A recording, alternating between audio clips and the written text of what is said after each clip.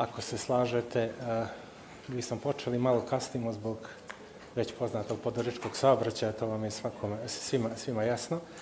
Dozvolite da vam se obratim ispred nevladine organizacije MAS i da vam poželim dobrodošlicu na sada već 18. antikorupcijsku konferenciju. Eto, postali smo punoljetni, da li smo zreliji pametniji kada je u pitanju borba protiv korupcije, to neka cijene drugi. Drago mi je da vidim da interesovanje za ovu temu, kako kada je u pitanju međunarodna zajednica, tako i kada su u pitanju državne institucije, je po broju učesnika i po broju panelista ove godine možda i veće nego što smo imali prilike da vidimo i vjerujemo da to ima jako dosta veze sa trenutkom u kome se Crna Gora danas nalazi na samo korak od članstva Evropskoj uniji, iako MAS je neko ko to stalno potencira, je jako dosta posla pred nama, naročito kad su u pitanju poglavlja 23 i 24. Danas ćemo dotaći jednu od tema za koju smatramo da je jako važno da se tiče nezakonitog bogaćenja skrivene imovine i integriteta javnih funkcionera i mislim da prije svega to će se negdje provući danas kroz panele koje budemo pričali, da možemo imati jako dobre zakone, moramo imati snažne institucije, ali ako ne budemo imali ljude koji će da sprovedu te zakone i da vode te institucije, bojim se da ta borba protiv korupcije ne samo da neće biti uspješna, nego da će biti neodrživa. Tako da, bez daljeg odlaganja, dao bih riječ ministru pravde, gospodinu Božoviću, da nam se obrati i svečano otvori konferenciju. Poštovani gospodine Milovac, prije svega vama i organizatorima se zahvaljujem za poziv i priliku da vam se obratim. Poštovane ekscelencije, poštovane koleginice i kolege iz državnih institucija, nevladinog sektora, dragi prijatelji, kao što ste i sami rekli, 18. konferencija koju organizuje MAS, na značajnom broju istih sam bio prisutan u različitim i formama i formatima i ulogama, ali ono što je činjenica je da je i zaključno i sa ovom konferencijom i sa ovim danom velika i čast i privilegija biti dio ovih razgovora, ove teme, prije svega zbog toga što je ovo idealan format da razmijenimo iskustvo, ali istovremeno da kažemo što je urađeno, ali i budemo potpuno otvoreni i kažemo sve što nije. I ja bih upravo sa tog drugog dijela i počeo. Činjenica je da Crna Gora jeste na korak od ulaska u Evropsku uniju, ali isto tako i činjenica da je taj korak najvažniji i najteži. I mi ne smijemo otići korak ili dva unazad i opet izgubiti dragocijeno vrijeme. Iz tog razloga što je ovo možda istorijska šansa i jedna od posljednjih koja se naslučuje. Zato svaka institucija, svaki javni funkcioner, svaki pojedinac mora da bude svjestan i odgovornosti i značaja tog momenta. Kada je riječ o pregovaračkim poglavljima 23 i 24, a u konkretnom slučaju u odnosu na temu, želim da istaknem da je Ministarstvo pravde dostavilo predlog zakona o sprečavanju korupcije, odnosno izmjene i dopune istog, i mi smo sada u komunikaciji s Evropskom komisijom kako bismo taj postojeći zakon učinili još bolje. Mi trenutno imamo dva izazova. Sa jedne strane, nespornu i ogromnu i želju i potrebu da nivo korupcije svedemo na minimum. Ne živimo u utopiji i ne smatram da ćemo je skroz iskorijeniti, ali isto tako imamo dodatni otežavajući moment, a to je upravo neophodnost brže, bolje i temeljnije komunikacije s međunarodnim partnerima.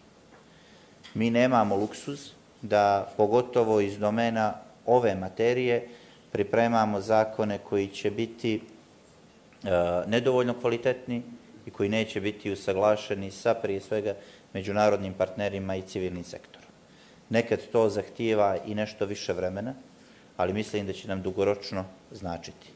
Ne samo sa aspekta evropskih integracija, već sa ciljem stvaranja izvora prava koji će zaista biti temelj za buduće antikorupcijske mjere i funkcionisanje našeg društva na način da zaista budemo svi zadovoljni.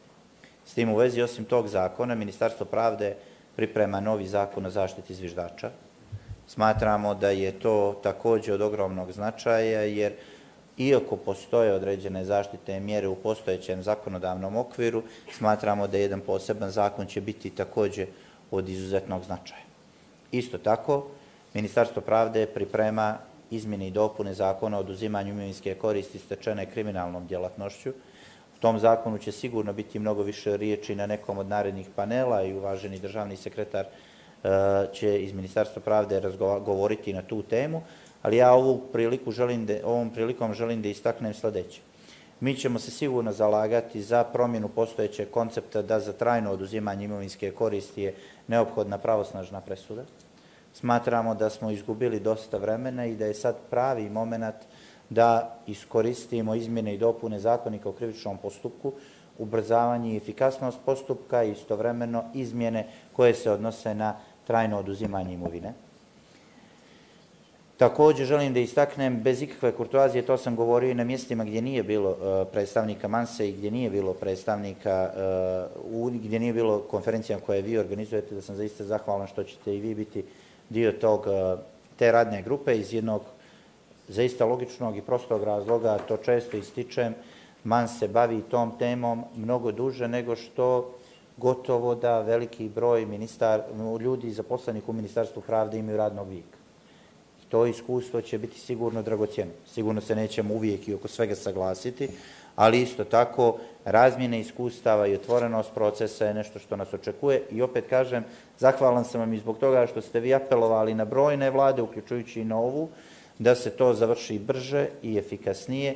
Vrijeme je proticalo, ali valjda ćemo sada konačno zaokružiti taj segment priče. Sljedeća tema koja, mislim, sljedeće 2 ili 3 teme koje su također važne, a koje će Ministarstvo pravde ubrzo zaokružiti su izmjene i dopuna krivičnog zakonika u cilju uvođenja krivičnog djela nezakonito obogaćenje javnih funkcionera. Smatramo da trenutnim zakonskim okvirom to nije jasno definisano i da samo prenositi taj nivo sticanja imovinske koristi kroz građanski model, odnosno kroz građanske zakone, apsolutno nije dovoljno.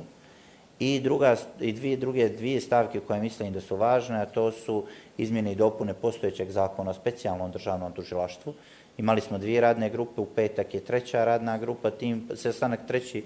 radne grupe i do kraja godine imat ćemo sigurno nacrt izmjena i dopuna zakona o specijalnom državnom tužilaštvu u skladu sa preporukama Venecijanske komisije sa ciljem prije svega jačanja kapaciteta SDT-a i naravno taj zakon o specijalnom sudu za koji sam već i u komunikaciji s određenim međunarodnim partnerima, predstavnicima ambasada i nadamo se da ćemo uskoro imati jednu jasnu i jaku ekspertsku podršku kako bismo u veoma kratkom roku imali nacrt tog zakona. Ta ideja nije potekla od mene, postojala i prije i u prethodnim vladama, međutim, kao i za zakon o oduzimanju imovinske koristi, nekad je jako važno iskoristiti, čini mi se, povoljan i politički i svaki drugi moment. Mislim da smo na tom talasu i da sad možemo govoriti mnogo realnije, a ne samo na nivou političkih tema, da ćemo u jednom skorom periodu, nebitno ko će tada biti u načelu Ministarstva pravde, imati ipak još kvalitetniji zakonodavni okvir. Jedna od obaveza koju ja imam obavezu također da istaknem, a koja se ne tiče direktno Ministarstva pravde, ali od izuzetnog značaja za pregovarački proces, je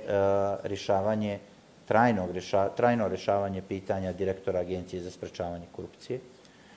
Već sada poprilično jasno i glasno iz Brisela je sugerisano da je to jedna od obaveza za zatvaranje pregovaračkog poglavlja. Naravno, ni u primislima mi nije da utičem na savjet agencije koga će i kako će izabrati, ali sa ovog mjesta želim još jednom da apelujem da se na sljedeći konkurs prijave svi zainteresovani, ali opet sa druge strane i da u savjetu budu svjesni značaja ovog pitanja za sam pregovarački proces. Tako da, bez namjere da dužim, naravno o ovome bismo mogli jako puno i jako dugo razgovarati. Samo želim za uvodno obraćanje da kažem da mi je zadovoljstvo što sam tu sa vama i da smo naravno voljni da odgovaramo na sva pitanja ukoliko bude i vremena i interesovanja. Hvala puno. Ministre Božoviću, hvala. Dobra stvar kod ovih konferencija što se održavaju svake godine, pa ćemo iduće godine imati priliku da se vratimo na ova vaša obećanja, kao što ćemo danas vjerojatno vidjeti šta se desilo sa onim obećanjima koji smo dobili od gospodina premijera Spajića sa ovog istog mjesta prošle godine. Sada bih riječ dao gospodinu ambasadoru Evropske unije u Crnoj Gori, gospodinu Satleru. Izvalite. Thank you, and good morning from my side. And let me start my little intervention with a story about myth. Every country, every region has its own stories, its own myths. And having been in this region, in the Balkans, for quite some time, I'm coming across a lot about one myth, and this is that corruption is a custom here. Corruption is something which is like nature, you know, it's just there. And, you know, it belongs to our societies, whether this is Albania, whether this is Bosnia-Herzegovina, Montenegro, or Serbia. They even have a saying for this. I don't know if you came across it. Para vrti će burgija neće. And I'm sure you can translate that beautifully for me. Well, we have a translator. We have a translator, I guess, you know, money talks, you know, something like that. Yes. So money finds its way, I think. Of You don't need to drill, because money just is, it's so natural that, you know, money finds its way. And obviously, you know, this myth, as many myths, is completely wrong. It's completely wrong because, you know, corruption is a choice. It's not in anybody's DNA, it's not destiny, it's not written in anybody's, you know, genetics or DNA. So I think it's a choice, and it's clear also that no country is immune from it, and including those countries in the club you want to join, the European Union. Every country struggles. The difference between you know, countries on a good way and countries on a downward spiral is the political will and the institutions you have to fight corruption. I think this is something very important I wanted to stress here at the very beginning. This is also why I'm pleased to be coming back to this conference. It's not my 18th, it's my second, but I want to thank Mans for being there from the very beginning in this fight against corruption. Because the fight against corruption, obviously, you know, Minister Božović talked about the EU path, and that's the key and number one goal of all the elites of this country, and supported by 70, 75, sometimes 80% of the population is joining the EU. But of course, fighting corruption is about yourself. It's about your country. It's about creating better conditions for everybody here, creating the conditions for young people to have the confidence actually to stay here, to found their families and not leave for Germany, Austria, Italy, or other places. And yes, corruption is not an abstract concept. It's a daily reality with direct consequences.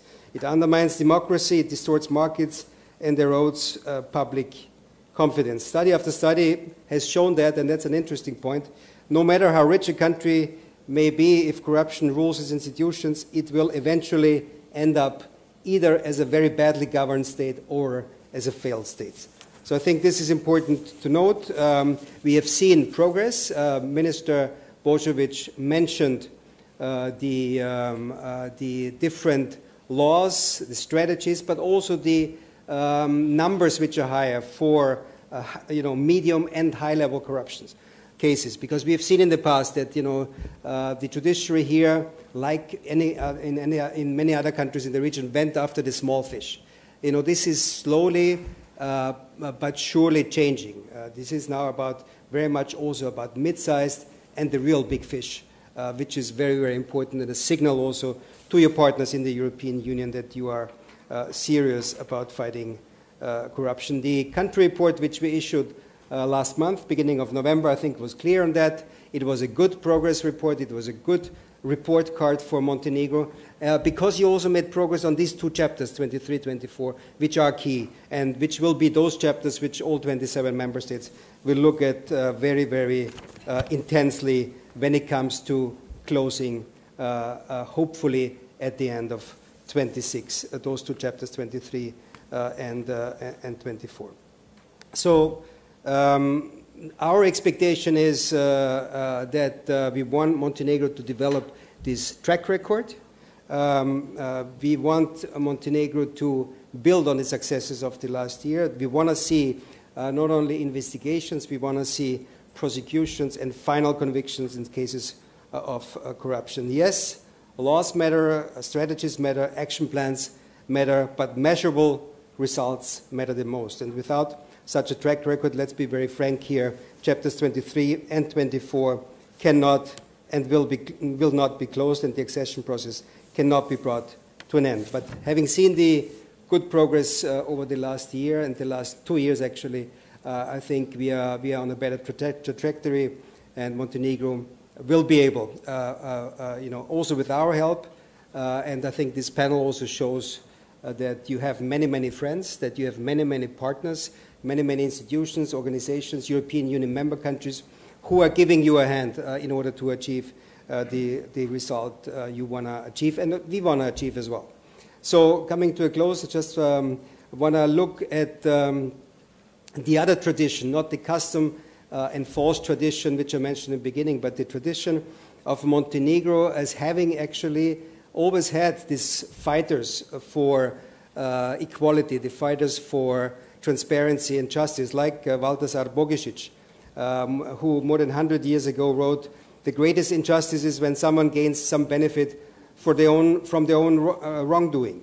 Or Milovan Čilas, who also, in his book, The New Class, described how the privileges of the communist elites were built just on one thing, which is injustice. And for the last 20 years, brave people like the MAN's director, Vanja Čalović, have been successfully continuing that tradition of fighting injustices and of building a more just society and fighting corruption. And this is very much the tradition I want to see continue, and this is the tradition, first of all, which is very much worth defending. So thanks a lot for continuing that very tradition through months. Hvala na lijepim riječima, hvala na optimizmu koji ste svakako izbalansirali time što Crna Gora, kao što smo svi svjedoci, vidjet ćemo danas do kraja dana, ima još mnogo posla na zatvaranju poglavlja 23 i 24. I sada bih dao riječ gospodinu ambasadoru Kraljevine Holandije za Srbiju i za Crnu Goru da nam se obrati. Izvolite.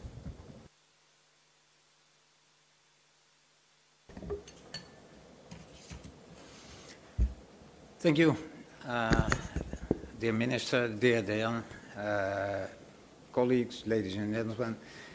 Really an honor for me to be here at the 18th Anti-Corruption Initiative and talk about Montenegro, its anti-corruption policies from the Dutch view. It's not easy because the Minister has just explained the agenda, the EU Ambassador has just given the framework, and basically I thought I heard a Dutchman speaking there. What can I add to this? Maybe a little zoomed out perspective. Montenegro had a very good report card, as the EU ambassador calls it, and really congratulations are in order. We have been looking for a long time for a country that made this progress in the accession process. We need Western Balkan countries to become part of the Union, and Montenegro is on its way, and that is really something to be very happy about. Montenegro has set itself a very ambitious time schedule, and that is good because it keeps you alert, it keeps you on the brink, it keeps you working. At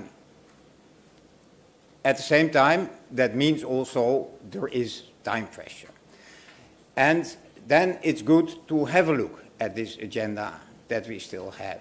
And if we then see that the Commission writes about the anti-corruption policy, that Montenegro as a country is moderately prepared and has made some progress, then the question is, okay, that means there is a lot of work to be done in a relatively short term.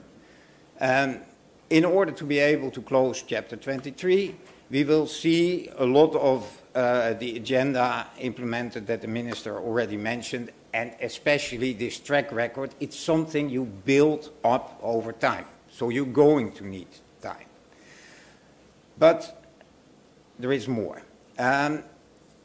Directly related to corruption, or the big enemy of corruption is transparency. It's not for nothing that the organizations whose global corruption index we have a good look at every year, and the corruption perception indexes, is called Transparency International. Where there is transparency, opportunities for corruption are less. Where there is corruption, you will see that there is very little transparency. It's extremely important that now, when the government, under a lot of pressure, will be working on its agenda, that it keeps its commitment to the transparent processes. The pressure to take quick actions and to organize things quickly will be enormous. And transparency is key. Please, it's better to take the time to be clear about what you do, to have the full discussions, than to end up with half-baked measures that will not stand in court. Second, and very much related to that, is corruption. Yes, the government is leading the anti-corruption, the fight against corruption, but you're not doing it alone. You cannot do it alone. It's a matter for basically the whole of society. But it's up to the government to get the whole of society involved. I'm very happy to see that the minister, the chair of the Europe Commission in Parliament are here today. Many representatives from state institutions, many representatives from civil society. The fact that Mons is organizing this indicates already there is this cooperation between government, civil society. It's extremely important that not only in the direct anti-corruption agenda, but in the broader legislative agenda, this cooperation is continued. There will be a lot of legislation enacted in the coming year, 2 years, which need consultation, which need discussion. Again, there, time pressure will make it very attractive to do this all quickly. But take your time, because legislation that has not been sufficiently discussed, it has not been sufficiently looked at, consulted with society, with civil society, brings not only that legislation will not lead to its stated objective, but it brings new opportunities for corruption. Unclarities in legislation can be abused. So, however attractive it is to take a shortcut towards quick resolution of all the outstanding issues, let's take the time that is needed. Let's not give up on transparency and cooperation, consultation with society. The good news is, or maybe the bad news, it will not end. It's not like the accession to the Union is the end of it. This is a continuous process, and you're not alone. All our countries are facing corruption issues. My own country dropped 1 point in the Transparency International Index last year.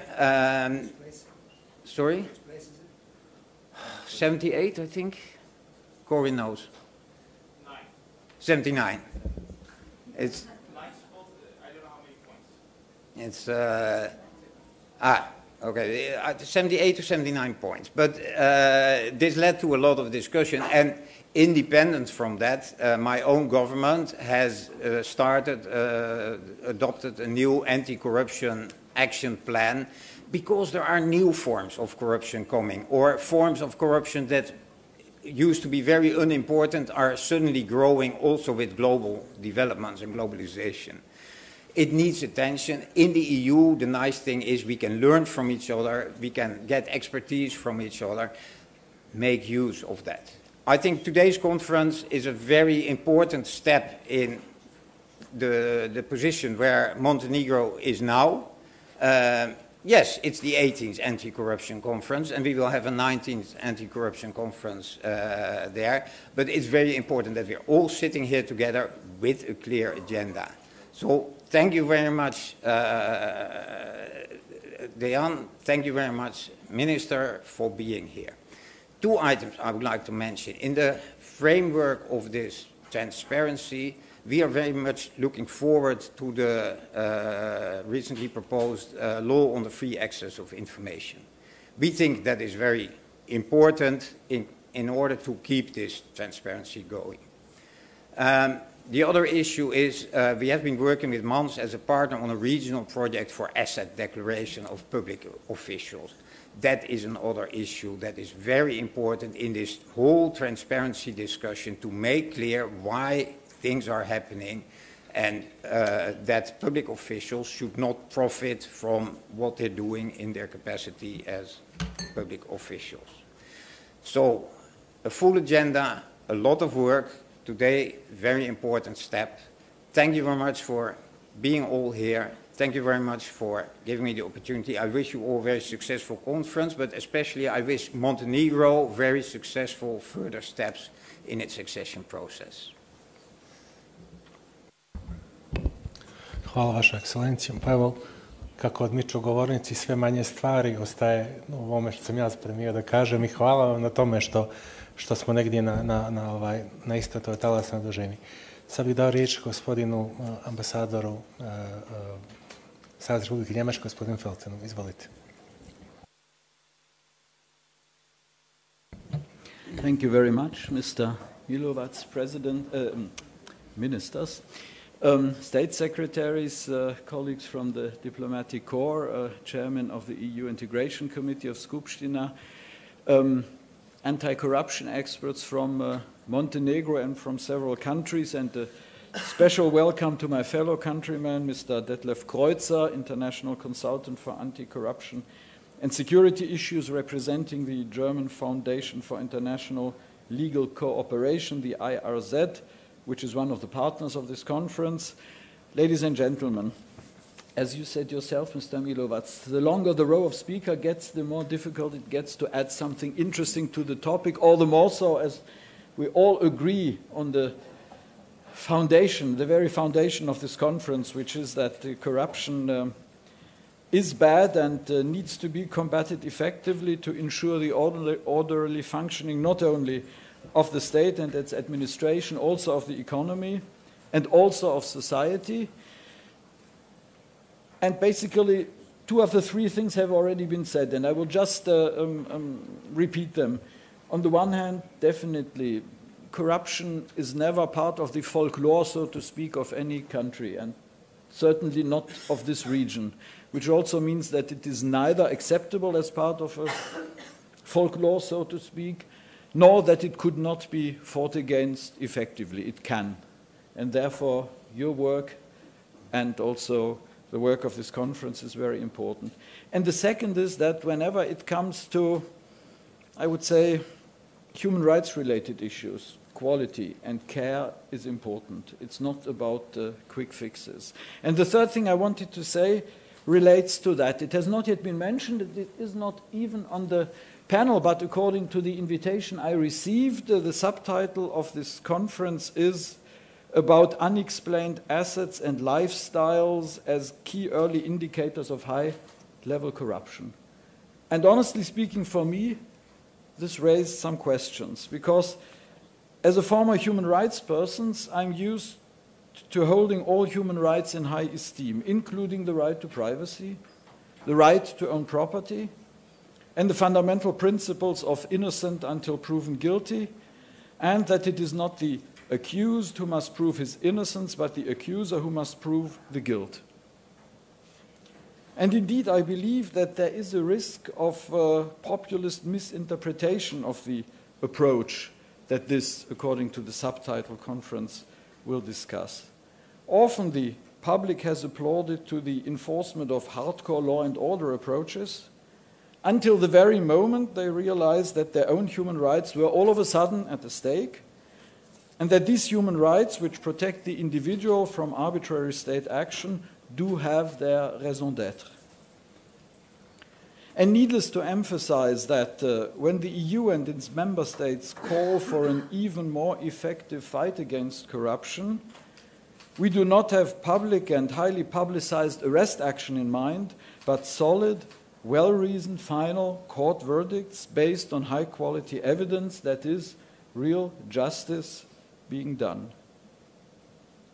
All the more, ladies and gentlemen, is it interesting and relevant and important that you will have a comprehensive look at this issue today, and that you will, through expert talks and discussion, identify most effective and at the same time human rights compatible approaches to make good use of such indicators in a way that allows the prosecutors to build a case and judges to speak their verdict. As always, I will not have the opportunity to follow the proceedings of this conference because my next appointment, as of some others here on the panel, is already in less than an hour, but I trust that the expert from Germany, Mr. Kreuzer, with whom I briefly discussed the topic prior to the conference, will have important and useful contributions to make. With this, I would like to come to the end of my remarks, but not without having congratulated the Montenegrin authorities and the justice system on the substantial progress you have achieved, as also testified by the EU progress report in the fight against corruption, and also congratulating the vibrant Montenegrin civil society. And I think your relentless activism, if I may call it in that way, has definitely been a motivating and encouraging and sometimes pushing impact on the state in its endeavor to act against corruption and its detrimental effects effectively. Thank you. Hvala. Hvala na lijepim riječima, hvala na svakako podršci. Njemački ekspert je samo jedan od nekoliko eksperata koje ćemo i nekoliko iskustava koje ćemo imati danas prilike da čujemo. Svakako jedan od njih dolazi iz Velike Britanije i sada bez odlaganja bih dao riječ ambasadorki. Izvolite.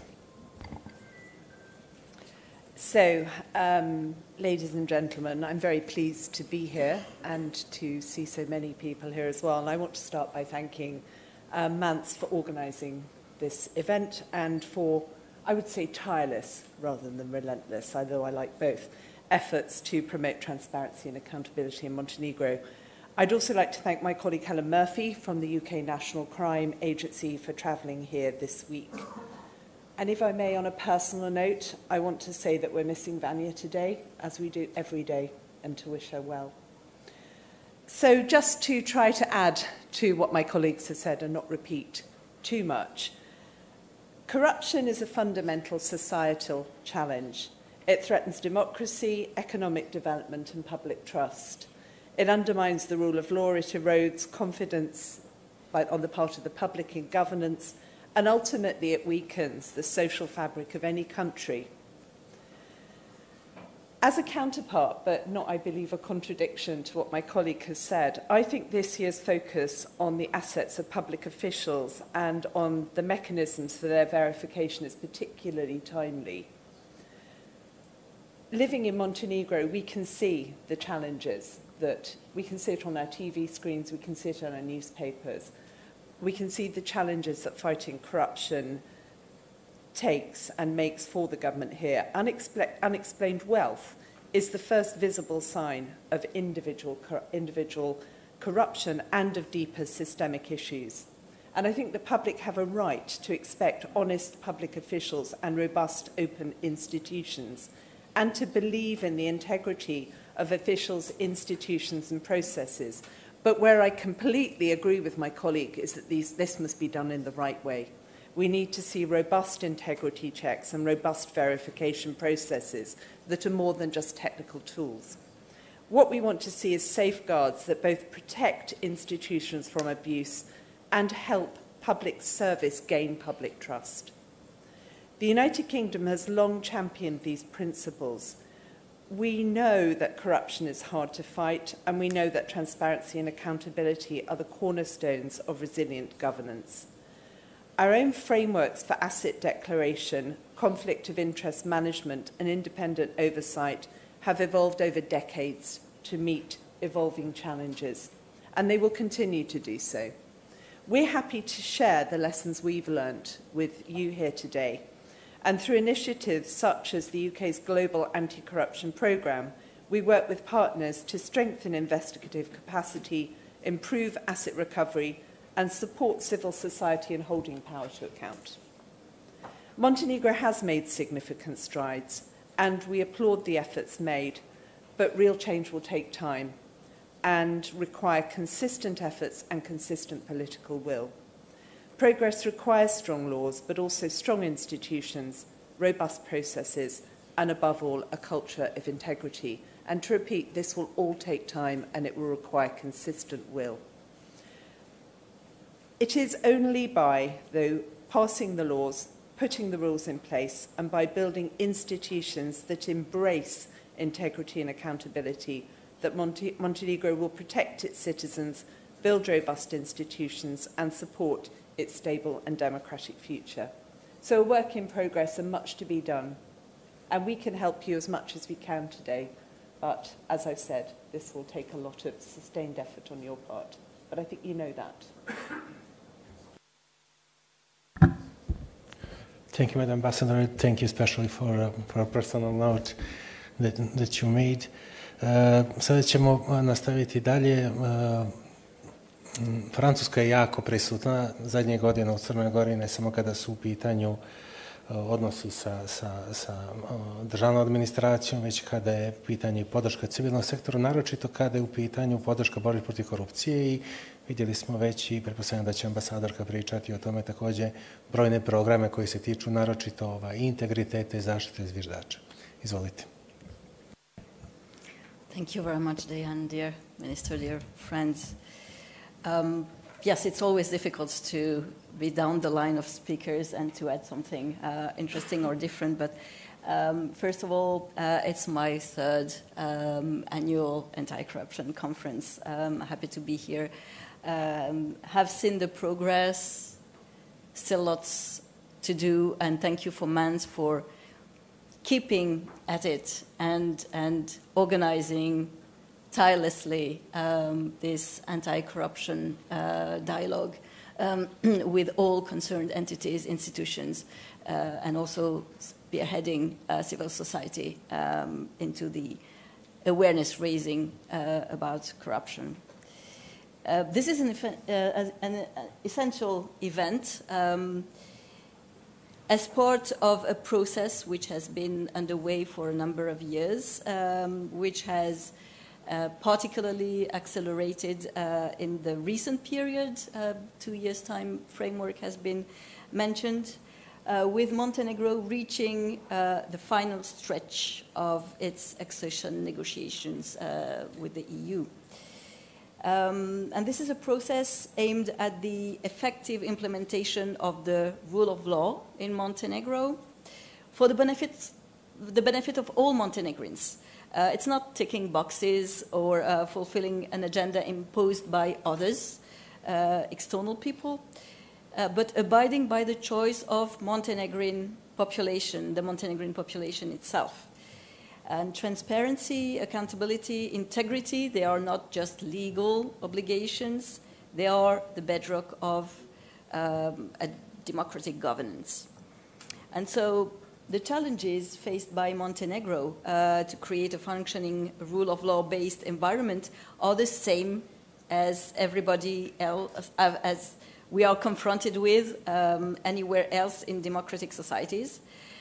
When public officials conceal assets, when there is illicit wealth, where they engage in conflicts of interest, when corruption is widespread, when the tools to fight back are ineffective, then public trust is eroded, economic competition is distorted, and ultimately democracy is weakened, and the ultimate sufferer will be the population. So it has been said Montenegro has made significant strides in recent years, but the fight against corruption in all its forms remains a pressing priority, and this is not a sprint, this is a marathon. It will still take time, as has already been said many times, but it's both urgent and will be long-lasting. And this is why France remains indeed committed at Montenegro's side with expertise, with exchange of best practices, lessons learned from common challenges, and the first French regional project fully dedicated to advancing the prevention and fight against corruption across the Western Balkans, with a particular focus on Montenegro, is in full swing currently. And together with the Agency for the Prevention of Corruption, the Ministry of Justice, civil society organizations, we have worked on crucial topics such as resources, preventing conflict of interest, protecting whistleblowers, strengthening human resources, building institutional capacities, and fighting money laundering, including through the establishment of registers of politically exposed persons. And French peer institutions, such as IFA, HATVP, and the Défenseur des Droits, have contributed directly their expertise to accompany the development of sub-legal frameworks and, above all, to ensure their effective implementation in practice, because that's the key. And in this respect, I'm really happy that Mrs. Aurélie Poirier, a magistrate in the Agency for the Management and Recovery of Seized and Confiscated Assets, AGRASC, in France, will be joining remotely the conference for the first panel. And so let me conclude by stating once again that the fight against corruption is not only a prerequisite for EU membership, it is also, and it is mainly, the way forward to ensure that all Montenegrin citizens can fully enjoy their rights, live in a society governed by the rule of law, and look forward to a future of peace and prosperity. And again, thanks, Mans, for their tireless work and commitment, and I wish you all fruitful exchanges today. Thank you. Hvala. I došli smo konačno do Italije. Ja mislim da čuveni italijanski model oduzimanja imovine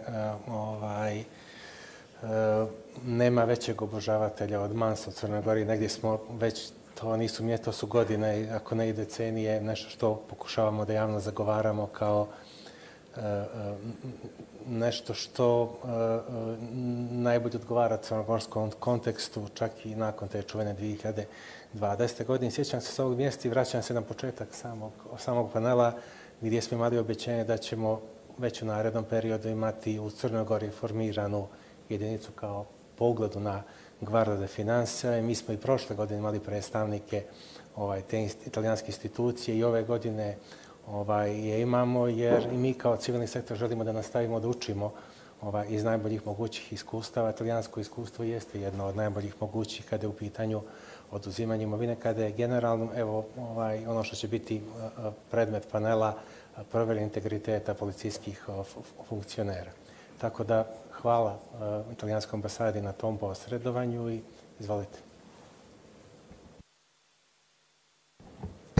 Thank you very much. I'm smiling because Martijn, who was speaking as third, was mentioned that it's difficult to speak after, you know, the Minister of Justice and Johan Satler. Can you imagine my position being the last one and having also the intervention of Dejan spoiling part of my intervention and talking about the Guardia di Finanza. But anyway, I have big shoulders, so it's not a problem. Thank you very much to Mans, thank you to the Minister, thank you for inviting me the third time on a row, actually, to this 18th edition of the National Anti-Corruption Conference. And indeed, as it was already been pointed out, Italy has a long history of fighting against corruption at different levels, in the public domain, in the private sector, in the public administration, and also in the links among all these elements. And this long-time experience, nevertheless, has made us a model in a way, has made us very, very good in combating and countering this pervasive phenomenon. And indeed, there are institutions in Italy, like, as it was mentioned, the Guardia di Finanza, that now are considered an example at international level. And that is why, also this year, we have a high official from the Guardia di Finanza, Generale Giovanni Salerno, the head of the special anti-corruption unit, who will speak in the later session, and he will give some practical and concrete experience in fighting against this cancer, because indeed corruption is a cancer of society and of a country. But this is not the only way in which we are ready to help Montenegro in its fight against this battle, because in the last few days I submitted to the Minister of Justice and to the Minister of Interior the so-called Falcone and Borsellino program, an Italian initiative at multidimensional technical assistance in justice and security, which actually aims at sharing what is the Italian experience, an institutional model in combating organized crime and corruption, throughout that combines institutional strengthening, advanced judicial and prosecutorial training, and also coordinated investigative practices. We believe indeed that, also because the analysis that has been conducted said to us that it is important to have an international coordinated response to corruption, because indeed the links also at international level are as such that we need not only a regional but an international response.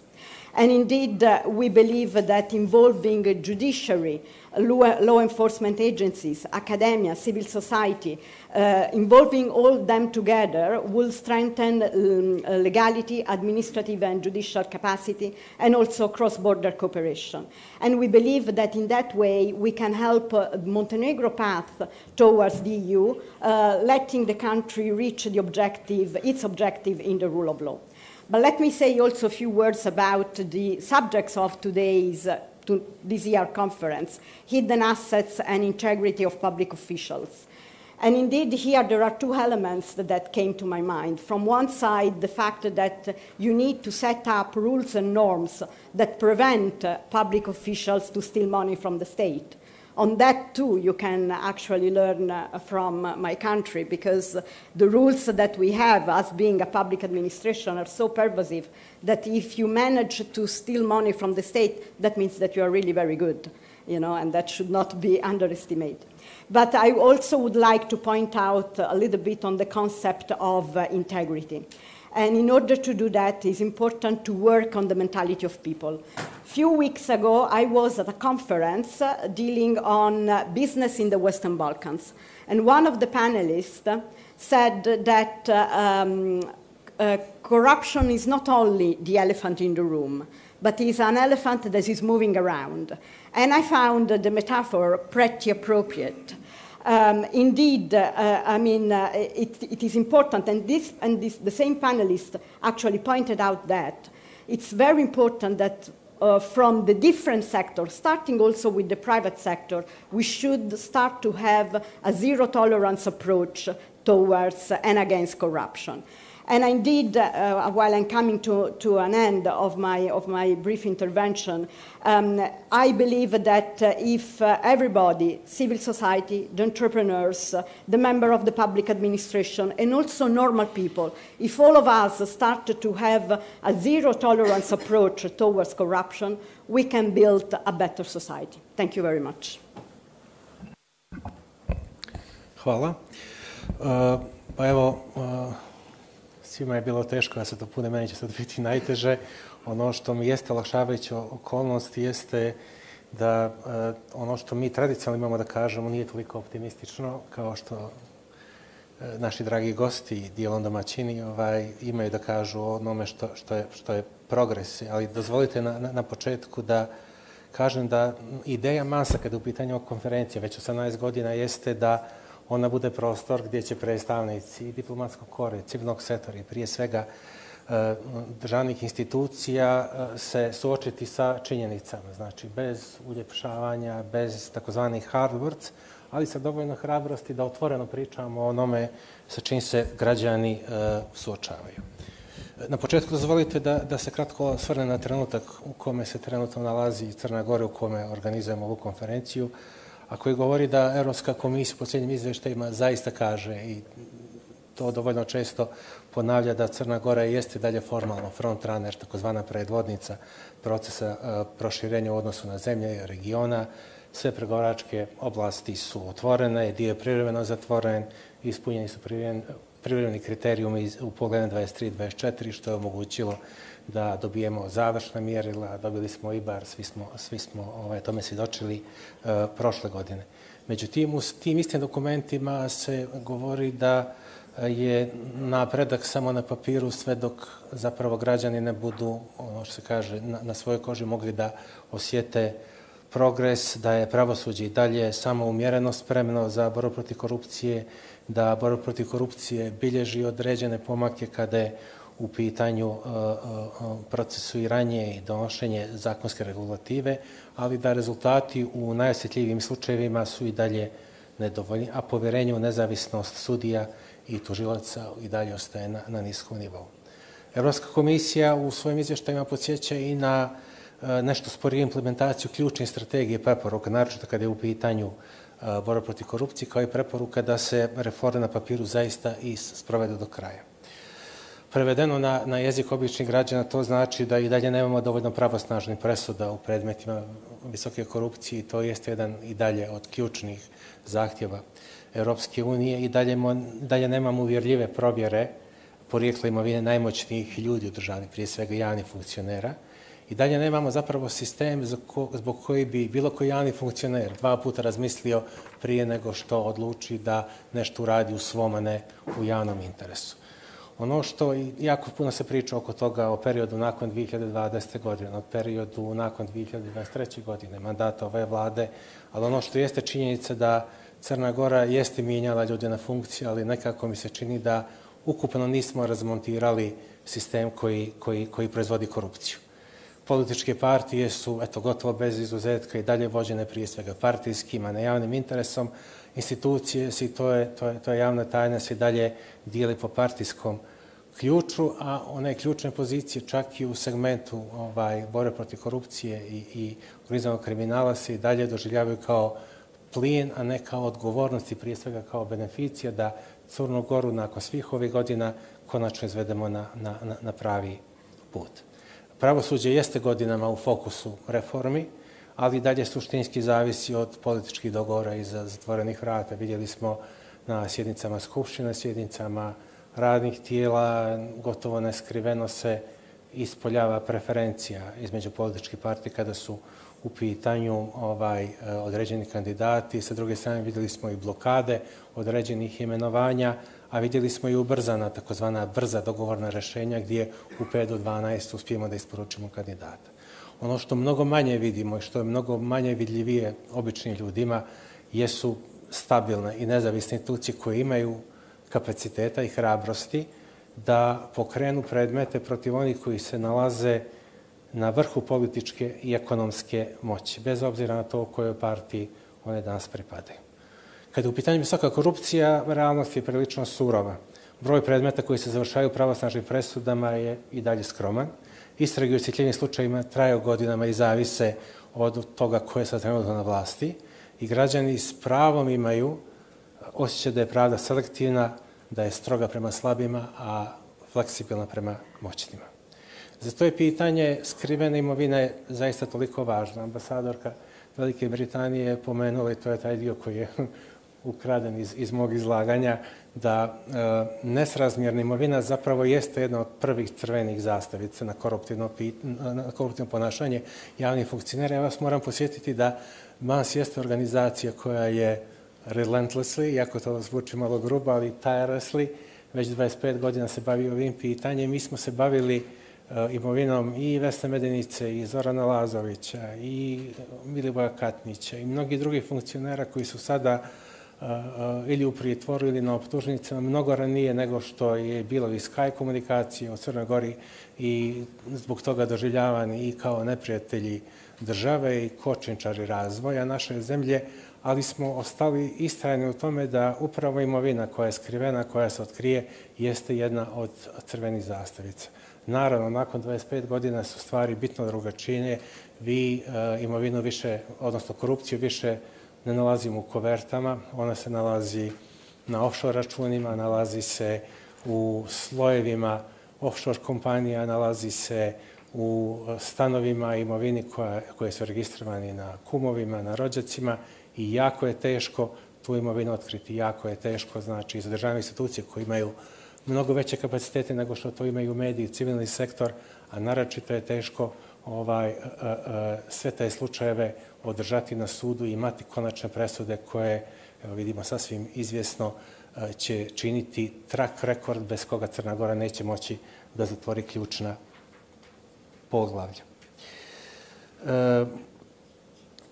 Drugi dio onoga o čemu ćemo danas pričati jeste integritet javnih funkcionera. Ja sam rekao na samom početku možemo da izmijenimo zakone, možemo da donesemo čak i čuveni italijanski model koji će nam omogućiti da imovinu oduzimamo u tom građanskom postupku, ali bez izgrađenih institucija i bez integriteta javnih funkcionera jako malo ćemo uraditi, jer upravo ljudi, i to je ono što jeste, ajde tako da kažem, nedostatak malog sistema kakva je Crna Gora, je nešto bez čega ne možemo očekivati borbu protiv korupcije. Ne možemo očekivati da ona bude nešto više od dnevne kampanje, da bude nešto više od PR-a. Svi smo slušali čuvene floskule i ruke pravde i trga pravde i danas nakon toliko godina građani imaju jako malo toga. Ja često kao primjer uzimam slučaj Svetozara Marovića koji se i dalje nalazi u Beogradu. Ministar je baš skoro rekao da ino očekuje da Marović bude izručen. Evo, vjerujte, kao neko ko je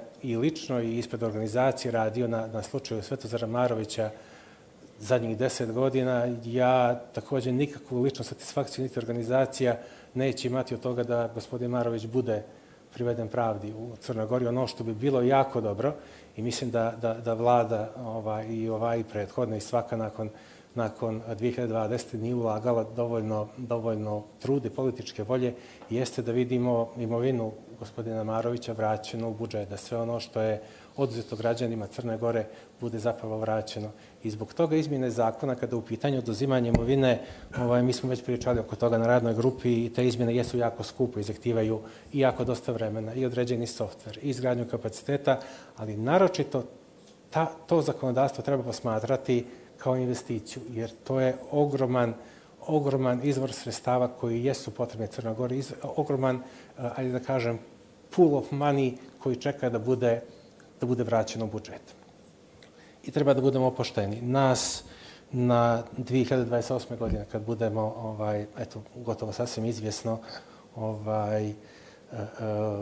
bili članovi Evropske unije, ne čeka nas odmor, ne čeka nas pehar, ne postoji sveti gral na kraju duge, i mi želimo da vjerujemo da će to biti tek početak. Ono što sada trenutno jeste problem, jeste da se hrani u javnosti prilično intenzivno narativ da je članstvo u Evropskoj uniji cilj samo po sebi. Mi želimo da vidimo to kao sredstvo da crnogorsko društvo, koliko god to utopistički zvučalo iz aspekta jedne organizacije, bude mnogo bolje i da iskoristimo ovaj period do formalnog članstva da ne samo izgradimo institucije. Neko odgovornije rekao da je to dugotrajan proces koji će kod nas trajati možda mnogo duže zbog svega toga što smo vidjeli u prethodnom periodu. Ali ono što mi negdje kao organizacije najviše zamjeramo svim onima koji su vršili vlast nakon 2020. godine nisu samo ta obećanja koje su dala, nego da nismo uspjeli da postavimo temelje za ono što je zapravo održiva borba protiv korupcije. Nismo postavili temelje kada su u pitanju i zakonski okvir i kada je u pitanju izgradnja tih institucija. I zbog toga jedna od mojih poruka, i time ću završiti, i molba za naše partnere, prije svega i iz Evropske unije, iz Evropske komisije i predstavnike ambasada, jeste da ne odustaju od Crne Gore nakon što uđemo u Evropsku uniju. I taj post-accession monitoring će biti ključan za Crnu Goru i niko od nas, evo čak ni Mans koji nikad nije zadovoljan time koliko je zapravo urađeno kada je u pitanju protiv korupcije, nemamo iluziju da će svi problemi nestati 1. januara 2028. godine ili koji god bude datum, da ćemo mnogi dio od ovih problema prenijeti u članstvo i vidjeli smo sve zemlje koje su i ovdje danas predstavljene imaju svoje probleme sa korupcijom. Evo, Holandija čak i pala na listi, možda ćemo nekad stići kad je u pitanju taj indeks, ali ono što želim da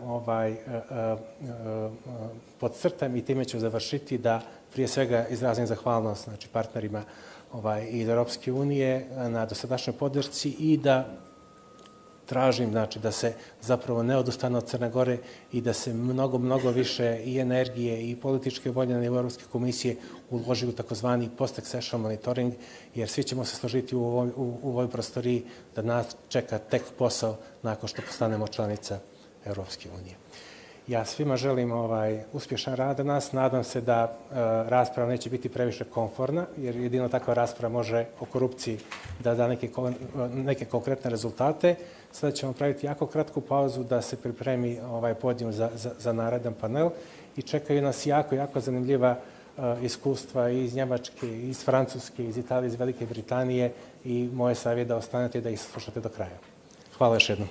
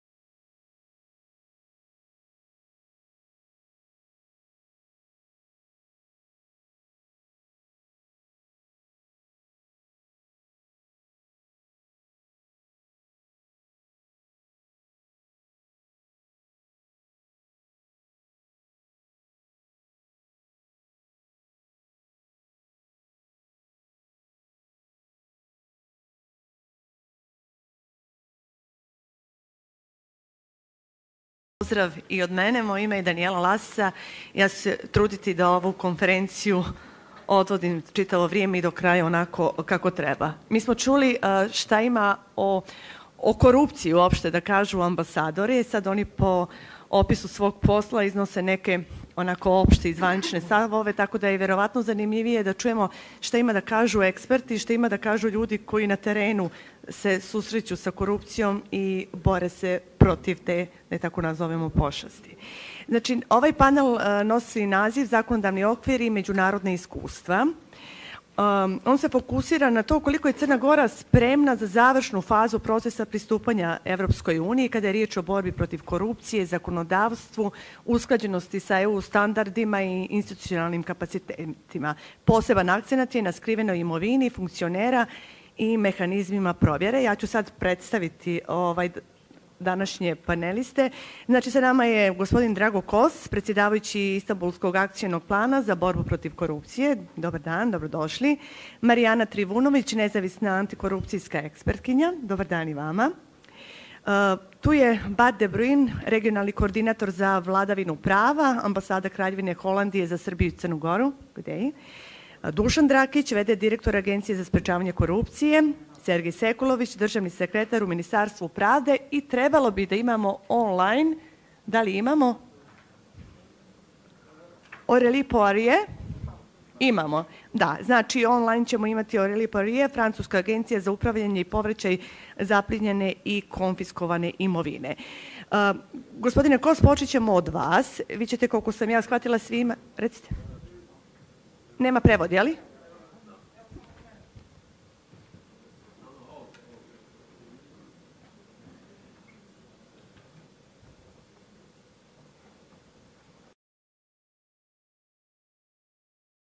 Možemo? Sad je u redu? Idemo. Vi ćete svi imati neka uvodna izlaganja, iznijeti svoje stavove, ali gospodine Kos, zamolit ću vas uz to što imate da nam kažete, da nam možda prokomentarišete i osvrnete se koliko je Crna Gora zaista spremna, ne deklarativno, već suštinski, da uđe u završnu fazu evropskih integracija u oblasti borbe protiv korupcije. Da, mikrofon. Dobar dan. Baš ste morali da me uništite prvim pitanjem. Ja bih najprije čestitao Mansu, jer ja ne znam, malo koja organizacija u Europi mogla bi da skupi ovako, recimo, skup sa toliko zvaničnika i značajnih ljudi. Možda jedna neka nevladna organizacija u Ukrajini, gde su tamo neka nevladna organizacija su stvarno jake i tamo. Tako da čestitam i znam da to nije samo posljedica dobrog programa za danas, nego vašeg rada koji ste odradili u prošlim godinama, tako čestitke i Mansu, i Vani, i Dejana, i tebi sad kao šefu. Ako pokušavam odgovoriti na vaše pitanje, mislim da je Dejan je već rekao ono što je najbitnije, to je to da, vidite ovako, Evropska unija kad prima neku državu pravi krugove. Najprije traži od države da menja zakonodavstvo, pa traži od države da sredi svoje institucije. Ova treća runda je najbitnija, to je da sve to počne da funkcioniše u praksi. Moram da kažem, tu Crna Gora više ima dosta rezerve, ali morat će doći do pomaka i tu, jer neću da reći, inače neće biti ulazka u Evropsku uniju, ali sigurno bit će Crna Gora dosta lakše da uđe u Evropsku uniju kad jednom bude taj sistem koji sad polako stvaramo, malo ja tu pomažem od strane vremena, kad će da profunkcioniše u praksi. A to znači presude za koruptivna dela viših funkcionera i neke druge stvari i oduzimanje, recimo, koristi o kojem ćemo sada pričamo, onda će biti to dosta lakše. Vi ne znam koliko se vi sjećate, recimo, Srbija je bila dosta dobro na putu u Evropsku uniju. Ono su dobili 21 slučaj privatizacije koje su već završili, dobili su zadatak da ponovo počnu da istražuju te zadatak. Hrvatska je bila ovoliko blizu, pa su ih zakočili, jer sistem koji su oni postavili, znači sa USKOK-om, tužilačkim telom, pa PNUSKOK-om, policijskim telom, isto tako nije dao nekakve rezultate. Tek kad se to pokrenulo, Hrvati su veoma brzo ušli u Evropsku uniju. Znači, Evropska unija, mislim, ali to se menja kroz godine, ali ipak treba države da pokažu da sistemi koji postoje na papiru, institucije koje postoje, da su stvarno sposobni da funkcioniraju i da procesuiraju slučajeve do kojih dolazi. To znači sad da će neko od Crne Gore da traži stotine slučajeva da budu završeni do kraja, ali bar nekolicina toliko da se vidi da sistem može i zna. Hvala. Izvalite. Sad ja ću da se izvinem svim vama koji dolazite iz Crne Gore, koji pričaju crnogorski jezik. Ja sam nekad naučio onaj jezik, znate. Ali kad držim predavanje, pogotovo kad držim predavanje u temi, kao što je ova, meni je dosta lakše da pričam engleski, jer inače ću da razmišljam kako ću, šta da kažem, onda ćete izgubiti vi, pa izgubit ću ja. Tako da ću sad preći na engleski, a bio sam zamoljen da pričam o tome, recimo, kako se istražuje imovina ne samo funkcionera, nego svih pojedinaca i šta da se radi poslije s njim. And so I was, let's say, tasked to analyze some systems in the world which are basically identifying the hidden assets of not only political officials, but public officials, but also some other individuals, and how this is then used against them. And I have to explain from the beginning why is it important that we confiscate the illegally acquired property. You know, the bad guys in the area of organized crime or corruption, they take going to jail as a professional risk.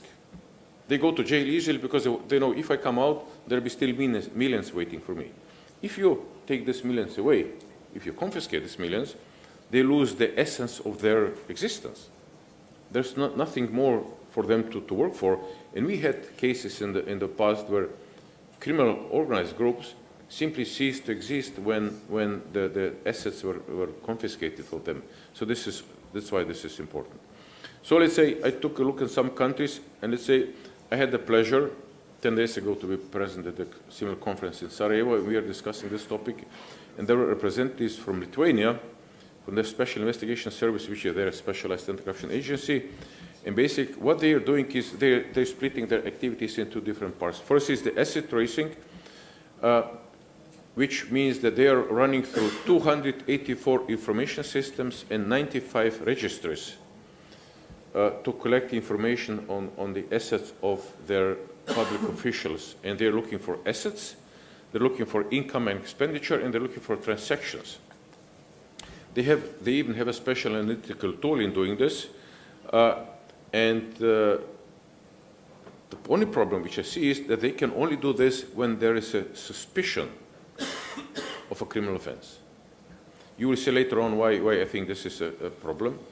And if they find the, let's say, unexplained wealth, as they call it, they start the asset investigation, and then the whole process can end in 3 different ways. First, this is a criminal confiscation. This is the typical confiscation which comes when somebody is sentenced for criminal offense. Civil forfeiture, confiscatio in rem, as the Latin used to say, which means the courts do not have to prove that these assets derive from a very precisely defined criminal offense, but there is a balance of probabilities that the assets which somebody has still were acquired illegally. And then they have a criminal offense of illicit enrichment, following the relevant provision of the United Nations Convention Against Corruption, basically having assets which you cannot explain legally. This is criminal offense in Lithuania. Next one, it might come as a surprise for you, it's Bosnia and Herzegovina.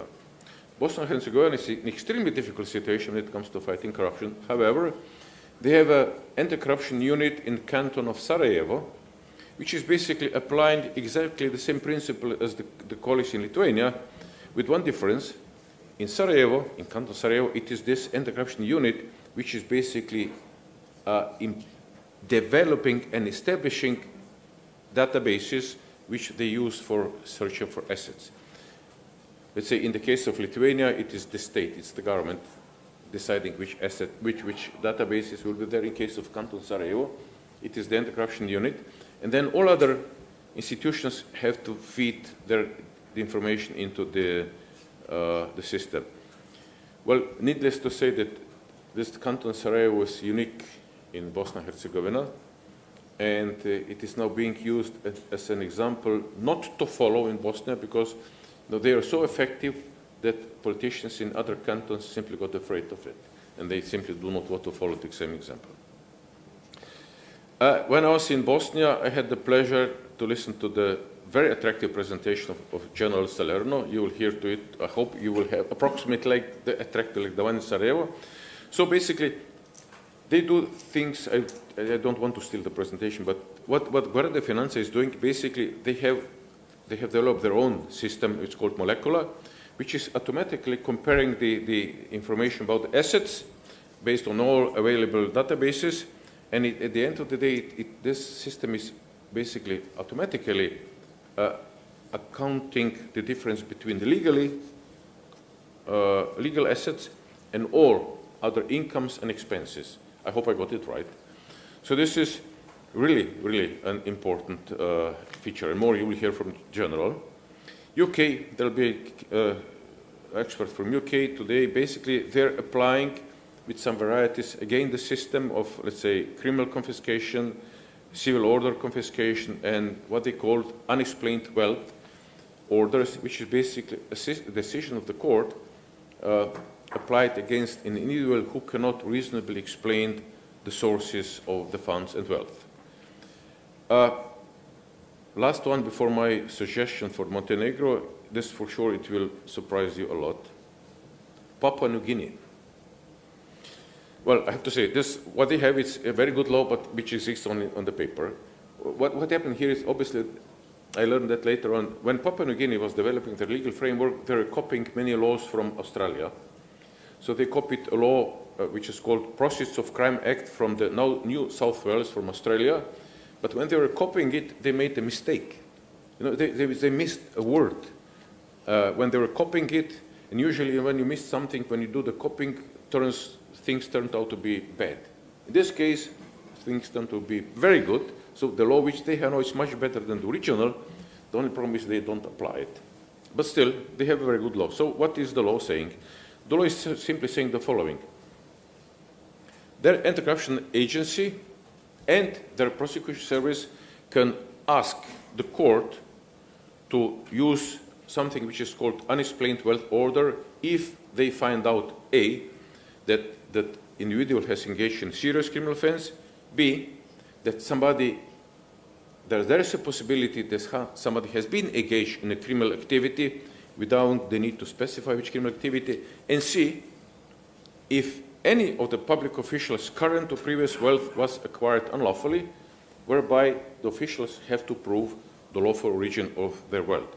Which means that their specialized anti-corruption agency and their prosecution service can go to the court and tell them, listen, A, this person has acquired illegal wealth from the criminal offense specified. B, there's a reasonable suspicion that somebody might be involved in some criminal activity. And C, this guy is very rich, but they don't know, he or she doesn't know how to explain what is the origin of the assets. And then, of course, the court orders this individual to pay the wealth, the value of the unexplained wealth. It is the court decision. So let's say, what I think would be the best for Montenegro? Three options, of course. The first, traditional criminal confiscation. The level of proof here is beyond a reasonable doubt. The second one is the civil confiscation, which I think it could be started by public prosecution, decided by the court on the balance of probabilities. You see, the level of proof is much lower here, because balance of probabilities is much lower level of proof than beyond reasonable doubt. And, of course, applying the reverse burden of proof. And, of course, for that, a special law is needed. We had it in Slovenia, but let's say the authors of our law, they made it a mistake because they wanted to apply it retroactively. And, of course, the law was simply squashed by the Constitutional Court. So we have a new one. It's not functioning well, but hopefully this will happen once. And then the next one, I would say that also your, let's say, anti-corruption agency would have to have the opportunity to go after the unexplained wealth, which means that the ISK would have to be connected to all relevant databases and collect information about assets, incomes, transactions, comparing it with report assets, and then when they would find a huge difference, or let's say important difference, to report this either to the prosecution service to start the investigation for unexplained wealth or civil confiscation, or to the IRS, revenue services. No, because in some countries, including mine, See, the system of this civil confiscation doesn't work fine. But if in Slovenia you're in possession of assets where you cannot prove that you have acquired those assets legally, you pay 90% on the taxes on this unexplained wealth. So there are models which are out there already. I know that Montenegro is really trying to get something here, and I think this would be really important, you know, especially because Montenegro is a very small country, and we see people who are having a lot in this country stitch out, and many of them are believed to collect all these of their assets legally. So as long as citizens of Montenegro would not see these guys not only going to jail, but also being deprived of the illegally acquired proceeds, their level of trust in the institutions will be very low. Having this in place, functioning in practical life would be for sure a very important element of bringing Montenegro towards the European Union. And I'm sorry for being long, but I had to do the comparisons. Ne, sve ok, imat ćemo još pitanja za vas i ne brinite se, mi imamo neke visoke državnike koji se bolje snalaze sa engleskim nego sa crnogorskim jezikom, tako da je sve ok. Marijana Trivunović, antikorupcijska ekspertkinja. Imate i vi uvodno izlaganje, ali bih htjela i da vas pitam ako možete, znači, pretpostavljam da ste imali prilike da vidite nacrt novog antikorupcijskog zakona za Crnu Goru. Koja je razlika između postojećeg i ovog novog i šta uopšte mislite o ovom našem novom predlogu? Šta nam fali? Hvala na pitanju, hvala na pozivu, hvala Mansu na organizovanju konferencije i ja se također nadam da ćete meni oprostiti što ne govorim na našem jeziku jer mi je lakše i imam više prakse na engleskom. So I will continue in English. Okay. I would like to answer your question briefly, but not really talk about the law too much, because there are some things that are improved and also some missed opportunities. And that gets a little bit technical, and there's a lot to say, and so I don't want to take all the time to talk about the details, but perhaps we will write something up about that with Mans. It's already underway, and it was just, you know, there are recommendations from the Council of Europe from 2022. There was the draft law that was set for emergency opinion to the Venice Commission, which confirmed some of the issues, and those aren't resolved. So in a way, there are issues that we keep talking about, and they get changed a little bit, but they're not fundamentally resolved. So in terms of that law, there's more to be said. But what I would like to, and it is an aspect of the law. First, just a brief comment on Drago's presentation, and I do agree with you that this is key, that engaging in corruption has to become unprofitable. As long as it is not, it's going to continue. The system, the way it's set up, with the laws, with the institutions, with the procedures, is simply not dissuasive enough. And so the question is really, that is an aspect of adopting more effective asset recovery regimes. But the question that I really have, and this is what I would like to talk about, is, you know, are the institutions capable of enforcing that? And two institutions are, of course, key. One is the judiciary, especially on the criminal law element, but the other institution, of course, is the Agency for Prevention of Corruption, and this is, you know, one of the other aspects that the law on corruption prevention regulates. So just a couple of comments there that I think are key. Now, I wrote the first study, I think, on corruption and anti-corruption in Montenegro in 2007, so that's 18 years ago. And I have, although I don't work in Montenegro constantly, I have been here regularly, so this is coming from a long-term perspective, but also a long-term perspective working in other countries. And the way that the anti-corruption systems are built is you start with, at first, you know, with international standards. We had the conventions, the first set of laws was adopted, and they weren't going to be perfect. So it is a natural process and to be expected that you reform the laws, you look at how they perform, and then you try to address the gaps. One has also seen over the 25 years of really global anti-corruption practice is that we've taken good practices from other countries, which is right. But what has been missing is adapting it to the circumstances of Montenegro. Montenegro is not Germany. You cannot regulate conflict of interest for 630,000 people the same way that you do for 80,000 people. And this we have not seen enough of. So the future solutions that we need to see in this next cycle of reforms, which of course is the way that these systems are built in cycles. This is to be expected. But what I would like to appeal for is approaches that are really trying to take into account the Montenegrin reality. So one of the issues, of course, is that in a small society, conflict of interest is nearly inevitable. So again, how do you regulate that practically? And again, the standards, international standards, are a good starting point. And in that respect, a lot of the bulk of Montenegrin legislation is in line with international standards. The issue is that they're just not quite working here. So there needs to be a more nuanced approach, a more context-sensitive approach. And the recent scandals, cases against a former director of the agency and also against the former Supreme Court justice or president of the Supreme Court are illustrative of how this works. I was reading the reporting on the trial against Vesna Medenica, and the other defendant commented about, so you all know the issue, she was, Vesna Medenica was trying to, or asking for favors, certain favorable judicial ruling or putting aside a case to benefit her. And this is also a regional specificity, the witness at her wedding or the godfather of her child or vice versa. Anyway, this is called ritualized kinship institution that is very important in this region, doesn't exist in Sweden, doesn't exist in Germany.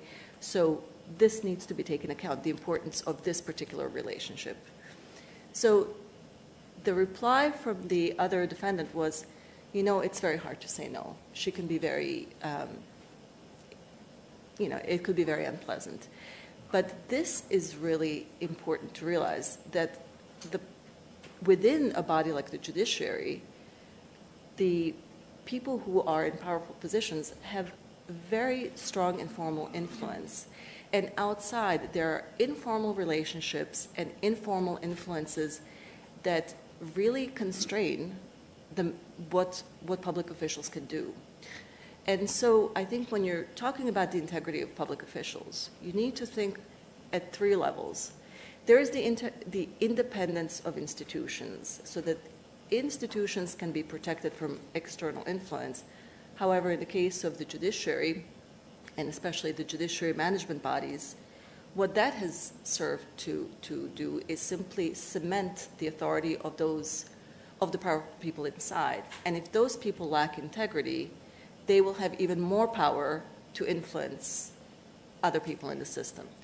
So that solution in line with international standards simply didn't work well in this context. The second issue is personal independence of members of that institution. So while the judiciary might have had formal independence from political parties by securing, I don't want to go into detail, but really improving the independence of the judiciary, it did not achieve the personal independence of individual judges. And this is the challenge that needs to be addressed today. How do you secure the independence of people who want to do their job, but are simply subject to pressures. And there are all sorts of informal pressures. It's not, you know, it's not necessarily threats, but it's the livelihoods of their family. The informal pressures are very difficult to pin down, but they are real and they should not be ignored.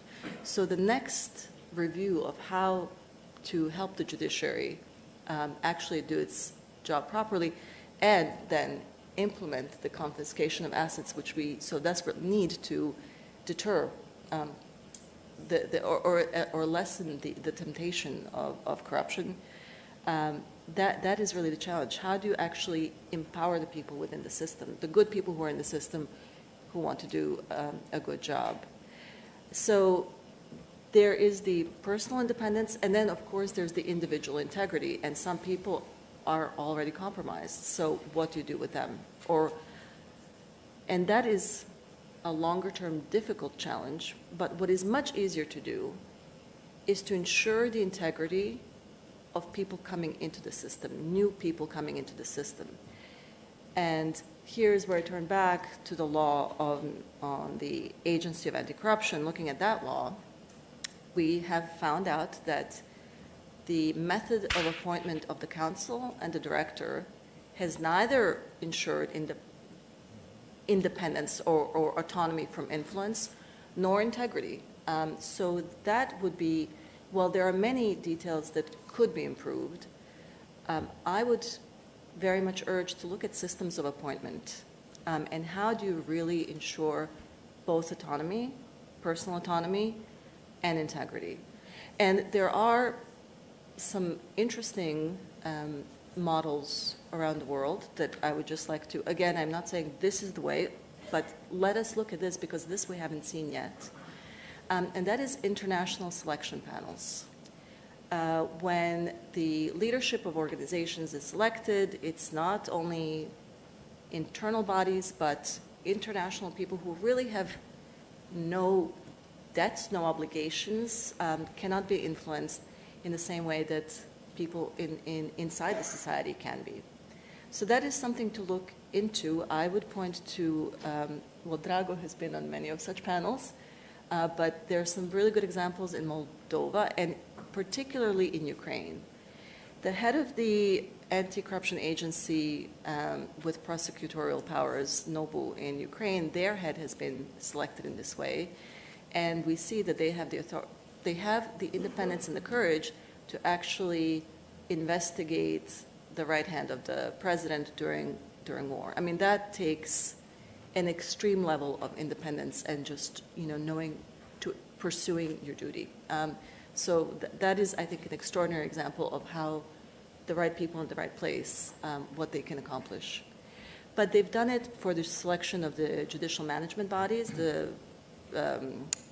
judicial and the prosecutorial councils, and they've done it in not anti-corruption settings. For instance, just this summer, an international selection committee was used to select the head of customs and another economic policy agency. So those kinds of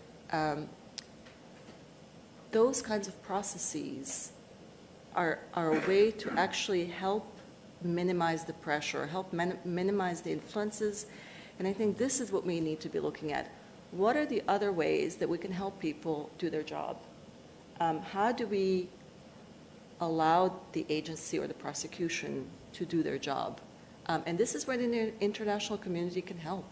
This is not the only way, but this is the kind of thinking that we need to be really moving towards and pay more attention to, because we know, or we have seen, how just the formal good practices in appointing heads of anti-corruption agencies or judiciary, that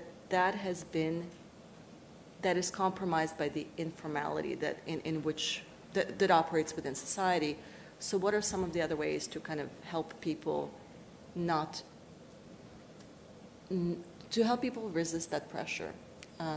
So that would be my sort of, I would focus only on that, but of course there's more to say.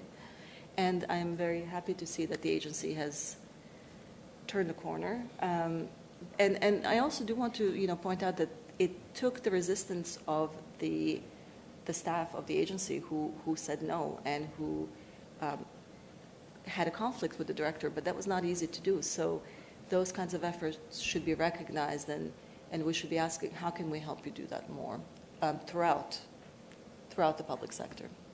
So I would just leave it there for now. Hvala vam, gospođo Trivunović. Čućemo posle gospodina Drakića i kad je riječ o našoj agenciji za sprečavanje korupcije. Sada bih za gospodina Bruina imala jedno pitanje. Vi dolazite iz Holandije. Dozvolite mi da kažem da Holandiju bije glas ili važi da je jedna od najstrožijih članica Evropske unije kada je u pitanju riječ, kada govorimo o poglavljima 23 i 24. Prije nego što iznesete vaš stav koji imate, šta je to što Crna Gora mora podhitno da završi u narednih godinu dana ako planiramo da zatvorimo sva poglavlja do kraja 26.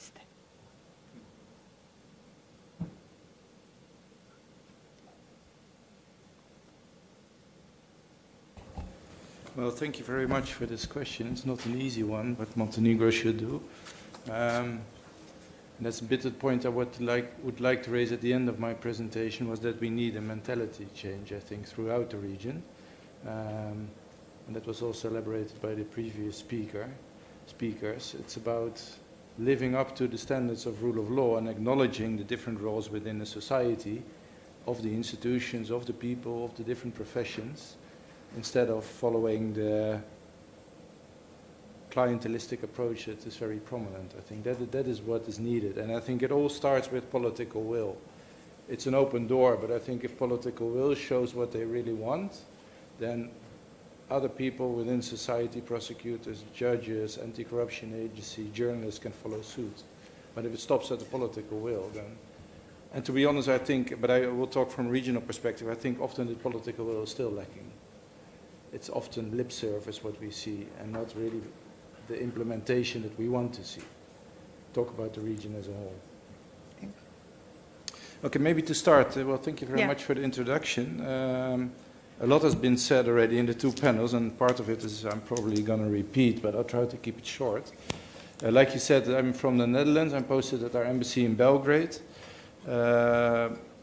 My position was created together with colleagues. We follow the rule of law, the developments in the Western Balkan 6, was created exactly for that purpose, because we are strict on the rule of law when it comes to EU accession. And that's for a reason, that's for our own interest.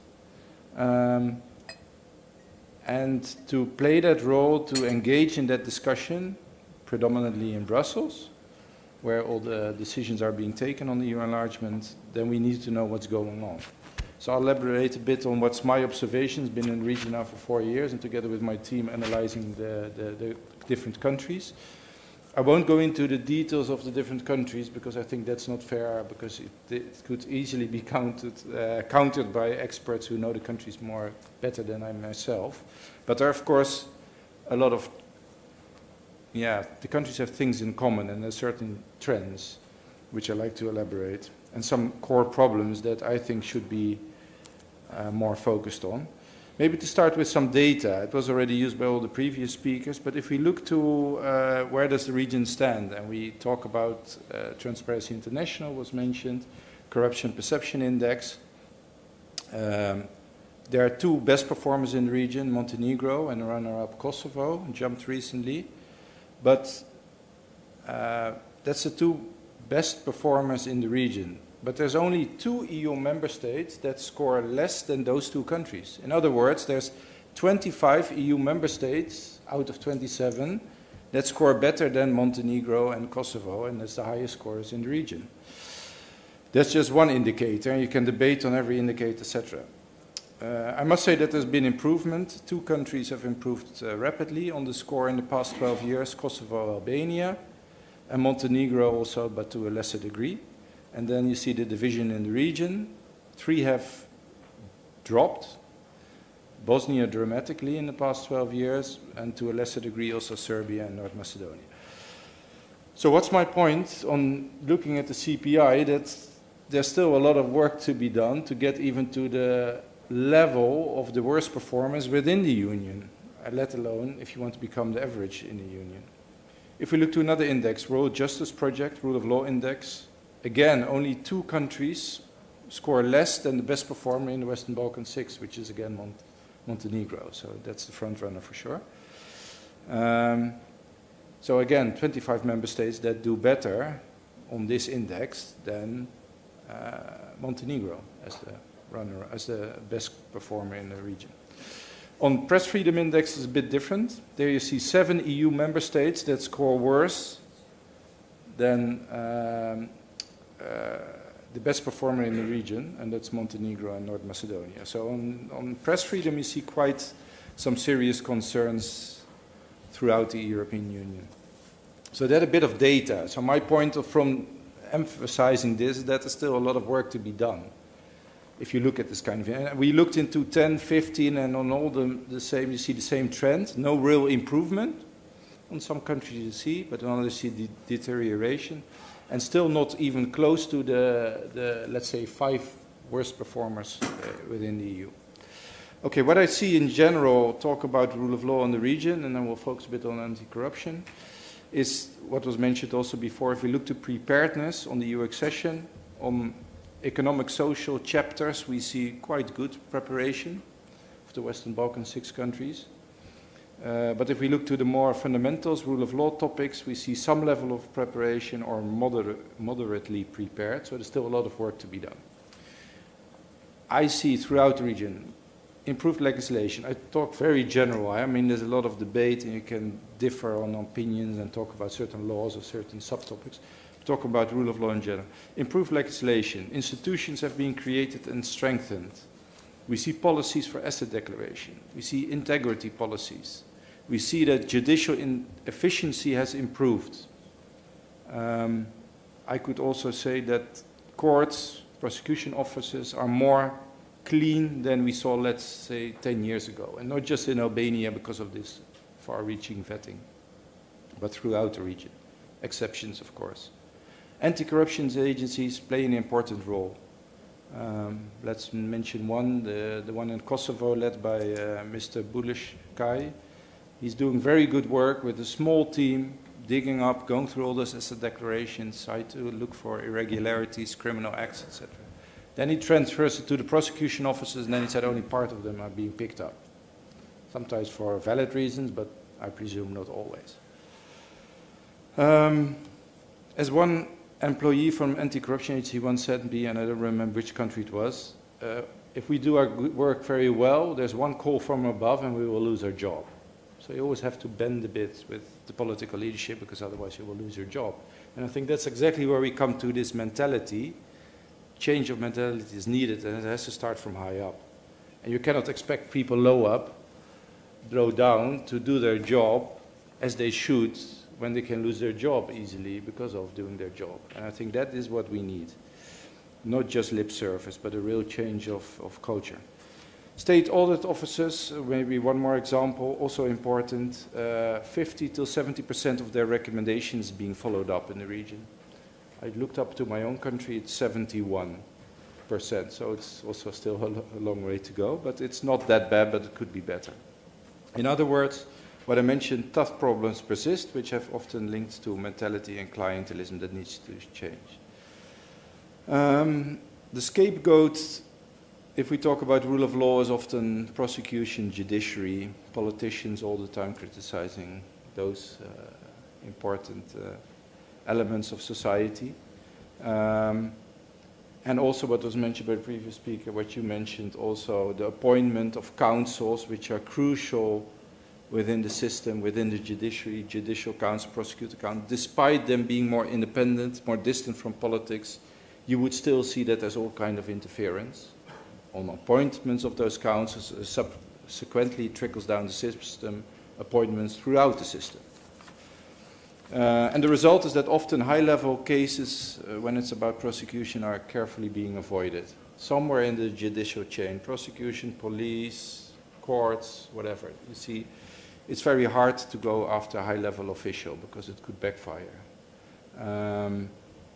That doesn't mean that there's no track record in none of the countries. Some countries there's some good experiences, in others it's less. If I would name 3 very good examples, I think it's first of all Prosecutor Novovic, who with his team is doing impressive work here. I'm also impressed if you go And you see the premises where they work, which is not up to the quality I sometimes see in other countries in the region, but they do very good work. Mr. Doumani with the SPAC office, Special Prosecution in Albania, doing very good work with a court linked to it, with coming really to some high-level convictions. I think that's the outstanding example in the region. But it's also very much linked to the boss there, Mr. Doumani, and his efforts and his independence. So what if he gets replaced and there will be a successor? You never know. And then the Canton Sarajevo was also mentioned, the anti-corruption agency. That's a very good example. I don't want to take too much time. Maybe,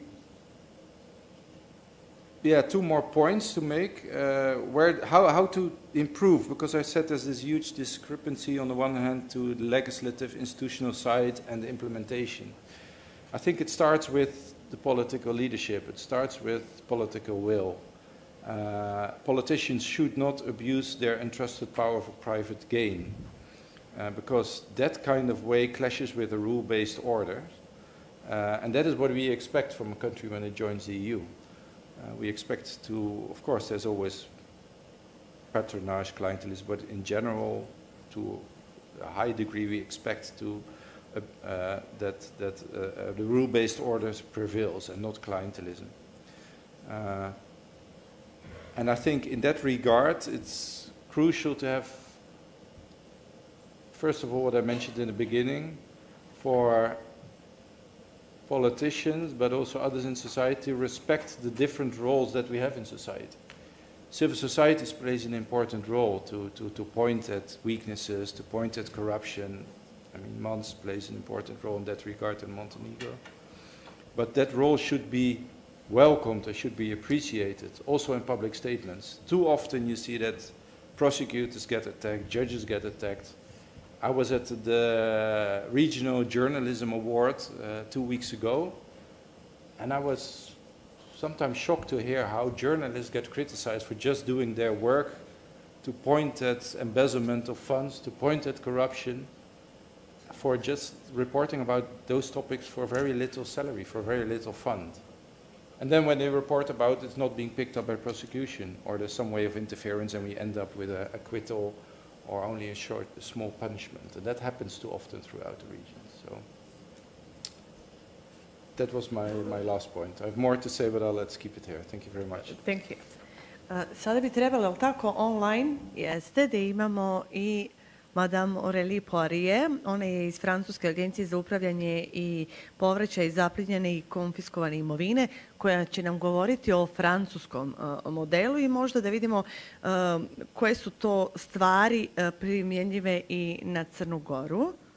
Madame Poirier, the microphone is yours. Hi everybody, can you hear me? Yes. Okay. Well, thank you very much. So I'm going to introduce you the AGRASC. AGRASC means the French Agency for the Recovery and Management of Seized and Confiscated Assets. No, to be honest, no one says the full name. We are known as AGRASC, even by criminals. So AGRASC was created by law in 2010. It's a unique agency for all French territory, working from the beginning of the seizure proceedings to the sale of confiscated assets. And this is a major modernization of the law of seizure and confiscation. Our goal is to develop, to simplify seizure in criminal matters in order to ensure the full effectiveness of confiscation penalty. And we also improve the management of seized assets. Concretely, the AGRASC is a public national administrative body under dual supervision. On one side, Ministry of Justice, and on the other side, Ministry of Public Accounts. In the AGRASC, we are 86 and multidisciplinary staff. There is judges, because personally I was, before joining the AGRASC, I was investigative judge specialized in organized crime and financial crime. There are also prosecutors, court registry heads, police officers, customs officer, tax administration agents. So this is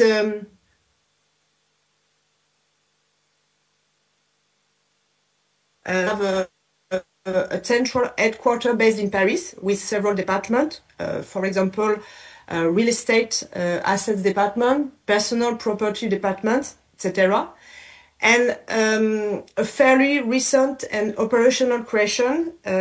These are 8 regional branches in 8 main cities. For example, today I'm speaking to you from the Rennes branches in Brittany, so far away from Montenegro. This is, I have to say that it's a really great professional experience to be part of the Agras, because this is a unique model and a unique system with many goals. First, we provide support and assistance to the law enforcement agency. It means that we provide technical assistance and training to prosecutors, to courts, judges, and to law enforcement agencies. Each day we help police officers to prepare, to write their seizure and confiscation orders. The point is, we don't do the asset tracing, we don't seize or confiscate, the police officers and the court do, but we help them for that.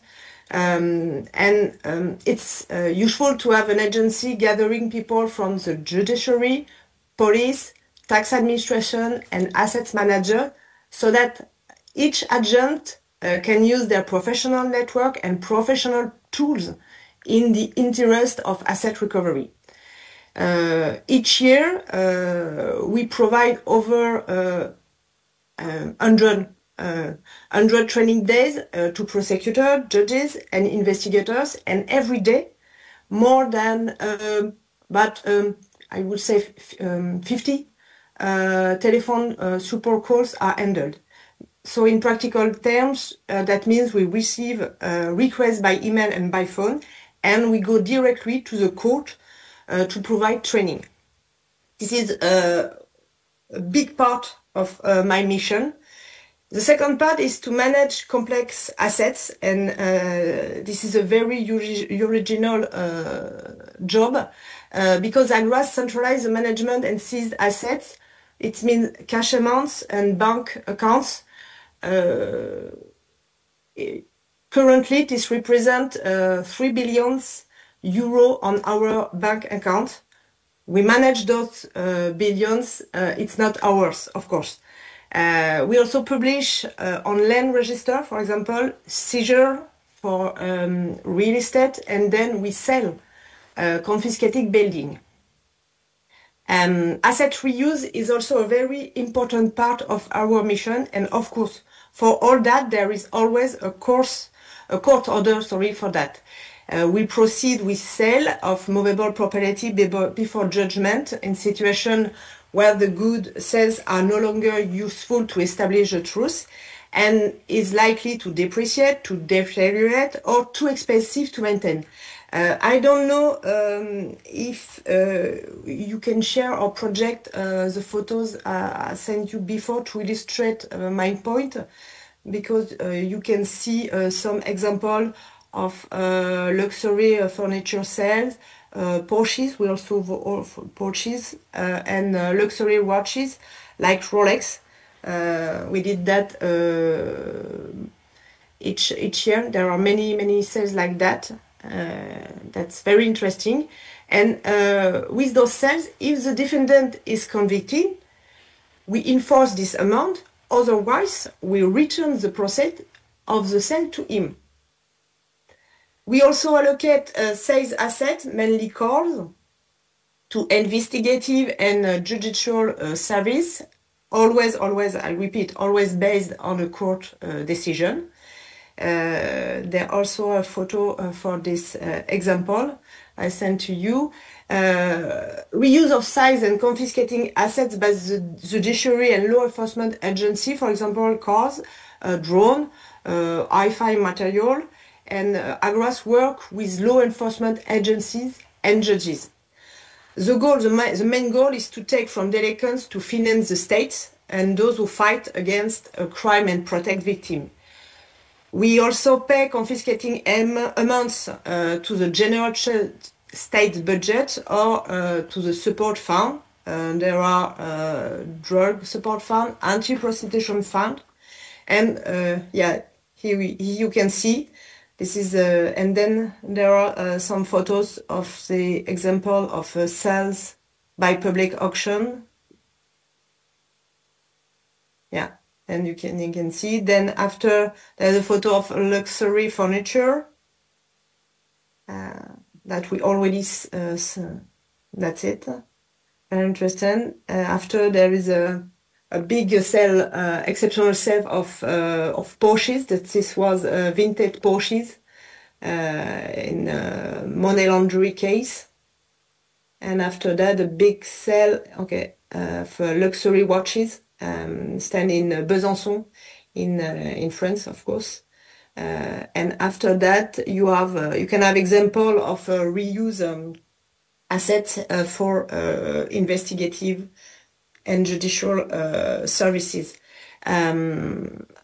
We also use confiscated building for social purposes, association against violence against women, for example, or victims of prostitution, or to fight against precariousness. And after that, you have an example, as you can see on the next picture. It was a case of slum housing, and in January 2023, the building became a social housing. In 2024, the total amount of judicial decision enforced by Agras represent 245 million euros. The exceptional public auction that we organize, we select assets from across the country. Those gave rise to significant media coverage and great visibility on the public network. And with that, we also may compensate civil claimants in criminal proceeding by giving priority ranking to their claims over assets, which have been definitely confiscated. And in 2024, 11 million euros have been paid to victims. Informing public creditors prior to any restitution of frozen assets, because before the return of any non-confiscated assets, in order to ensure payment of any fiscal, custom, or social bond, to be honest, the defendants rarely thank us for paying their debts. But anyway, in 2024, this represents 10 million euros. Finally, one of my missions is international cooperation in seizure and confiscation matters, representation abroad in the various agency network, for example, CARIN, ARO, or on a specific body. The Financial Action Task Force is one of them. And Agras is available to assist the courts in drawing up, freezing, and confiscating certificates in or outside the European Union. We also play an important role in handling incoming requests. So, to resume, Agras is involved throughout the entire criminal justice process, and the main purpose of seizure are, of course, confiscations.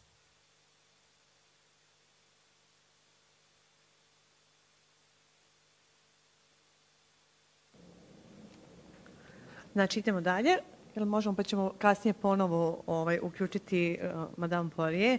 Gospodine Drakiću, vi se trenutno nalazite, makar u VD stanju, na čelu agencije koja je u posljednjih godinu dana, pa je to svakodnevno bilo u medijima, najčešće u negativnom kontekstu.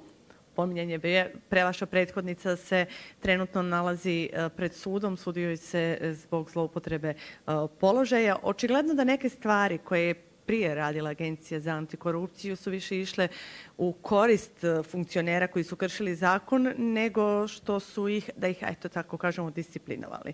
Znači imamo, recimo, evo samo da pomenemo bivšeg predsjednika države Mila Đukanovića koji je ovako najinteresantniji za primjer. Znači imamo njegove satove, to vidjeli smo sad i primjere iz Francuske, satove koji su otišli na aukciju, ali imali smo i juče odluku Upravnog suda, poništena je prethodna odluka Agencije za sprečavanje korupcije da putovanje u Dubaju gospodine Đukanovića koje je platio gospodin Knežević, a bilo je vrijedno oko 30.000 eura, nije bio konflikt interesa, nije bila korupcija, nije bio poklon koji je nedozvoljen.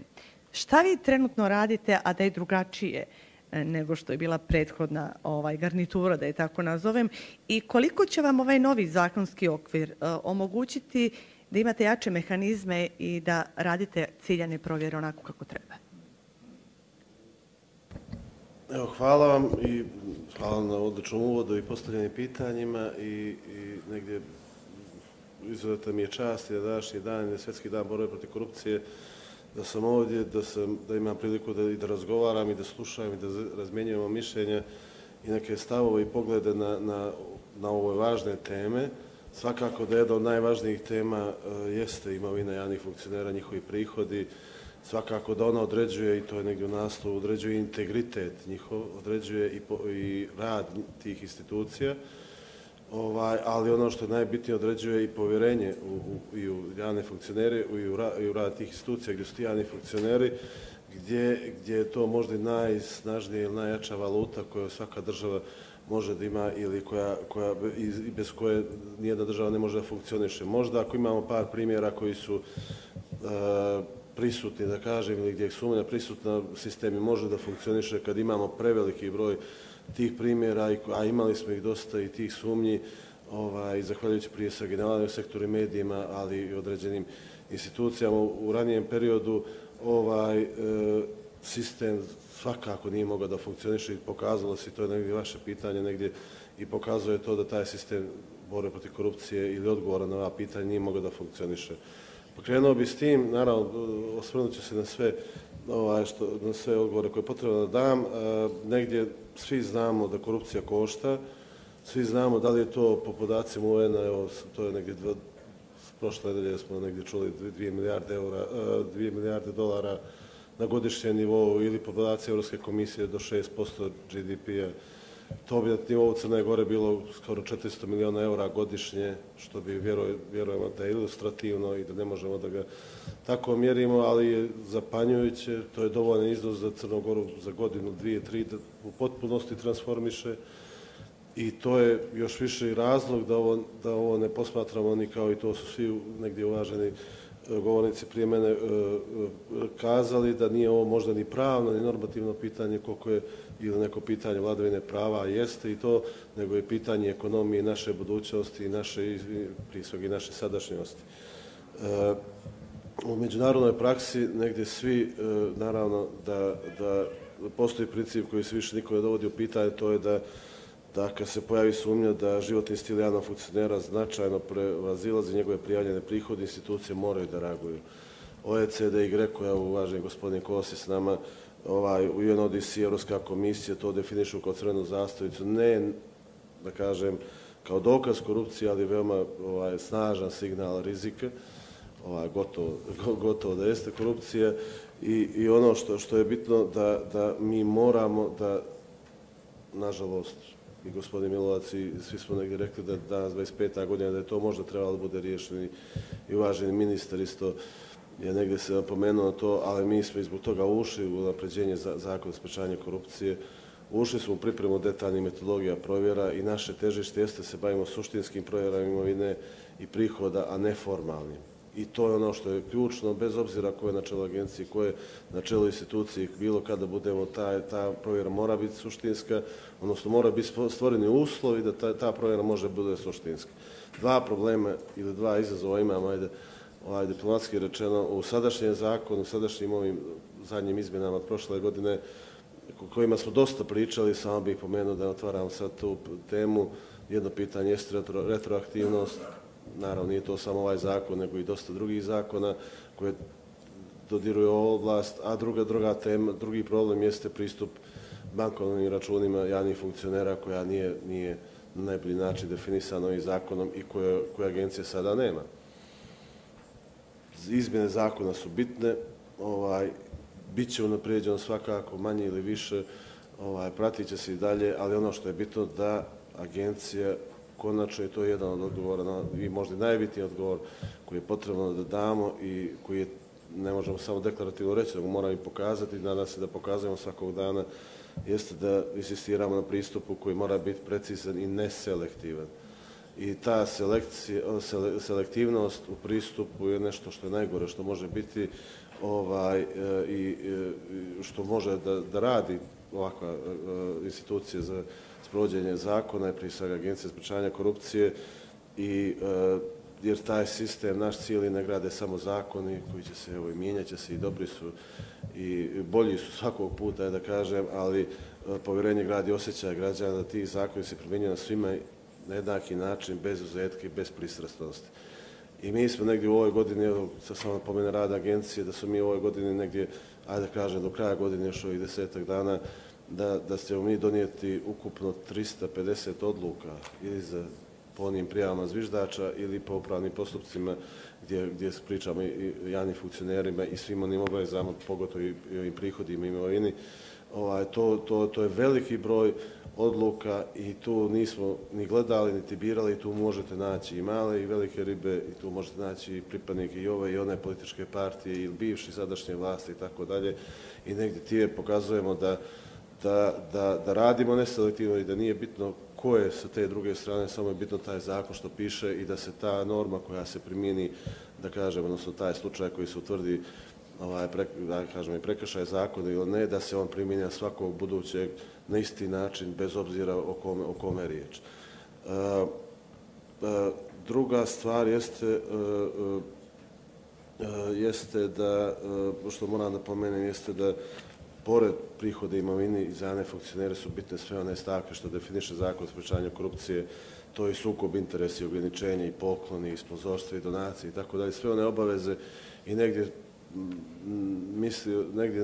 neko razmišljanje naše bilo smo to negdje davno završili te stvari, da smo negdje napravili konsenzus u društvu, ali izgleda da nismo, jer veliki broj odluka smo donijeli koji se odnose i moramo i dalje raditi na prevenciji, to je ono što je najbitnije i to je neko naručenije i moramo uporno ponavljati da postoje određena pravila, da postoje pravilo sukob interesa, da ne može niko da glasa sam za sebe, da ne može da glasa o onoj stvari i treba da se izuzme iz one stvari gdje ima privatni interes.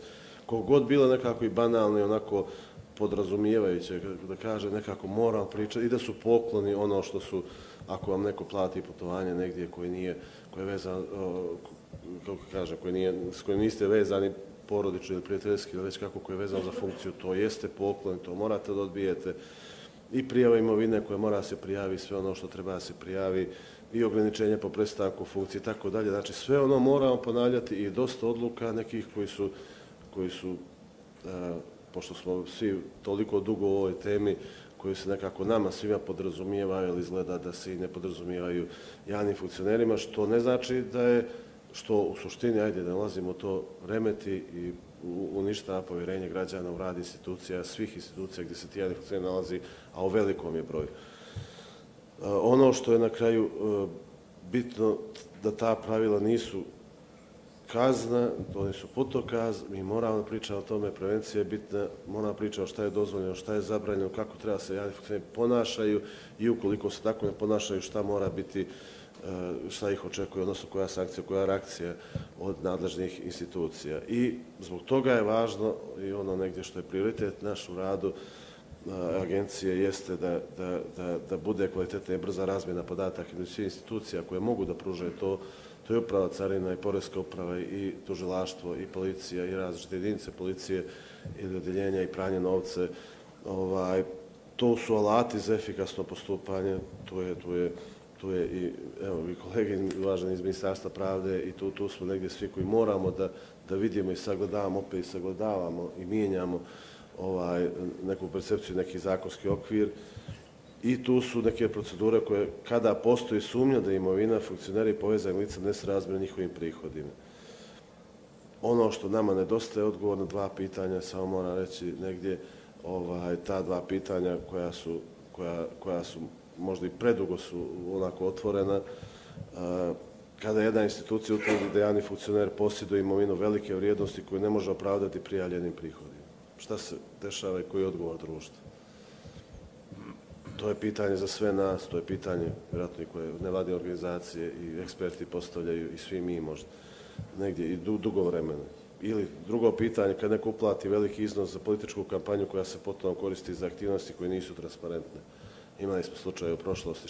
Koji je odgovor sistema i koji bi odgovor bio danas ili sutra ako se to isto desi? Naša obaveza, taj odgovor da mora da bude brz, mora da bude efikasan, mora biti utemeljen u zakonu, mora biti u interesu građana i te uslove za to moramo da stvorimo svi zajedno. Ako je potrebno, mislim, a vidjeli smo da je potrebno jer odgovor na ova pitanja nemamo, moramo mijenjati zakone, mijenjat ćemo ih i mijenjamo ih i to moramo raditi brzo.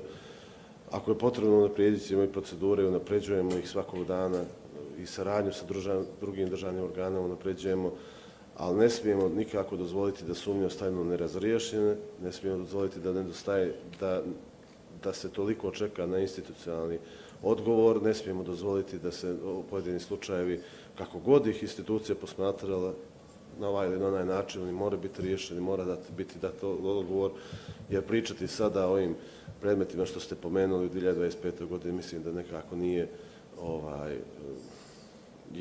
ajde da kažem, jeste ljekovito, ali nije efikasno ili nije efektno kao što je bilo, da je bilo prije 2 godine ili prije 4 godine kada je trebalo bude riješeno.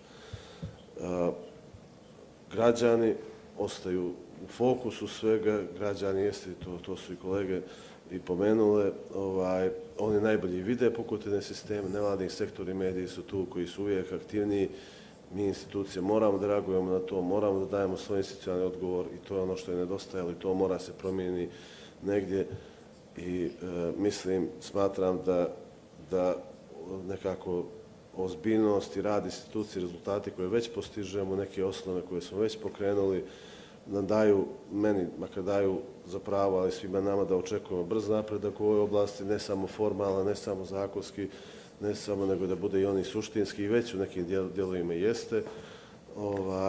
I očekujem da taj napredak će nas kvalifikovati kao društvo s uspješnim antikorupcijskim sistemom, kao društvo koje je otpornije svakako od korupcije nego što je danas ili što je juče, ali i društvo koje će, evo uvaženi kolega, negdje u nekim aspektima i pomenuti, a pomenuo je gospodina Novovića, pomenuti kao neki primjer dobre prakse, možda tamo negdje na nekoj konferenciji u drugoj zemlji i to je neđe svima nama cilj.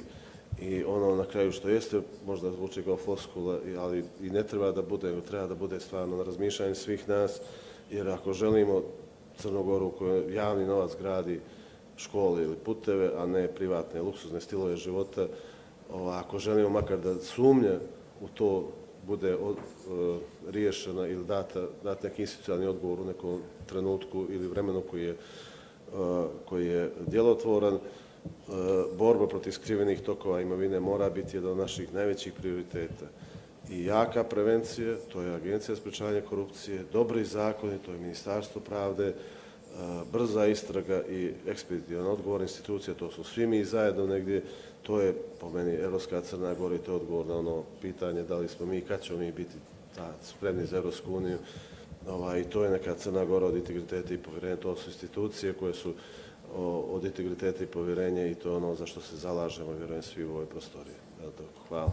Hvala vama, gospodine Drakiću. Gospodine Sekuloviću, znači evo čuli smo pričati 2025. o nekim slučajevima koji su stariji po 10 godina, ne znam da li je iluzorno i pitanje je da li će ti slučajevi uopšte doći i do suda i kako će proći na sudu.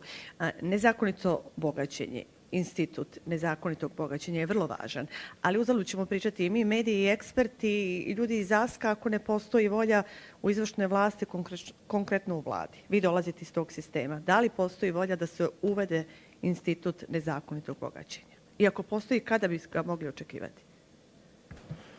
Dobar dan svima, zahvaljujem domaćinu na pozivu. Zaista mi je čast i zadovoljstvo. Dobro pitanje, evo kratak odgovor. Pretpostavljam da mislite na uvođenje krivičnog dijela nezakonitog bogaćenja javnih funkcionera. Mi taj član imamo, mi smo ga već napisali. Dakle, prezentovali smo ga radnoj grupi koja se bavi izmjenama i dopunama zakona o oduzimanju imovine stečene kriminalnom djelatnošću, jer postoji još jedna radna grupa koja radi na izmjenama krivičnog zakonika, čega bi ovaj član trebao da bude dio, ali za nas su to paralelni povezani procesi, tako da smo upoznali i jednu i drugu radnu grupu sa idejom koja postoji na papiru, dakle radi se već o konkretizaciji čitave te priče. Ja se nadam vrlo brzo kad čujemo mišljenje ljudi na radnim grupama o svemu tome da će to biti publikovano i biti dio javne debate. Dakle, potpuno se slažem da bez tog krivičnog dijela jednostavno antikoruptivni sistem kod nas nije zaokružen. Nedostaje, objektivno nedostaje to krivično djelo i na ovo jedno od pitanja što se dešava kada se otkrije nesrazmjer između imovine i prihoda ili neadekvatan životni stil, odnosno životni stil koji upućuje na to da postoji prikriveni prihodi, pa negdje sad tražimo modeli što u toj situaciji da se radi, da li se vode istrage beskonačno, da li je to prekršaj, što god, da li je to povreda integriteta, treba li da vodi nekoj administrativnoj ili karijernoj sankciji, uvođenjem ovog krivičnog dijela i krivično zakonodavstvo, odnosno tužilaštvo i u krajnjem sud imaju olakšan posao i jasan putokaz kojim putem da krenu, a bez odvraćajućih pravih sankcija, nažalost, pošto to imamo problem sa mentalitetom, imamo problem sa nekim stvarima koji su duboko puštili svoje korijenje, dakle i bez tog jasnog krivično-pravnog odgovora sigurno ne možemo stati na kraj ili na put ili dovesti ovu neku razumnu mjeru ovaj problem o kojem danas čitavi dan pričam. Eto, to bi bio najkraće moj odgovor, ja bih samo, ako mi dozvoljavate... Može samo, ako možemo, rekli ste da je nacrt spreman, kada možemo očekivati da to dođe do Skupštine, da bude usvojeno i da konačno krene da se primjenjuje? To do Skupštine ja se sad ne usuđujem baš da prognoziram, jer je ispalo da nisam dobar prognozer, jer ta komunikacija sa Evropskom komisijom često zna da potraje. Dakle, se čeka njihovo mišljenje, pa onda ako u tom mišljenju postoji nešto sporno, onda odgovor na to mišljenje i tako dalje. Dok se taj dio ne usaglasi, može da traje 15 dana i mjesec, mogu da budu u pitanju mjesec. Ono što je sigurno da će to krivično djelo biti dio javne rasprave ubrzo, čim na radnim grupama se zaokruži ta priča. Mi smo ga prezentovali, mi ga imamo čak 2 modela moguća kako bi ono trebalo da izgleda, pri čemu nam je jedno favorit, ajde tako kažem. Tako da, evo, dajte mi zapravo možda na proljeće da to bude dio krivičnog zakonika, jer u tom krivičnom zakoniku jedan dio koji je vezan za govor mržnje, za femicid i mnoga druga krivična djela koja će se naći, naš je cilj da to bude paket zajedno s ovim krivičnim djelom. Neka bude proljeće naredne godine da ćemo ga imati kao dio našeg zakonodavstva. Dakle, rijetko koja tema izaziva pažnju, kako političke, tako i šire javnosti, kao oduzimanje imovine stečene kriminalnom djelatnošću. U 3 minuta do 5, ako mi dozvoljamo. Svakako sa punim pravom. Postojeće zakonodavno rješenje nije adekvatno, što za posljedicu ima da se sa rezultatima u vezi sa trajnim oduzimanjem imovine koja nema pokriće u zakonitim prihodima ne možemo pohvaliti. Da približimo problem. Da bi došlo do pokretanja postupka za trajno, dakle ne privremeno, trajno oduzimanje imovine stečene kriminalnom djelatnošću, potrebna nam je osuđujuća krivična presuda i to pravosnažno. Zakon prepoznaje nekoliko izuzetaka, ali oni ozbiljnije ne dovode u pitanje glavno pravilo. Radi se o konzervativnom pristupu. Postoje naravno i pravnici i pravni sistemi, čuli smo jedan, ja sam ga bar tako prepoznao od ambasadora Njemačke pristup, koji im ostaju dosljedni. Dakle, ovaj pristup je legitiman, da se razumije. Njihovi argumenti se ne mogu olako zanemariti. Pretpostavka nevinosti, pravo na mirno uživanje imovine, problemi uvezani sa retroaktivnošću se moraju uzeti ozbiljno. Međutim, sve veći je broj drugačijih glasova. Ne zbog autoritarističkih tendencija, već rečeno jezikom Evropskog suda za ljudska prava, nužne društvene potrebe. Efikasna borba protiv ove pošasti jednostavno ne može se voditi tradicionalnim oruđem. Protiv organizovanog kriminala i korupcije, pogotovo na visokom nivou, se ne možemo efikasno boriti u tabanim stazama. Čini se nespornim da Evropski sud za ljudska prava ovo prihvata, ili bar ono što nam Evropski sud za ljudska prava kroz presude poručuje, mi nismo prepreke. Prirodno postavljajući određene uslove i ograničenja. Vjerujem da je konsenzus moguć oko toga da moramo kreirati normativna rješenja da se imovina koja je stečena kriminalnom djelatnošću može trajno oduzeti i prije pravosnažne osuđujuće presude. Ovo bi predstavljao minimum. Kako bi nova pravila trebalo da izgledaju? Koji je vremenski moment adekvatan? Naredba za sprovođenje istrage, potvrđivanje optužnice, da li se ide na građanske sudove ili se ostaje kroz krivično pravosuđe? Ovo su neka pitanja oko kojih će se lomiti koplja, mada mi jasnu poziciju iz ugla Ministarstva pravde u ovom dijelu imamo i prezentovali smo već radnoj grupi na prvom sastanku, čiji je gospodin naš domaćin Milovac član. Da u najkraćem iznesem stav i ponudim osnovnu argumentaciju. Potrebno ići na dva kolosijeka, da postoji treći, dakle vidim tu i ljudi iz Ministarstva financija. Prvi je već pomenut i odnosi se na unapređenje ovog postojećeg teksta zakona. I ovo bi trebalo da ide brzo, pošto se me pitate o rokovima, nadam se već tokom januara da će biti na javnoj raspravi. Ovo ne bi trebalo da predstavlja veliki problem, omogućava se državnom tužiocu da podnese zahtjev za trajno oduzimanje imovine nakon donošenja naredbe o sprovođenju istrage ili potvrđivanja optužnice, ukoliko ga rezultati finansijske istrage upućuju na zaključak da ima slučaj. Dakle, ako je to cijelishodno, odnosno utvrđene činjenice. Postupak za trajno oduzimanje nakon pravosnažnosti im uvijek ostaje na raspolaganju. Važno je naglasiti da u slučaju ranijeg pokretanja postupka je rasterećen sudbine krivičnog postupka. Da objasnim, dakle, imovina se može trajno oduzeti iako krajnji ishod krivičnog postupka bude oslobođujuća presuda. Dakle, može doći do oslobođujuće presude, a da imovina za koju se ne dokaže zakonito porijeklo bude trajno oduzeta. Drugi kolosijek, ovaj koji preferira Mansi, naš domaćin Milovac, je složeniji i sigurno nosi više kontroverzije. Oslonjen je na italijanski antimafija zakon, prilagođen našem kontekstu. Dakle, moramo ga prilagoditi onome što je naša realnost. Ovdje je potrebno donijeti poseban zakon. Dakle, ne izmene i dopune, moramo uraditi poseban zakon. Iznosim osnovnu ideju. Dakle, radi se o ideji, nema nametanja, ne shvatite ovo kao finalni stav. Dakle, definišu se pojmovi lica posebno opasnih po društvu, kao i ponašanje koja razaraju društvenu stabilnost. To su pojmovi s kojima taj zakon mora da barata i da ih što je moguće preciznije definiše. Drugim rečima, pod udar zakona bi se našla lica koja su kao posebno opasna prepoznata, pa sad razmišljamo, da li SOCTom, visoki javni funkcioneri zakonom o SDT-u ili kombinacija, i druga lica koja se na osnovu objektivnih, što je moguće objektivnih, kriterijuma mogu smatrati kao tako. Zahtjev za sprovođenje finansijske istrage bi se podnosio Vrhovnom sudu, ovo sad pravimo analogiju sa zakonom AMB-u i njihovim postupkom, na odobrenje. Dakle, sudska zaštita mora biti tu. Sad pitanje da li predsjedniku Vrhovnog suda ili sudskom vijeću.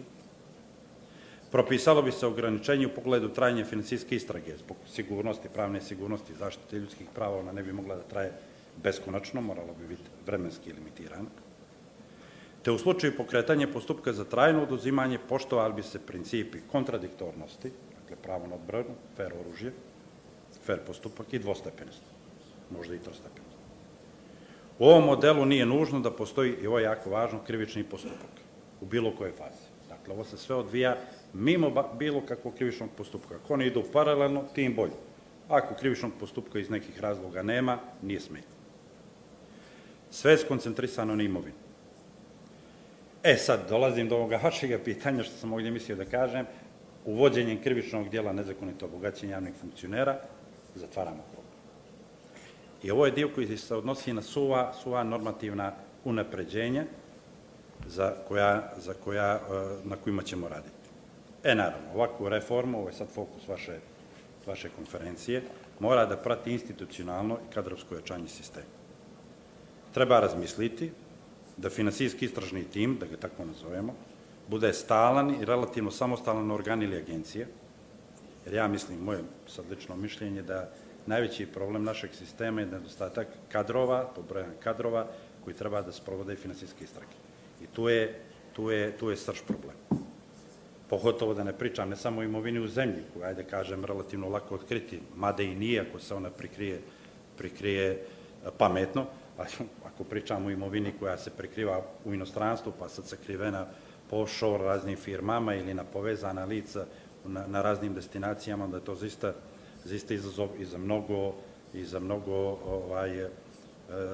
naprednije sistema naše, koji bi se morao u kontinuitetu osnaživati sa povećanjem broja sudija i tužilaca koji bi bili specijalizovani za ove predmete.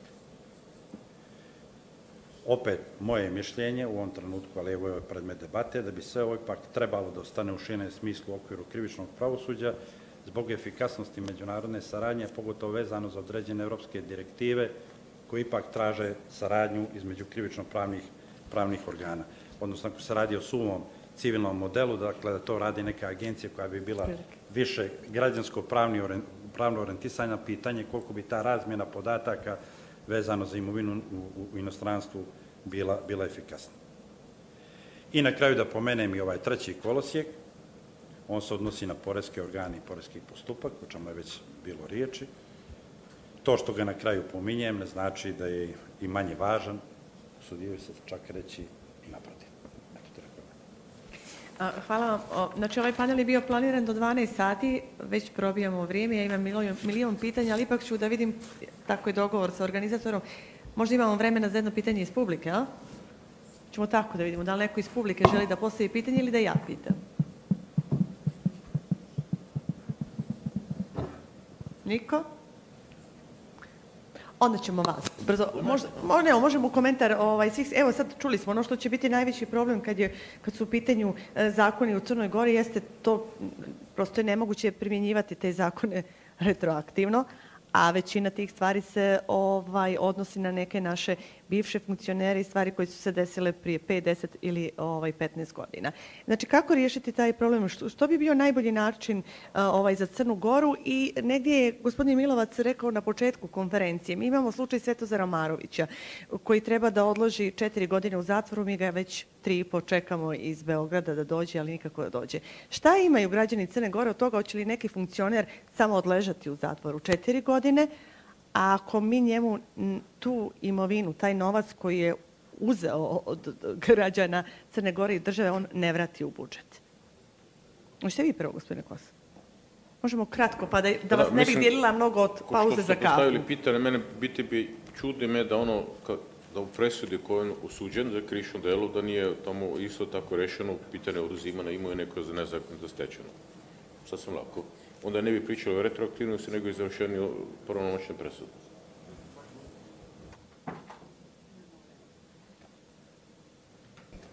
Ovo zaista nije moja tema. Nije vaša tema, dobro. Ali, opet se, slušajući gospodina iz ministarstva, moje pitanje je ko će to izvršiti. I opet se vraćamo na pitanje kadrova i njihove lične nezavisnosti i jeste pitanje i kapaciteta, ali i zaštite, i ne samo fizičke zaštite, ali druge oblike zaštite tih ljudi koji mogu biti, ako to jesu nove pozicije, ako to jesu nove odeljenje ili nove institucije, može se odraditi bolji, efektivniji, svrsishodniji vetting, pre-vetting tih lica, ali nakon toga treba im pružiti razne oblike zaštite. Tako da je vrlo interesantna tema i nadam se, želim vam jako puno uspeha u ovome, zato što bi, koliko čujem od vas, ovo bi zaista bilo ključno u tome da se jednostavno dokaže da se korupcija ne isplati. Do sada to nismo vidjeli baš posebno. Gospodine Kos, htjeli još nešto, ali tako? Ja se nadam ono što ste rekli, da su to ideje, da su to stvarno samo neke početne ideje, jer ima puno stvari koje mi ne štimaju. Recimo, rekli ste nezakonito bogaćenje javnih funkcionera. To znači ako sam trgao s drogom koji zarađuju milijone, ja ne potpadam pod to krivično delo buduće nezakonito bogaćenje jer nisam javni funkcioner. Kod drugo, vi ste nabrali tamo veliki broj uslova, recimo lica opasna za društvo i tako dalje. To su sve termini koji je veoma teško dokazati i ja mislim da što više bude tih dodatnih kriterijuma, to će biti teže tužiocima i na kraju sudima da na kraju donese rješenje. Znači, to mora biti jednostavna rješenja, svakako uzimajući u obzir, recimo, sva prava ljudi, ali to treba biti jednostavno rješenje, to ne treba praviti neko zavrzlamu od nekih uslova koji će na kraju dovesti do toga da biti neće biti teoretski moguće da neko bude odgovarao za to. Hvala. Da li još neko želi komentar? Gospodine Bruijn? Da li vi želite da prokomentarišete ono što nam je? Ok. Znači, onda vas ja neću više gnjaviti. Probili smo vrijeme, 12 sati i 5 minuta. Sada imamo pauzu za kafu, nekih 15-20 minuta. Onda nastavljamo. Biće zanimljivo jer pričamo baš o vetingu, a posebno i o vetingu u policiji. To je kod nas ovako zanimljivo u poslednje vrijeme. Tako, vama hvala puno na vremenu, na onome što ste podijelili sa nama. Znači, pauza za kafu, pa se vidimo za 15 minuta ponovo ovdje. A da, kafa je na prizemlju, ja se izvinjavam. Pauza za kafu. Hvala vam.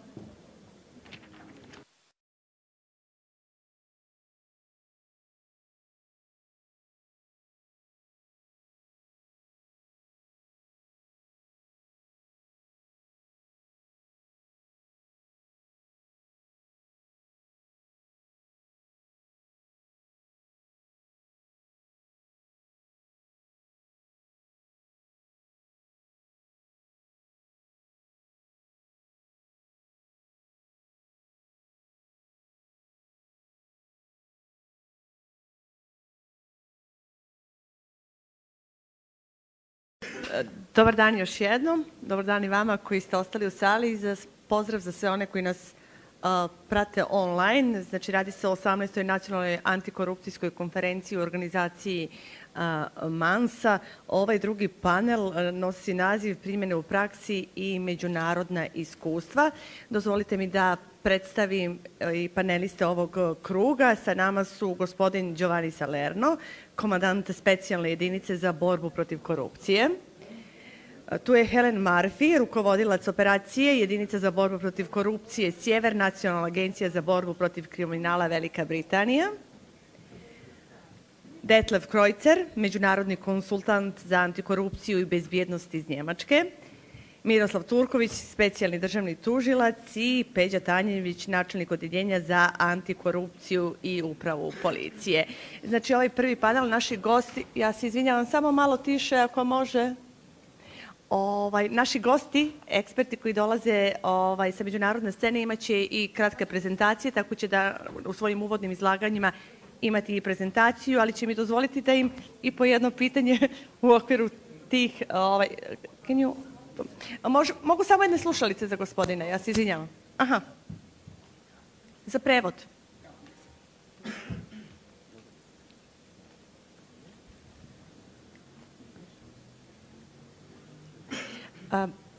Znači, gospodine Salerno, ako sam ja razumjela, imate prezentaciju koju ćemo sada čuti, ali ću vas zamoliti da u okviru i te prezentacije nam možda kažete koja su, recimo, 3 elementa italijanskog modela antimafija, čuvenog zakona i Guardia di Finanza, najprimjenjivija na Crnu Goru.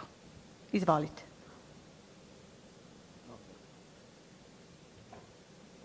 Ja. Good morning, everyone. Good morning, everyone. First of all, I would like to thank you for inviting me in this meeting. In my presentation, I'll provide an overview of the Guardia di Finanza, outlining its repressive role in the fight against corruption, as well as its collaboration with Italian National Anti-Corruption Authority at the preventive level. Okay. Before starting, I would like to show you a short video about Guardia di Finanza. Every day we combat illicit trafficking.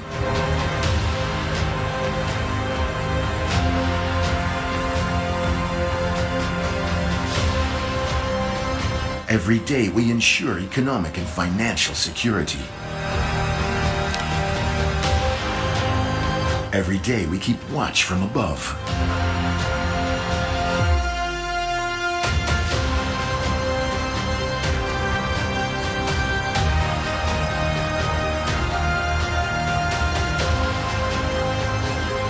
Every day we uphold the law.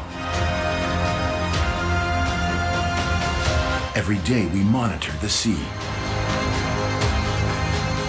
People serving the people every day for 250 years.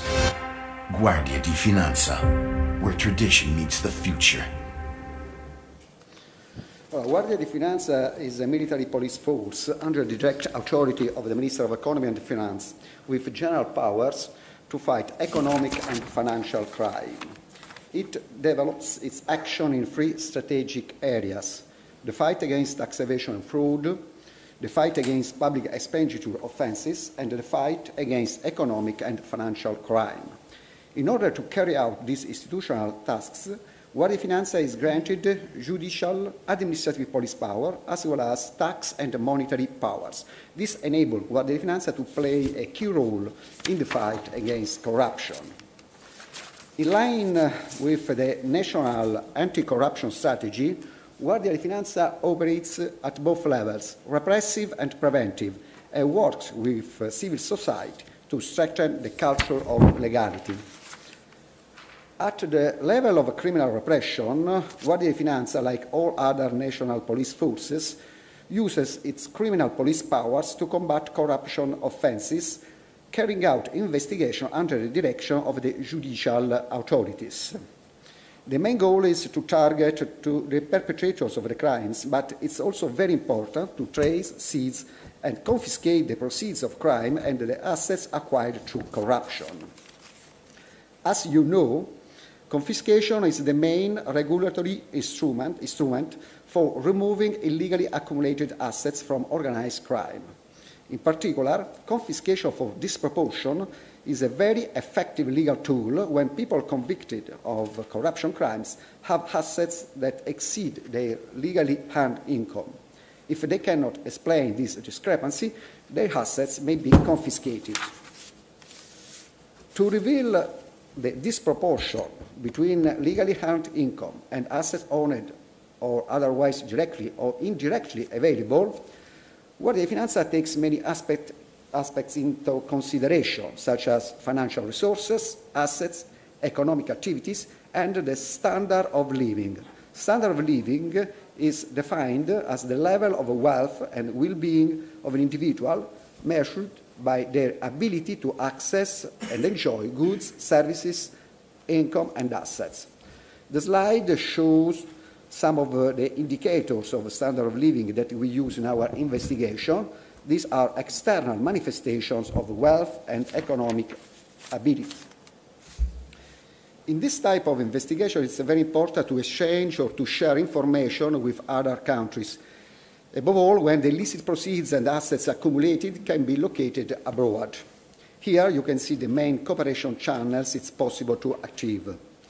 With regard to Interpol, I would like to mention the new Silver Notice, a new alert, new tool, proposed by Italy and came into effect on January the 1st, 2025, to help member countries locate and seize assets and illicit proceeds derived from criminal activities. In addition to police cooperation channels, Guardia di Finanza has access to networks such as the Egmont Group and the European FireNet that are used by financial intelligence units around the world to cooperate and exchange information in order to obtain financial data. In the fight against corruption and all other economic and financial crimes, it's crucial to have access to big data tools.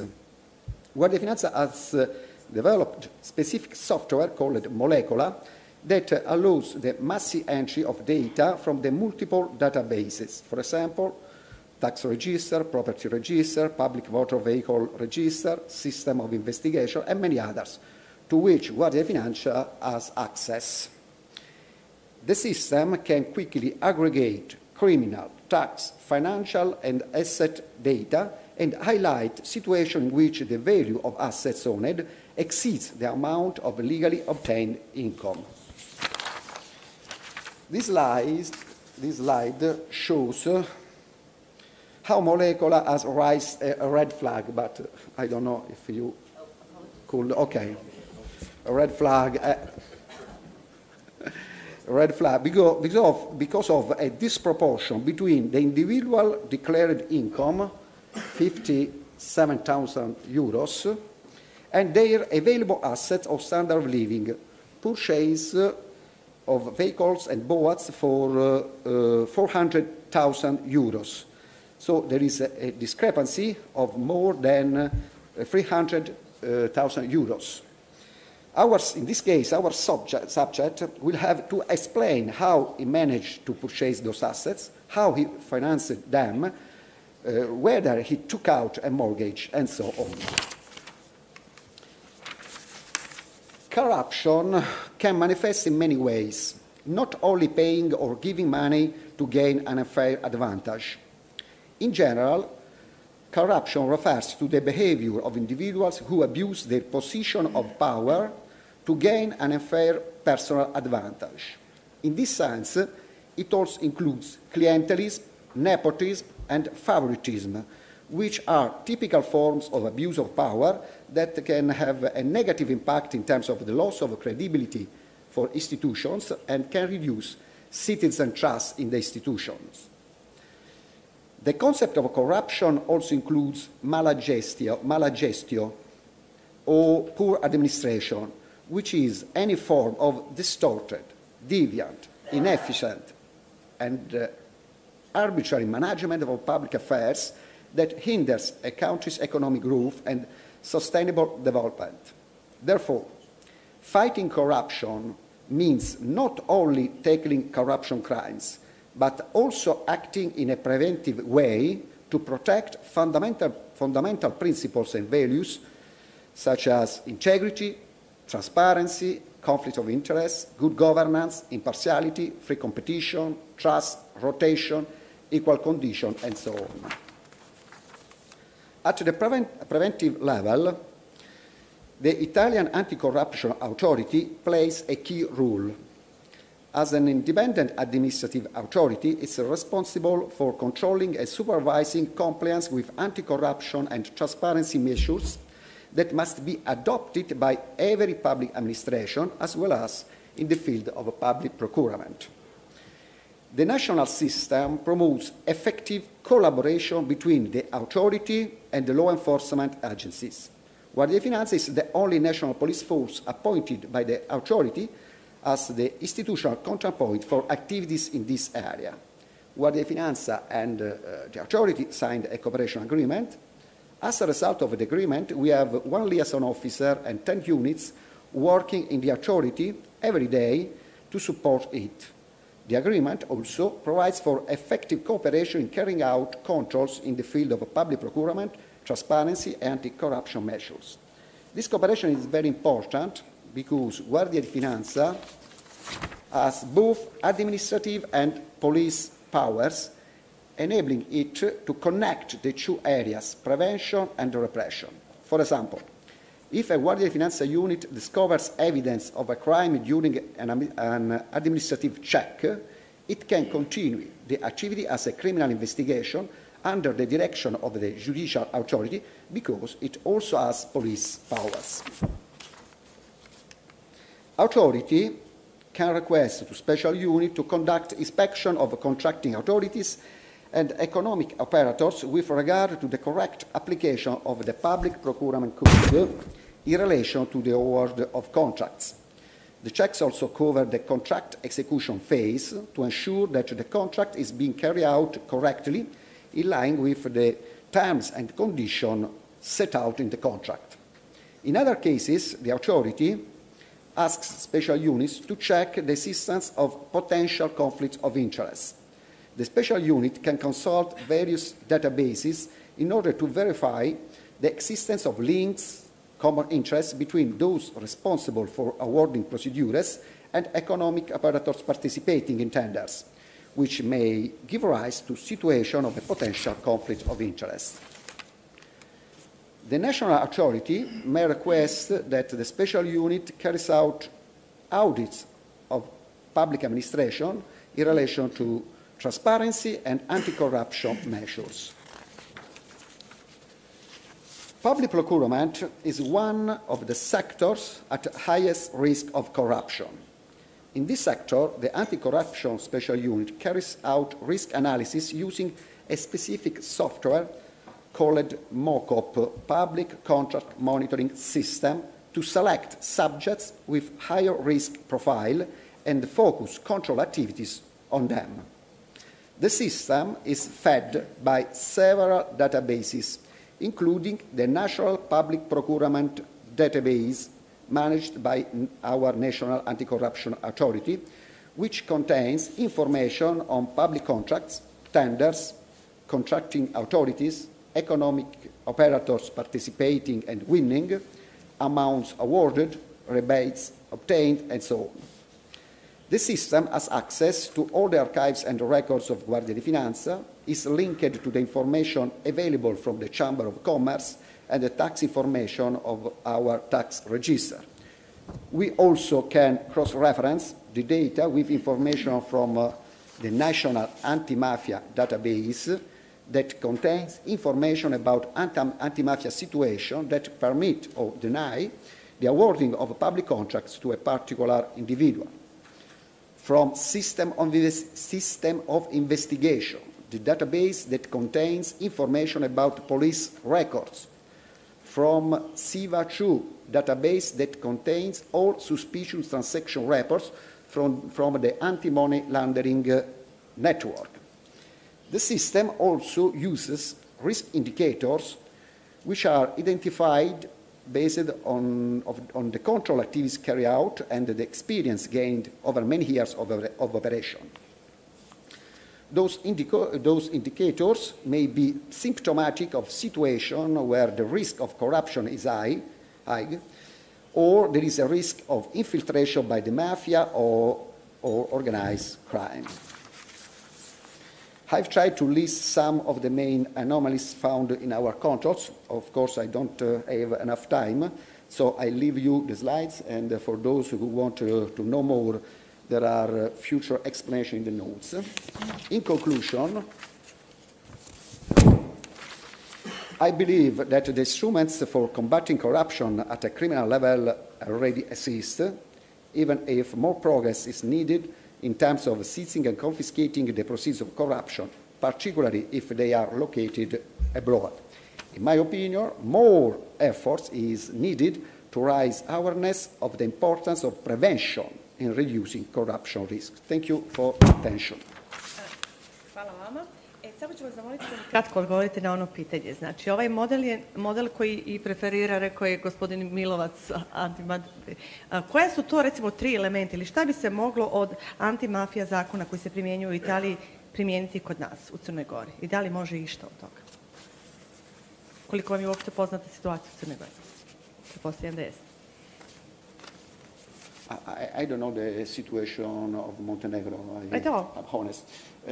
But I think our anti-mafia legislation was very, very important in the last years when we had a very big problem in the fight against organized crime.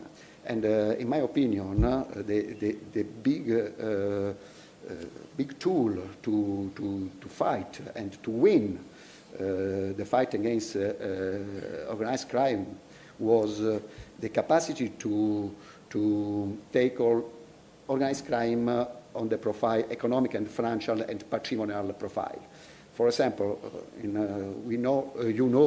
Italy we have many police forces like Carabinieri and state police, but they focused their activity to fight the organized crime on the level, on the criminal and military level.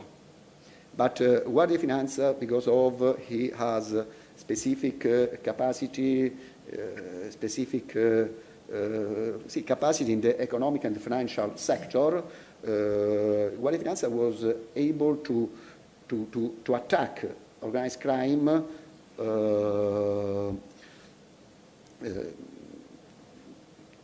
taking away all economic power. And when organized crime loses its economic power, its capacity to continue in the crimes is decreases. So, in my opinion, it was very important. I know that that legislation was wide criticized because the possibility to use confiscation for disproportion, even if the people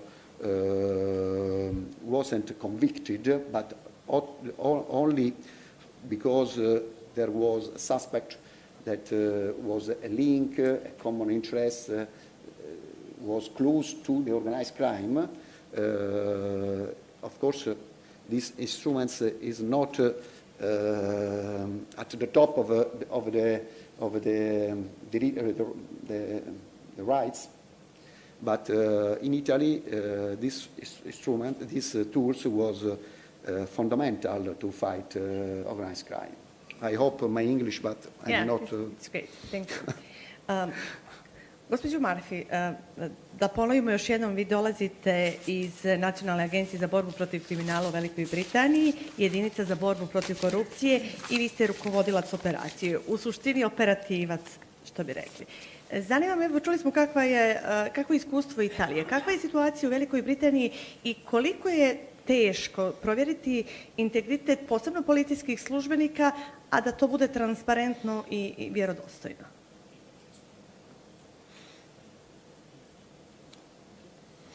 Thank you.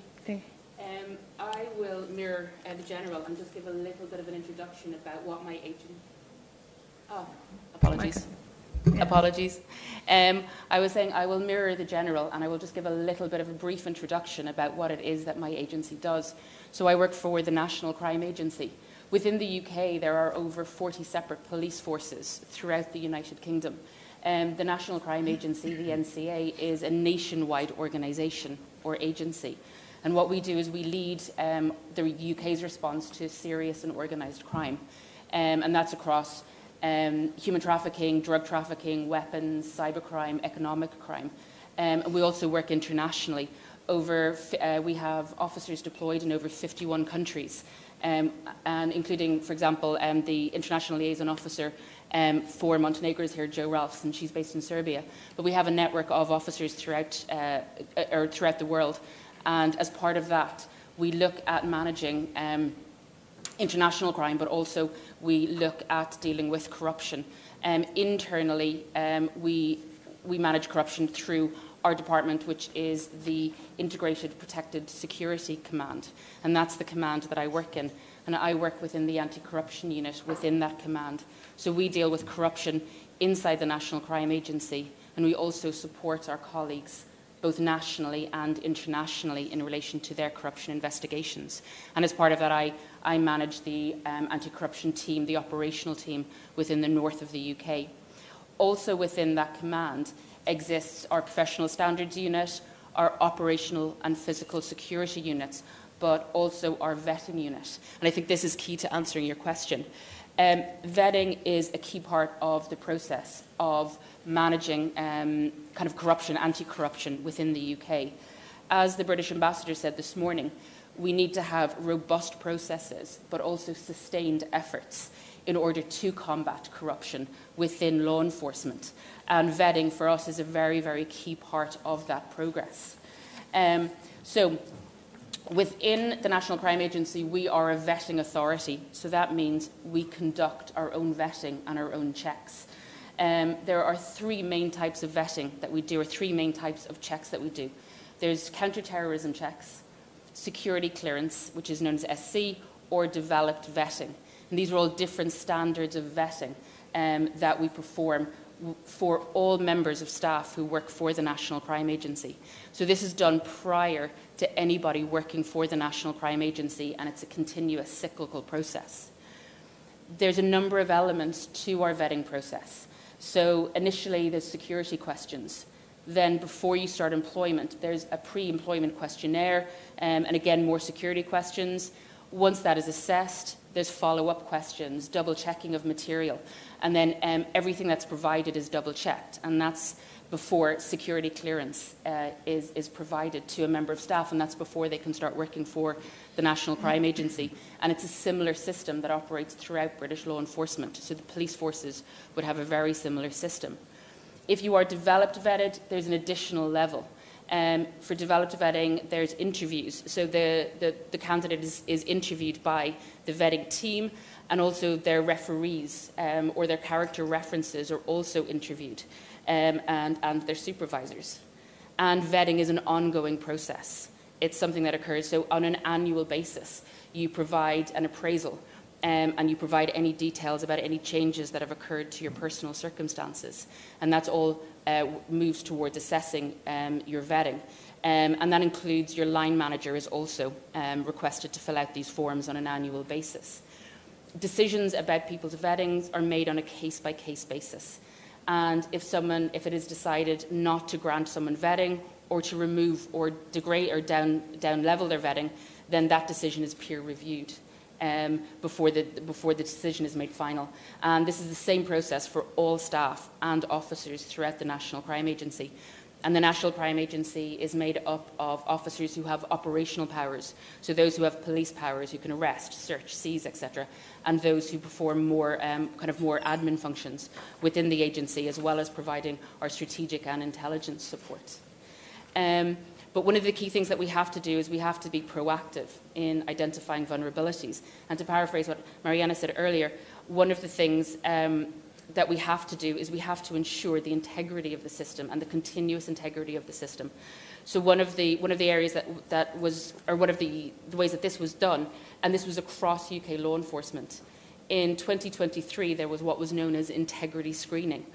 In that year, every member of UK law enforcement, so that was over 300,000 law enforcement officers, staff and volunteers, were checked against the Police National Database. And so the UK Police National Database is a database that holds information from all the police forces and agencies.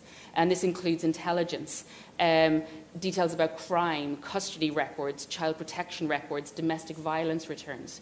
And from this, all officers are checked, and to see, did any of those officers feature within those databases? And as I said, this was true across all of UK law enforcement. Of those who were found, then investigations were carried out. So, for example, 9 officers were investigated in relation to further criminal investigation. There was a number of disciplinary investigations. There was a number of vetting reviews. And this all came out of this integrity system in 2023. And what we are looking to do, what the UK is looking to do, is have this as a continuous process. So have it as a way of identifying vulnerabilities and ensuring that we do kind of maintain integrity within the system. And so we are trialling a continuous development of this. So this will be a system of automatic checks against the Police National Database, and that will highlight any issues or changes that can be addressed as necessary and dealt with as necessary. And that is part of a kind of a continuous process that should be run once it's up. It's being piloted at the moment. But then kind of there's some of the ways that we look at to manage kind of corruption or reduce the risk of corruption within UK law enforcement. Thank you. Hvala vam. Gospodine Krajcer, vi ste međunarodni konsultant za antikorupciju i bezbjednost i, koliko smo shvatili, sarađujete i sa crnogorskom policijom. Imate prezentaciju, ali bih htjela isto da vas samo jedan detalj pitam. Gospođa Marfi je rekla da je vrlo važan integritet institucija, pa samim tim i policija. Koliko možemo govoriti o integritetu, recimo, crnogorske policije u vremenu kada na nedeljnom nivou imamo hapšenje nekog policajca, visokog funkcionera koji je osumnjičen da je član organizovane kriminalne grupe ili da se njegova imovina ne slaže sa njegovim primanjima?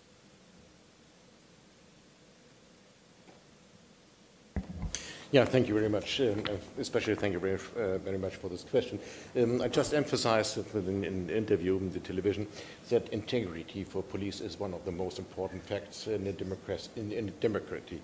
So because they have the power of the state. This is the only agency, the only agency which has the power of the state. So they must be reliable. They must be integer to all questions of life. So, and especially when it comes to hidden assets, to illegal assets, this is, my colleague here just said, this is very important to check not once time, to check it several times, especially for police. We are talking about other officials, we can have another opportunity. So, but this is a very important step. So I can totally agree with my colleague here with the measures the UK does. I was also responsible for such a unit in Germany. I was responsible, as you, for the fighting of corruption in preventive and also in repressive measure, and also for awareness raising. This was one of the models we called best practice models in the European Union. So, and also we focused also on the abuse of power of police officers. And we had the same track my colleague said. So I think this is a common goal in the European Union states we have on all of us. I would like to spend also these arc on vetting. So when you're following this agenda of the conference shows very clearly how carefully it has been structured. Thank you very much. So first, look at the legal framework and international standards, then this panel with the practical experience and of specialized experts, and finally the viewpoint of civil society and the media. This dramaturgy is important because without practical experience, even the best standardization text remains toothless. So I would therefore like to focus on three interlinked levels. The first is what do hidden assets integrity of public officials mean in practical terms? If you are an investigator, financial investigator, public prosecutor, employee of an anti-corruption authority, or a member of an integrity commission.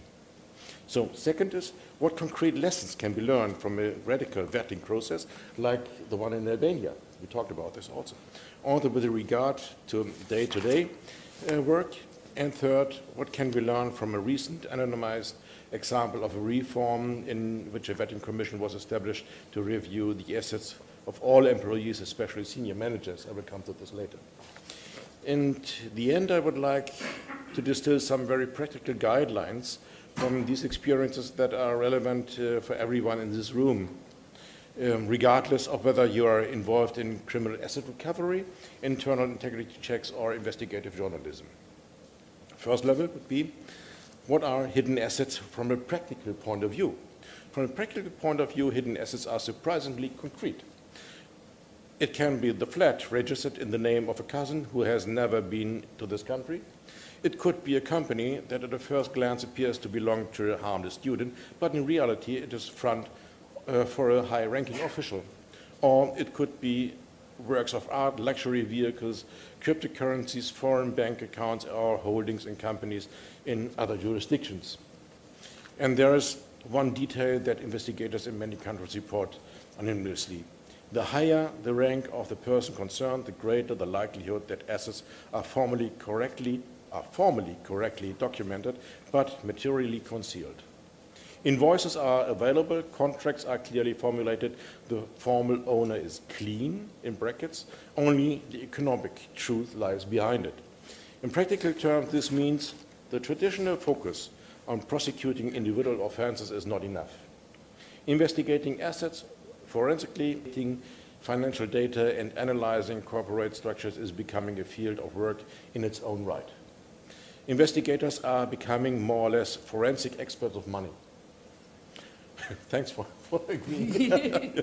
So when we talk about the integrity of public officials, we are not just talking about moral categories, but about verifiable structures.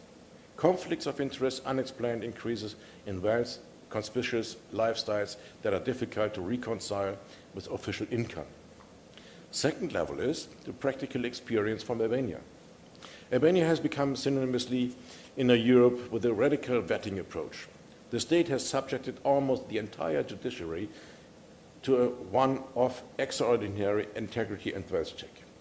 What did this look like in practice? Judges had to submit detailed declaration of assets for themselves and close relatives, including proof of origin. Specialized integrity committees combined this information with data from tax authorities, banks, land registers, company registers, and other sources. There were hearings in which those affected were able to explain their statements. In the end, there was often a very harsh consequence, either confirmation in office or dismissal and, in some cases, permanent exclusion from the judiciary. There were positive practical experiences. From a practical point of view, this model has had three important effects. Firstly, a ruthless reality check. Many long-held assumptions about corruption in the justice system were backed up by facts and figures for the first time.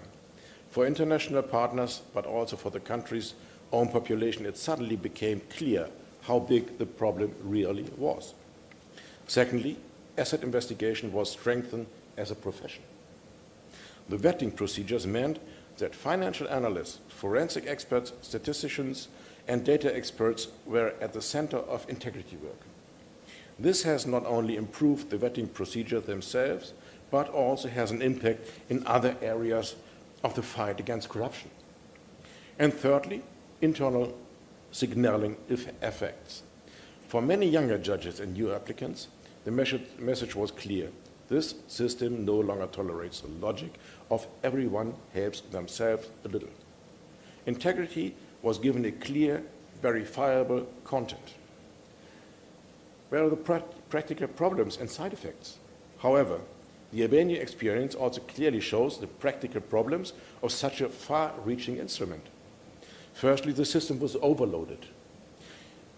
If a very large number of judges' posts are reviewed and reduced at the same time, there will be inevitable be a gap in provision. Proceedings are delayed, the workload of the remaining judges increases massively, and even the most competent colleagues came under pressure. Secondly, the complexity of asset evaluation. In practice, it was often much more difficult to reconstruct the legality of assets over decades than the text of the standard would suggest. Many life stories were characterized by economic crisis, migration, informal flows of money within the family, or insufficient documentation. For the vetting committees, this meant that they had to decide on a daily basis how to deal with evidence that was incomplete or came from other legal systems. Thirdly, the dealing with close relatives. This is a problem. So some of the cases criticized by the European Court of Human Rights revolve around precisely this question.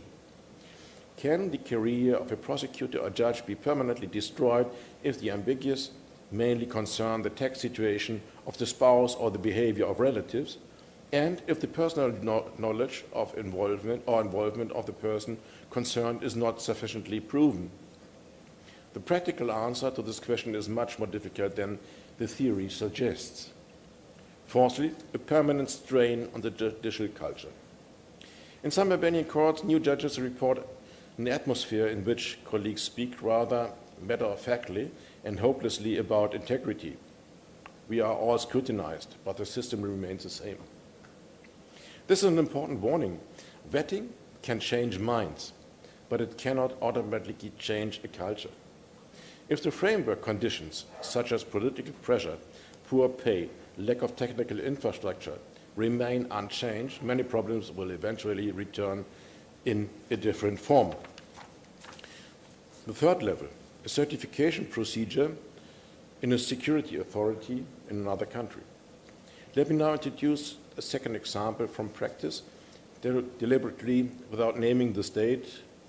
In a so-called reform-oriented European country, it was decided that all employees of this authority, especially the high-ranking employees, would be subject to a single time-limited certification procedure. In practice, for the high-ranking officials, it looks like this. The certification commission was made up of national experts and international specialists from partner countries. I am the member in this part. Decisions had to be made by qualified majorities so that neither side could dominate alone. The commission was able to collate information from extensive sources, personal finds, tax data, open and non-public databases, reports from other authorities, tips from civil society organizations, and so on. It was stipulated that the procedures would be recorded and main results published, insofar as this was compatible with the protection of personal data. Negative certification decisions generally led to the termination of employment, but could be reviewed before administrative courts. So from a practical point of view, this model offered several opportunities. It was possible to equip a new authority with a clear integrity profile from the outset, rather than having to painstakingly clean existing structures from the inside. The involvement of international experts meant that proven methods of asset analysis, interviews, and risk assessment were incorporated into the Commission's daily work. Many employees saw the procedure, despite its rigor, as an opportunity to free themselves from generalized suspicion of corruption. Those who received the certificate were able to say to the public and international partners, my integrity has been checked. It's clear, I'm wearing a white vest. At the same time, it became clear there are practical risks.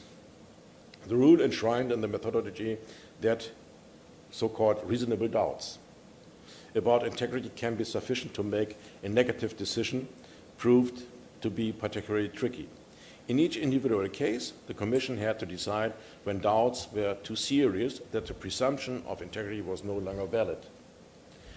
The very far-reaching information powers led to the discussion about how far employees' private and family lives could be interfered with in order to check integrity.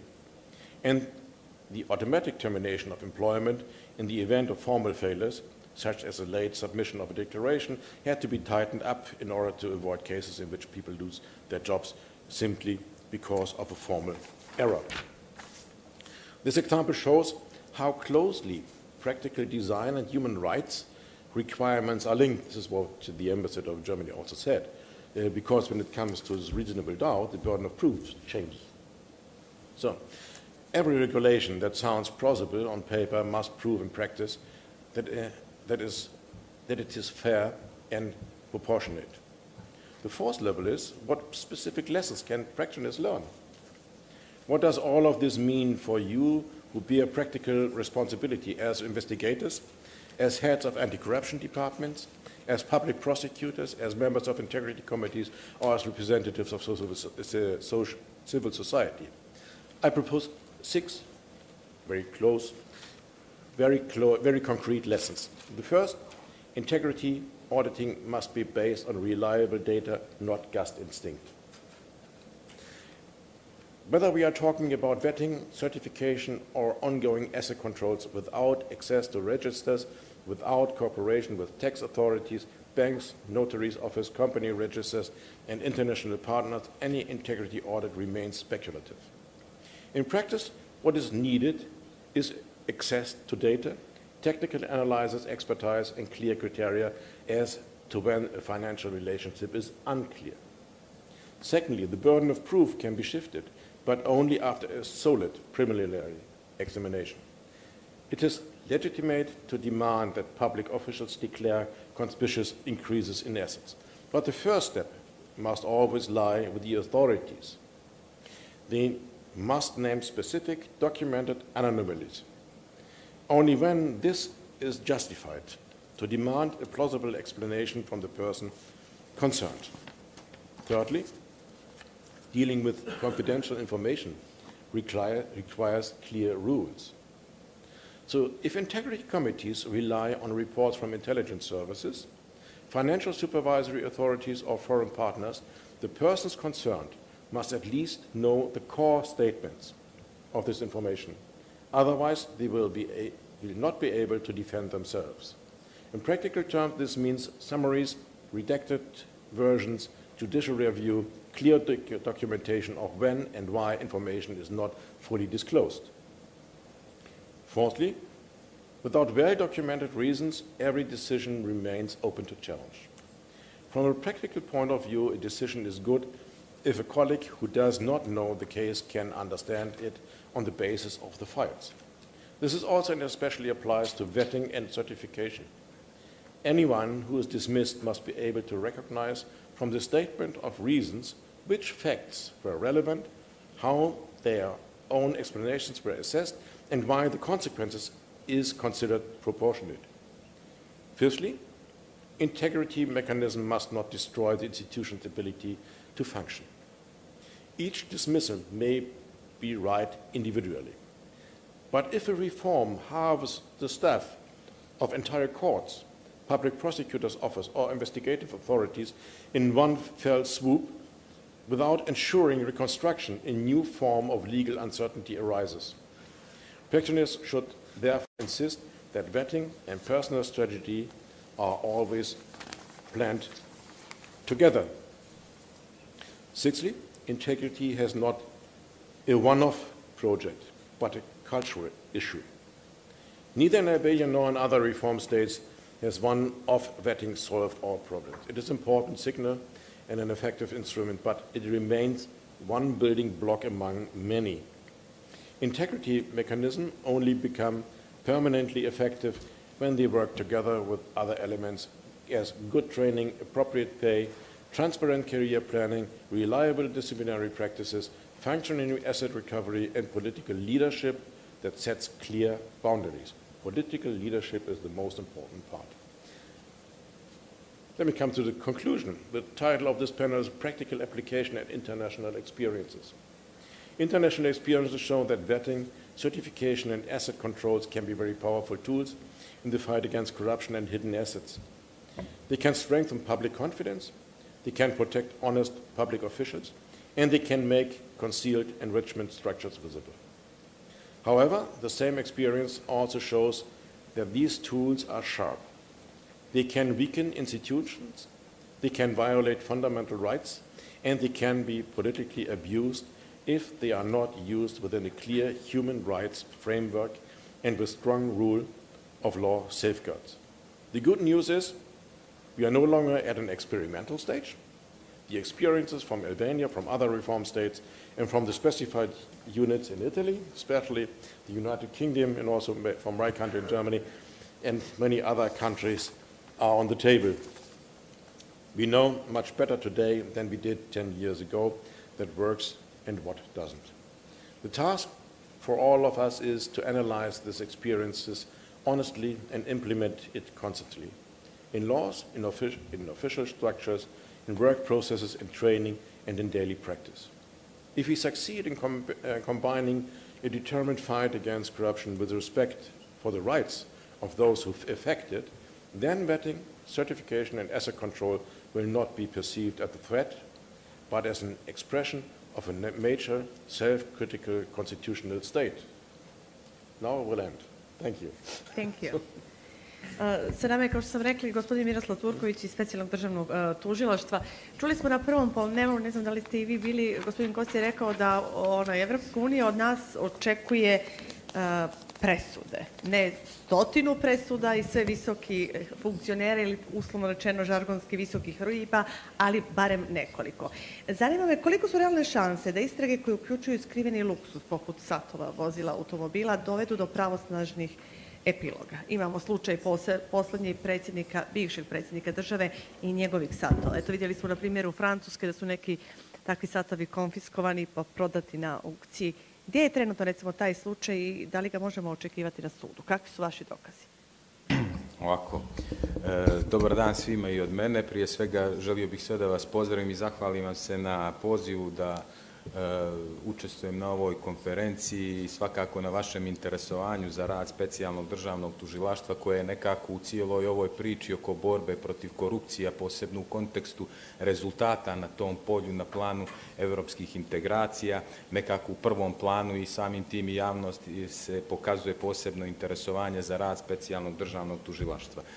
Borba protiv korupcije, kada govorimo kažemo borbi protiv korupcije, pri tome misleći na visoku korupciju, pranje novca, oduzimanje imovine koja je stečena kriminalnom djelatnošću je visoko u agendi specijalnog državnog tužilaštva, ali svakako da finalni i ključni rezultati ovog, ajde da ga posmatramo kao jednog procesa koji treba kontinuirano da se odvija i da traje, zavise i zahtijevaju jedan sveobuhvatan sistemski pristup ne samo specijalnog državnog tužilaštva ili drugih državnih tužilaštava, jer ne smijemo zaboraviti da i druga državna tužilaštva u okviru svojih nadležnosti imaju krivična djela koja znače borbu protiv korupcije i nadležna su da za ta krivična djela sprovode finansijske istrage, nego uključuje i aktivnosti drugih organa za sprovođenje zakona, a posebno ono što je najznačajnije kao jedan ajde da kažemo, jednu evaluaciju tog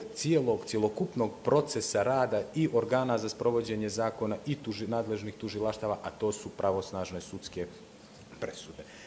Svaka, da kažemo, analiza bilo kog relevantnog izvještaja o radu specijalnog državnog tužilaštva ili državnog tužilaštva uopšte, ili bilo koja analiza nekog relevantnog subjekta koji se bavi analizom rada državnog tužilaštva, daje nam pravo da zaključimo i da svjedočimo jednoj evidentnoj i očigledno povećanoj aktivnosti nadležnih državnih tužilaštava i, naravno, sledstveno tome Agencija za sprovođenje zakona, konkretno mislim na policiju, kada je u pitanju istraživanje krivičnih dijela visoke korupcije i pranja novca, oduzimanje imovinske koristi stečene kriminalnom djelatnošću, njihovo dalje procesuiranje pred sudom i optuživanje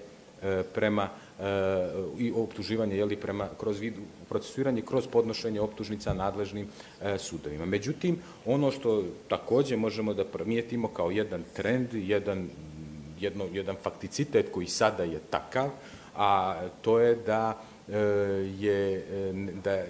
taj povećani tempo i povećani obim presuda, odnosno optužnica koje su prezentovane sudu sa dokazima i pokrenutih postupaka na osnovu tih optužnica, nisu rezultirale donošenjem nego bilo kakvih, pa makar i prvostepenih presuda. Ono što je važno istaći je da taj postupak, dakle taj proces, odnosno suđenje u tim predmetima traje određeni vremenski period za koji i mi možemo da smatramo da u određenim situacijama jeste dug period, da imamo nedostatak tih presuda i svakako da tu treba vidjeti jedno polje u kojem treba djelovati kroz jačanje i ljudskih kapaciteta, odnosno kadrovskih kapaciteta u sudu i svih onih drugih neophodnih preduslova da bi se stanje u ovoj oblasti popravilo. A zašto je to važno?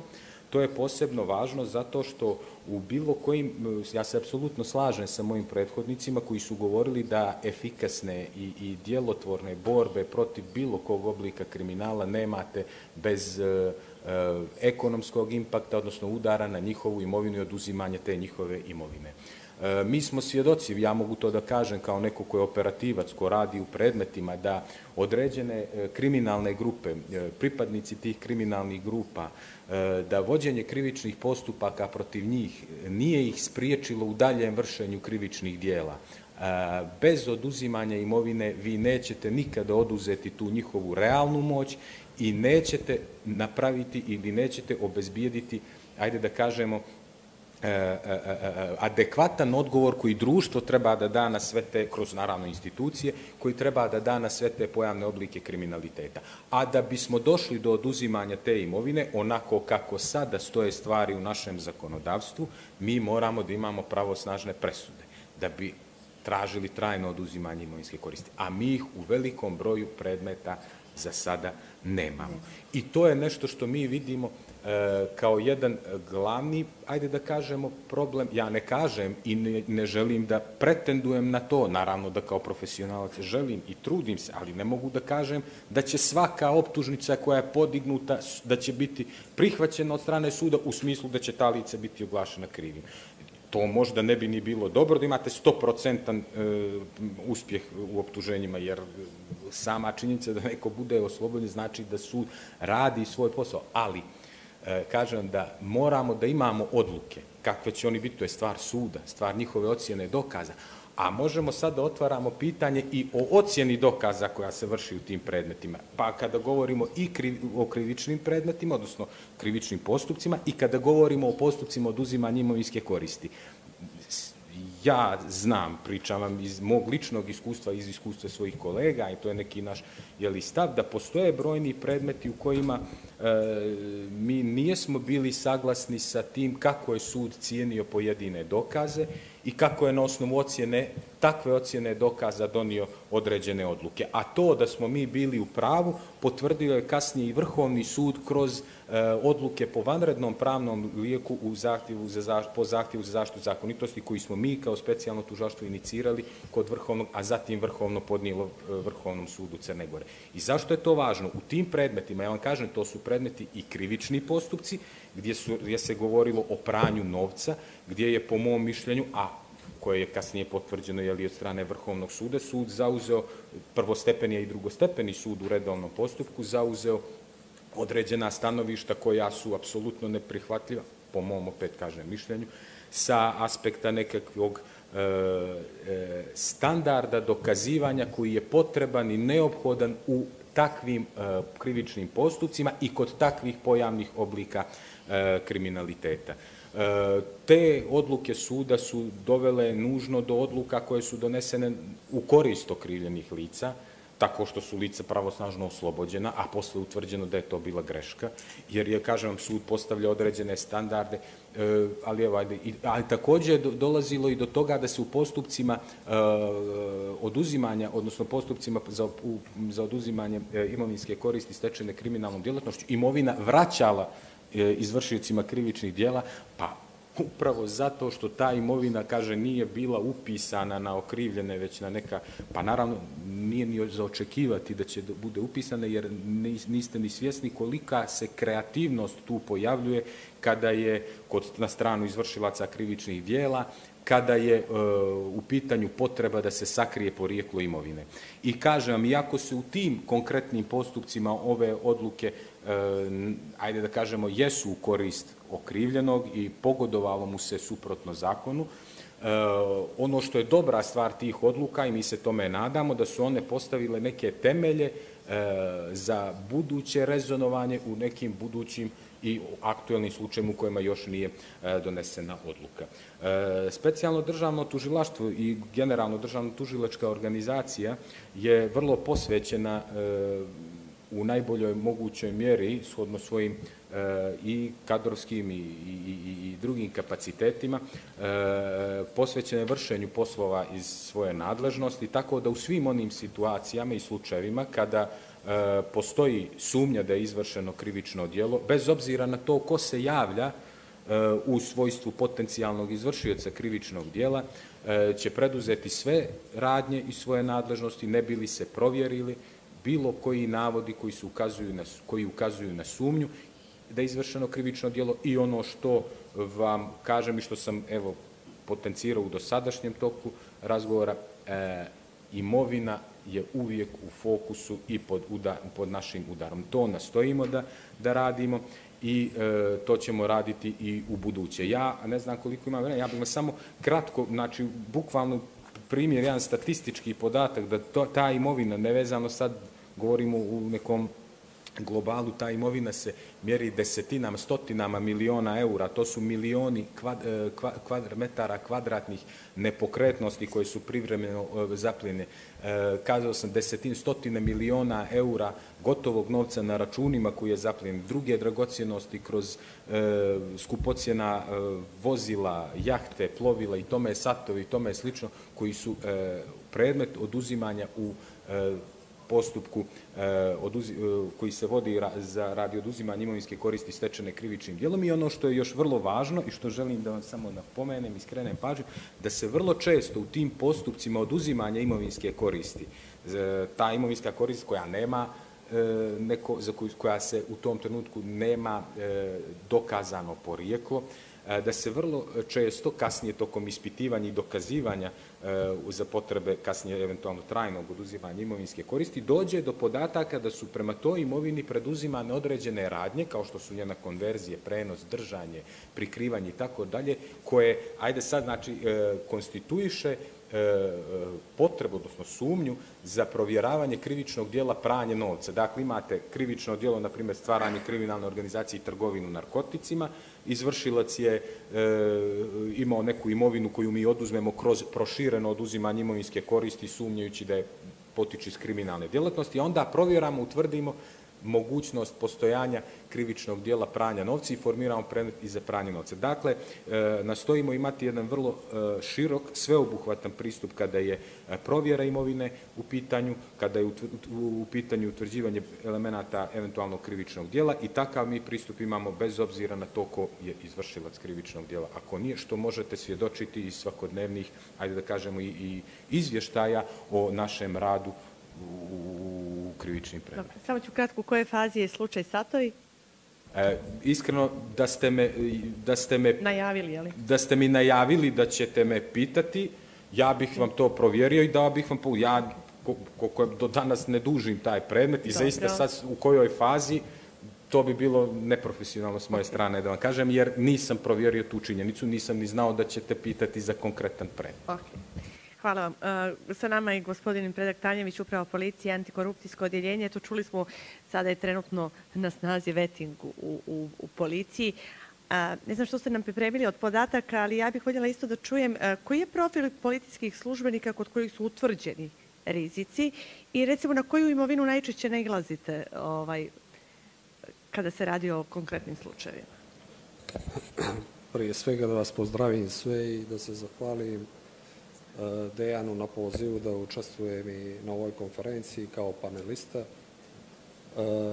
Tema izuzetno značajna, znači svi znamo da ne pričamo o problemu korupcije koja je najopasnija bolest za jedno društvo koje teži razvitku demokratije.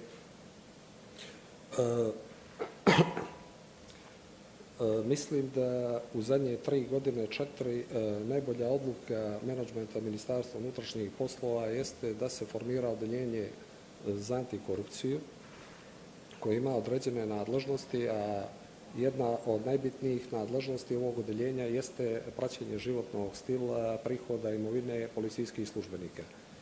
Mi smo jedina policijska, da tako kažem, struktura ili organizacija u regionu gdje su svi policijski službenici u obavezi da podnose izvještaj o svojoj imovini i prihodima i na jednom obrascu, odnosno izvještaju koji smo mi napravili, a koji se razlikuje od izvještaja Agencije za sprečavanje korupcije u dijelu, jer vi ako ne podnesete agenciji izvještaj o prihodima i imovini, vi podliježete tamo prekršajnoj sankciji, dok ste u obavezi kao policijski službenik da podnesete izvještaj na formular koji je napravilo Ministarstvo unutrašnjih poslova. I druga razlika je u tome što vi u izvještaju Agencije za antikorupciju, ako niste vlasnici nekretnine, ostavljate tu rubriku slobodno, tako da oni nemaju uvid gdje vi stanujete i to, a kod nas su policijski službenici obavezni, znači da navedu objekat, kuću, stan i ko je vlasnik tog objekta, gdje oni žive. To iz više razloga, upravo iz ovih dešavanja oko prebacivanja imovine na povezana lica, a i druga vrlo bitna stvar je i da vidimo taj životni stil, odnosno standard policijskih službenika i da kažem i da ministarstvo preduzme i neke druge mjere, ne samo u cilju sankcionisanja, nego i unapređenja životnog standarda policijskih službenika. U obavezu podnošenja izvještaja prihoda imovine imalo oko 3650 službenika, 67 službenika nije podnijelo taj izvještaj. Prema njima su inicirani disciplinski postupci i trenutno smo u fazi utvrđivanja razloga zbog čega oni nisu podnijeli te izvještaje, mada su po našoj naredbi koju smo izdali, oni dostavili te izvještaje i sad kontrolišemo te njihove izvještaje o imovini. Što je dobro da smo mi kroz prijavljivanje prihoda imovine policijskih službenika utvrdili i neke zastoje u samoj organizaciji i kretanju informacija u okviru Ministarstva unutrašnjih poslova, gdje smo čak prilikom kontrole jednog imovinskog kartona, evo da navedem kao primjer, utvrdili da jedan policijski službenik ima umanjenu platu u odnosu na osnovu u nekih 30% i zatražili smo za njega personalni dosije gdje smo mi dobili podatak da je on neraspoređen, odnosno privremeno udaljen sa posla nekih 6-7 godina. Razlog je bio podnošenje krivične prijave za krivično djelo mučenja i zlostavljanje u obavljanju službene djelatnosti, službenih poslova, gdje smo zatražili od nadležnog suda informaciju u kojem je dijelu, u kojoj je fazi postupak, gdje smo dobili informaciju da je postupak davno okončan i da je taj policijski službenik pravosnažno osuđen na kaznu zatvora od 1 godine i 5 mjeseci. Taj problem je nastao zato što nadležni sud nije dostavio pravosnažnu presudu Ministarstvu unutrašnjih poslova i taj čovjek je do prije mjesec ili 2 mjeseca dana primao lični dohodak. Znači, mi smo inicirali, on je postupak za prekid radnog odnosa, što je napravljeno i vjerovatno ćemo sad kroz institut regresne tužbe ostvariti, znači, povraćaj tih sredstava. Mi smo pokrenuli nekih, pitali ste me oko ovog vettinga, znači, taj dio radi komisija Ministarstva unutrašnjih poslova koja je obrazovana rješenjem ministra unutrašnjih poslova. Sami ste svjedoci, a i mi smo svjesni činjenice šta se dešavalo sve u zadnje 2 godine, 3 godine, kakva je situacija bila sa ljudima koji su pokrivali top menadžment pozicije u okviru uprave policije, kakvu su sudbinu oni doživjeli, ali smo svjesni i činjenice da oni sve to nisu mogli sami da odrade te stvari. Tako da smo pokrenuli jedan projekat koji je nazvan, evo, to je javnosti obaviješten značka za utvrđivanje postojanja smetnji za dalji rad u policijskom zvanju i počeli smo da provjeravamo, znači, po vertikali i horizontali organograma sve organizacione jedinice, a čiji su službenici mogli imati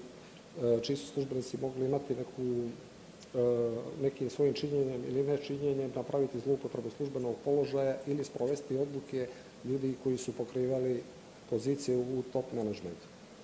To je rezultiralo privremenim udaljenjem oko 100-tinjak policijskih službenika visokog rukovodnog kadra. U međuvremenu za neke smo i utvrdili od imovine što imaju, koja nije u rasponu, ne odgovara, znači, rasponu njihovih primanja. Protiv nekih se već vode finansijske istrage iz nadležnosti specijalnog državnog tužilaštva, ali evo, tu i tužilac. Imena da ne spominje, znači, javnost je upoznata koja su to imena. Također i druga tužilaštva su preuzela izviđajne radnje, u stvari pokrenuti su već postupci i podignute optužnice pred nadležnim sudovima vezano za zloupotrebu službenog položaja, za protivzakonit uticaj i za podstrekavanje na protivzakonit uticaj. Vrste imovine koju najčešće, to su stanovi, nekretnine, novac na računima? To su, znači, dosta od ovih policijskih službenika koji su podliježu vetting provjerama, nisu ni dali pristup bankarskim računima, ali i još se radi na prikupljanju, znači, podataka, dokaza, dokumentacije, kako bi se mogli i protiv određenog broja inicirati pokretanje krivičnog postupka. Znači, mi raspolažemo s nekim operativnim podacima, čak koji dosežu i da su oni vlasnici određenih nekretnina u državama regiona, čak da su na osnovu vlasništva na tim nekretninama riješili, da tako kaže, i neki status kao građani u tim državama. Mislim, privremeni boravak, stalni boravak, a čak i za neke imamo informacije da imaju i dvojna državljanstva. To nisu samo i države regiona, imamo, znači, i države u Slovačku, Češku i Italiju i najvjerojatnije, nego ćemo sigurno preko znači, naših diplomatskih predstavništava, oficira za vezu, ući u provjere tih operativnih informacija. Hvala vam. Pošto imamo još nekih 15 minuta, da vidimo da li prvo neko iz publike želi da postavi neko pitanje. Može. Gospodinu u posljednjem redu. Samo se predstavite i recite za koga je pitanje. Hvala vam. Dobar dan svima. Marko. Sad je u redu. Marko Subotić, Unija slobodnih sindikata. Prije svega hvala na pozivu i na odličnim panelistima.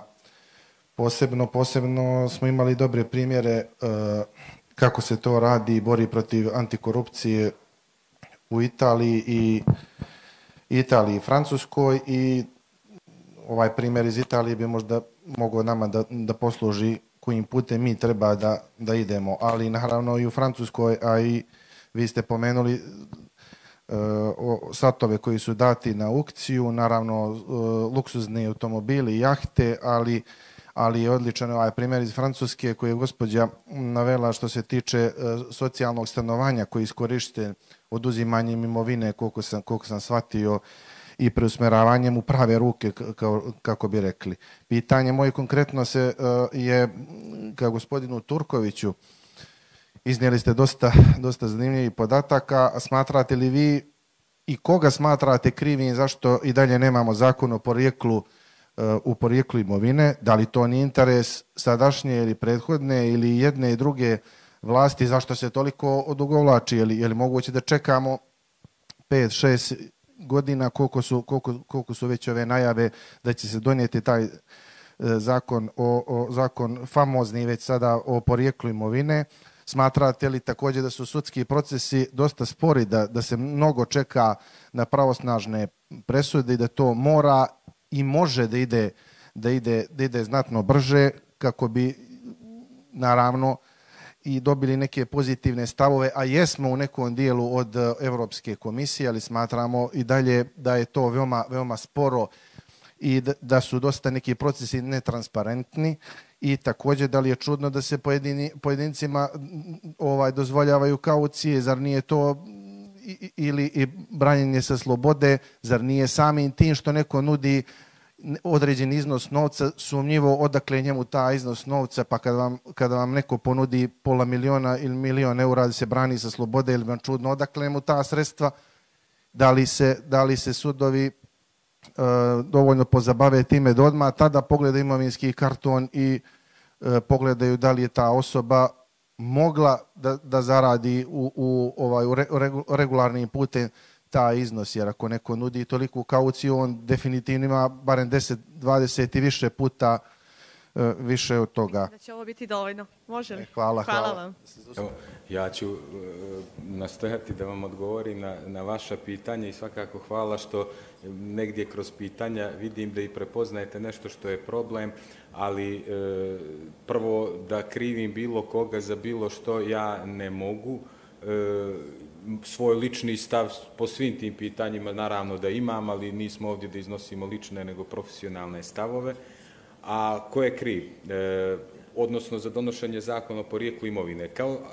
Vidim da ste pratili što sam prije govorio, da problem kod oduzimanja imovinske koristi stečene kriminalnom djelatnošću, iako je bilo odluka sudskih gdje se pojam kriminalne djelatnosti poistovjećivao sa krivičnim djelom, što je sužavanje kriminalne zone, što nije prihvatljivo, ali kasnije smo uspjeli da te tvrdnje dokažemo pred sudom, odnosno da istrajemo u tom svom stavu i izdejstvujemo sudsku odluku. Kažem, uslov je trajno oduzimanje imovinske koristi. Trajno oduzimanje imovinske koristi ne može bez pravosnažne presude. Zakon je takav, kakav jeste. Da li je moguće predvidjeti neko drugo zakonodavno rješenje? Možda jeste, jer ako bez obzira ukažete da neko ima imovinu koja nema dokaza o zakonitom porijeklu, ne vidim zašto bi oduzimanje te imovine se uslovljavalo bilo čime drugom. Dovoljno je da ako su u odgovarajućem postupku to ukaže, ta imovina bude oduzeta. Sad, donošenje zakona, to je isključiva nadležnost nadležnih državnih organa, odnosno skupštine, koja opet tamo kroz određene svoje procedure i uspostavljene sisteme odlučivanja donosi odluku o tome, tako da ja vam ne mogu dati odgovor na pitanje zašto i kako će oni to donijeti, da li će uopšte takav zakon donijeti. Nama svakako kao profesionalcima i operativcima mi se zalažemo i mi pozdravljamo svako rješenje koje će nama dati dodatne alate u borbi i mehanizme u borbi protiv kriminala, pa i mehanizme za oduzimanje imovinske koristi. I mi uvijek sa oduševljenjem dočekamo takva neka rješenja. Što se tiče sudskih postupaka, da, tu mogu da vam kažem, moje mišljenje je da ti sudski postupci mogu da budu brži, primjenjuju se brojne, odnosno u toku su postupci izmjena zakona i promjene normativnog okvira koji bi trebali da dovede do ubrzanja tih postupaka. Vidjet ćemo prvo kakve će te izmjene biti, da li će te izmjene biti upravo onakve kakve suštinski važne da doprinesu, ajde da kažemo, da eliminišu i suspenduju određene procesne situacije do kojih dolazi i zbog kojih se postupci ponekad odlažu i dugo traju. I na kraju, ako se donese takav zakon, kakva će biti njegova finalna primjena, odnosno njegov finalni efekt. Eto, to je nešto što ostaje da vidimo, ali da, svakako prostora za unapređenje i ubrzanje postupaka pred sudovima ima. Da li je neko pojedinačno kriv, opet vam kažem, nisam tu ja da krivim, ja želim i čvrsto vjerujem da su sudije profesionalci, da oni rade svoj posao najbolje što mogu i svakako da onda treba vidjeti gdje je taj problem i sistemski djelovati na njega da se riješi kako bi dobili efikasan postupak. Iako se radi o vrlo složenim procesima, vrlo složenim krivičnim djelima koja zahtijevaju određeno vrijeme, smatram da može i mora brže da se to odvija. Hvala vam. Ja bih sad imala pitanje za goste sa strane. Znači, imali smo priliku da čujete kakva je situacija kod nas. Nije svuda na svijetu se dešava infiltracija organizovanog kriminala u policiju, u sudstvo, u tužilaštvo, ali to bi trebalo da bude izuzetak, a ne pravilo.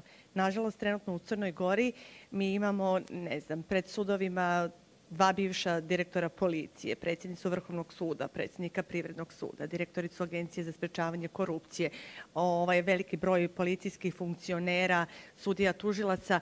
Kod nas je to izgleda više pravilo. Kako se u takvoj situaciji izboriti sa tim i postignuti neke rezultate da bi policija, sudstvo, tužilaštvo imali integritet koji treba da imaju?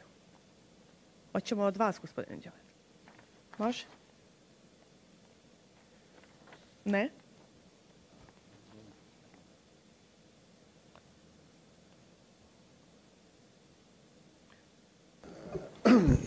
I don't have an opinion because I don't know. Možete uopšteno.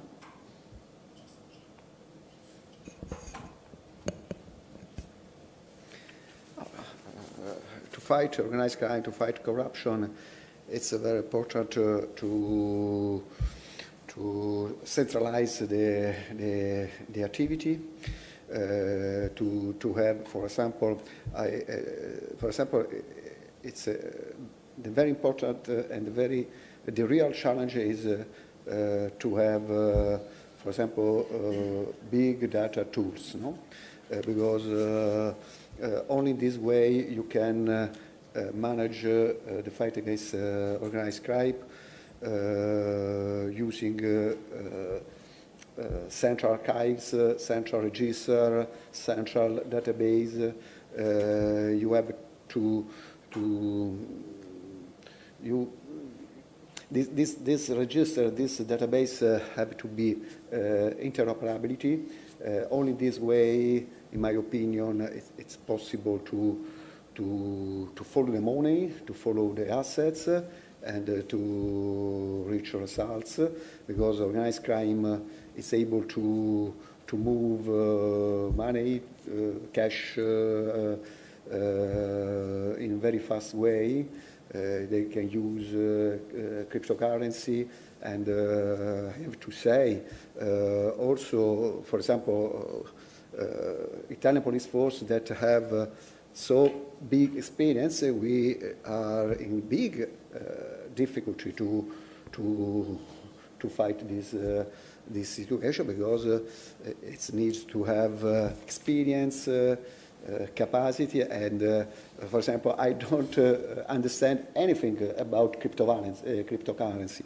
And so we need to recruit people, young people, because young people prefer to go on the other side to gain more money that, for example, Guardia di Finanza or other police force can give.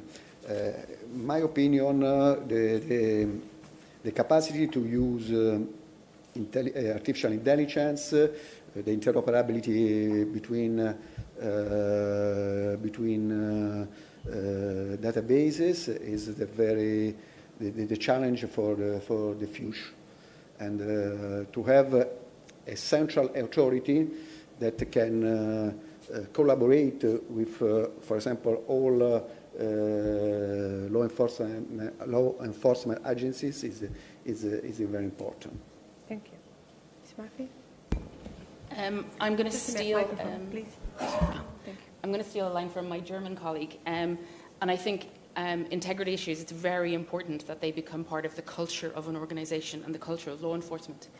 Within UK law enforcement, they refer to the powers and privileges of being a police officer.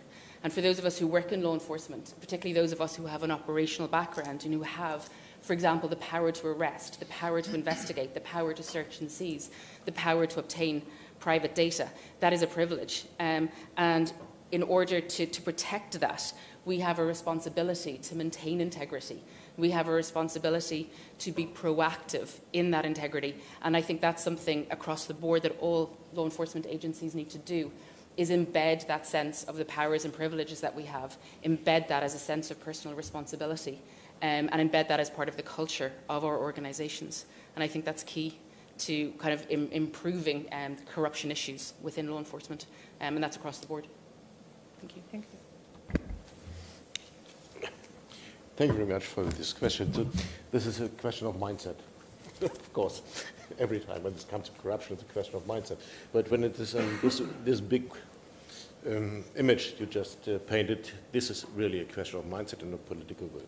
So, and we have a lot of measures formulated in the UNCAC declaration and the GAC record declaration.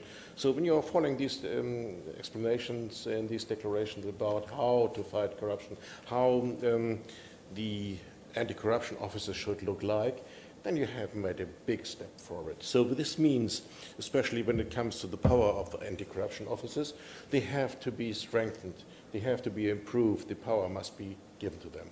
So, and they must be free from improper influence.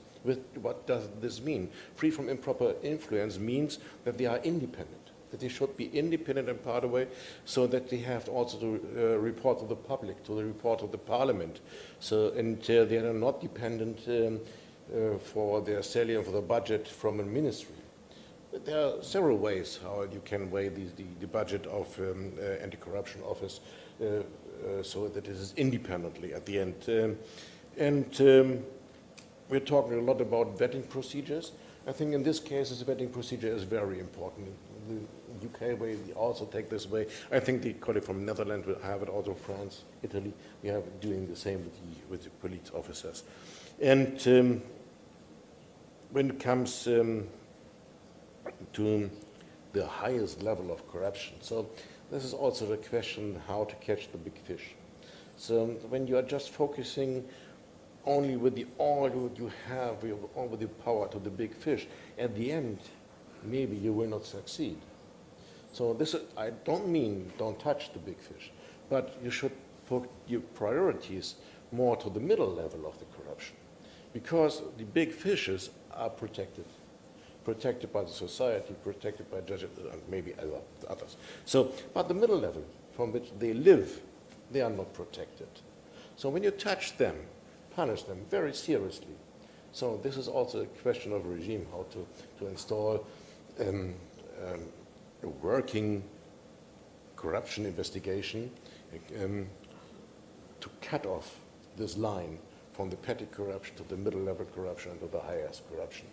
So what will happen if you investigate 5 years, 6 years on a big fish and at the end you will not succeed? What will happen with your organization? You will be accused. So, of course, you know. so this, I repeat it, this means not to put the focus on the big fish, but the question of priorities. So, and also, this is also a question also about the asset, how to investigate against the assets. This is a question of money laundering maybe also. We are discussing this just in parallel in this forum. Normally in European states, it's normal to install parallel investigations, financial investigations. Not start with the normal criminal offense, with the investigation, and then at the end of the investigation, there were some assets. We are talking about the investigation about the assets now. No, just start the financial investigation with the beginning of the investigation in the other criminal offense, when it comes on corruption cases, perhaps. So follow UNCAC, follow Greco, bring this into force, and you will have a big step forward. Thanks. Hvala vam. Evo, za kraj bi... Može, izvoli.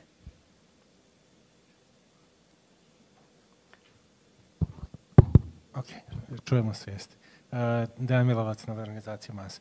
Actually, I have a question. Well, it's kind of a question/statement for our colleagues from international community. Mr. Salerno from Guardia di Finanza said that he's not very familiar with the situation in Montenegro.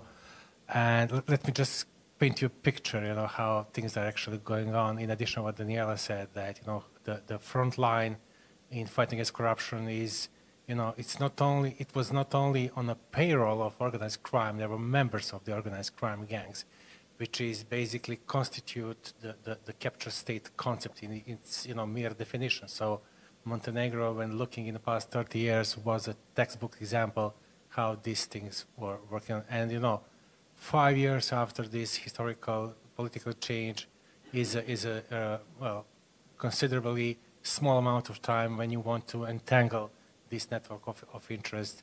That's why my organization and other actors in Montenegro were advocating for the Italian model for, you know, anti-mafia law, because the first accumulation of dirty money, dirty capital happened during the 90s and 20s here, where you have very little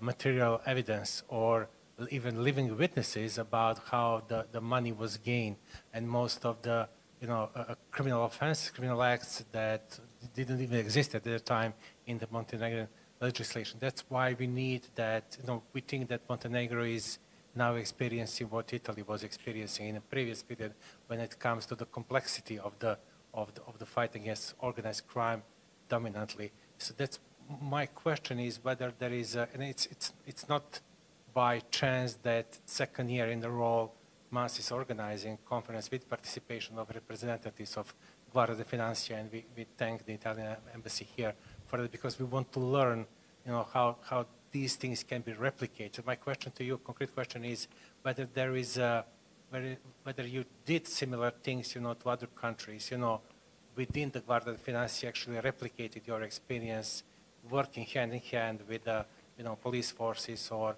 financial forces in other countries, and what was your actual experience? And imam pitanje za naše domaće igrače, da se kažem konkretno za gospodina Turkovića. Gospodin Salerno je pričao oko baza podataka i u svojom izlaganju i sada kad odgovaram pitanje što je zapravo potrebno. Znamo da je sada donekle bolja situacija kada je u pitanju specijalno tužilaštvo i pristup bazama podataka, ali također znamo da saradnja i sam pristup ostalim bazama podataka i njihova povezanost nije na nivou koje mogu da rezultiraju boljim finansijskim istragama i većem oduzimanju imovine. Rezultate koje ste vi prezentovali mogu biti impresivni, ali govorimo o privremenom oduzimanju imovine i negdje jeste intencija, doduše prilično sada još uvijek stidljiva, da se oduzimanje trajne imovine više ne vezuje za pravosnažnu presudu, već za potvrđivanje optužnica, odnosno možda za naredbu o istrazi. Moje pitanje je kako vi ocjenjujete trenutnu saradnju sa ostalim institucijama koje trebaju da vam izbilje te podatke? I ako mi kažete da je ona dobra ili odlična, moje sljedeće pitanje je zašto onda nemamo više finansijskih istraga i zašto iz godine u godinu napomena od Evropske komisije da specijalno tužilaštvo radi odličan posao u odnosu na ostatak sistema. Međutim, weak points, odnosno slabe tačke, su zapravo finansijske istrage. I drugi dio pitanja, i time završavam, niste se spremili za satove bivšeg premijera i to razumijem potpuno. Međutim, izvještaj Agencije sprečavanja korupcije govore da ta institucija godišnje vama proslijedi svega par slučajeva takozvanog nezakonito bogaćenja, odnosno problematičnog životnog stila javnih funkcionera, obzirom da agencija nema te kapacitete. Pa me zanima konkretno na nivou same vrste krivičnog djela ili samog postupka, koliko je teško agenciji, koliko je teško tužilaštvu, imajući u vidu da se krivični postupak ne vodi protiv imovine, nego se vezuje za konkretno krivično djelo, koliko bi je to, na primjer, bilo sutra ako se otvori hipotetički postupak za satove bivšeg predsjednika, koliko bi bilo teško tužilaštvu da dokaže konkretno krivično djelo iz koga potiču sredstva za nabavku te imovine. Ili koje je to krivično djelo koje je dovelo do toga da ta imovina bude predmet mita za neku uslugu koja je trebala da bude izvršena ili ne izvršena. I koliko bi zapravo italijanski model, doduše i ovo što predlaže Ministarstvo pravde kao kratkoročno rješenje, bilo zapravo pomoć za tužilaštvo da te stotine miliona kvadrata i eura privremeno oduzete zapravo pretočimo u nešto od koga naš budžet može da ima koristi. Izvinite da na malo dužem pitanje. Možete vi, gospodine Tajniče. Ako nešto preskočim, nisam zapisao, vi me samo podsjetite. Znači, da, mi smo, dobro ste primijetili da je u zadnje vrijeme, odnosno prvenstveno je prepoznata kao jedan od, ajde kažemo, ne problema, nego jedan od barijera na efikasnijem radu specijalnog državnog tužilaštva u postupcima finansijskih istraga bi svakako je pitanje dostupnosti tih podataka iz baza podataka drugih državnih organa. I tu je učinjeni su određeni napreci, odnosno u smislu da je omogućeno da specijalno državno tužilaštvo ima neposredni pristup određenim bazama podataka, bilo da to činimo direktno ili da činimo preko specijalnog policijskog odjeljenja.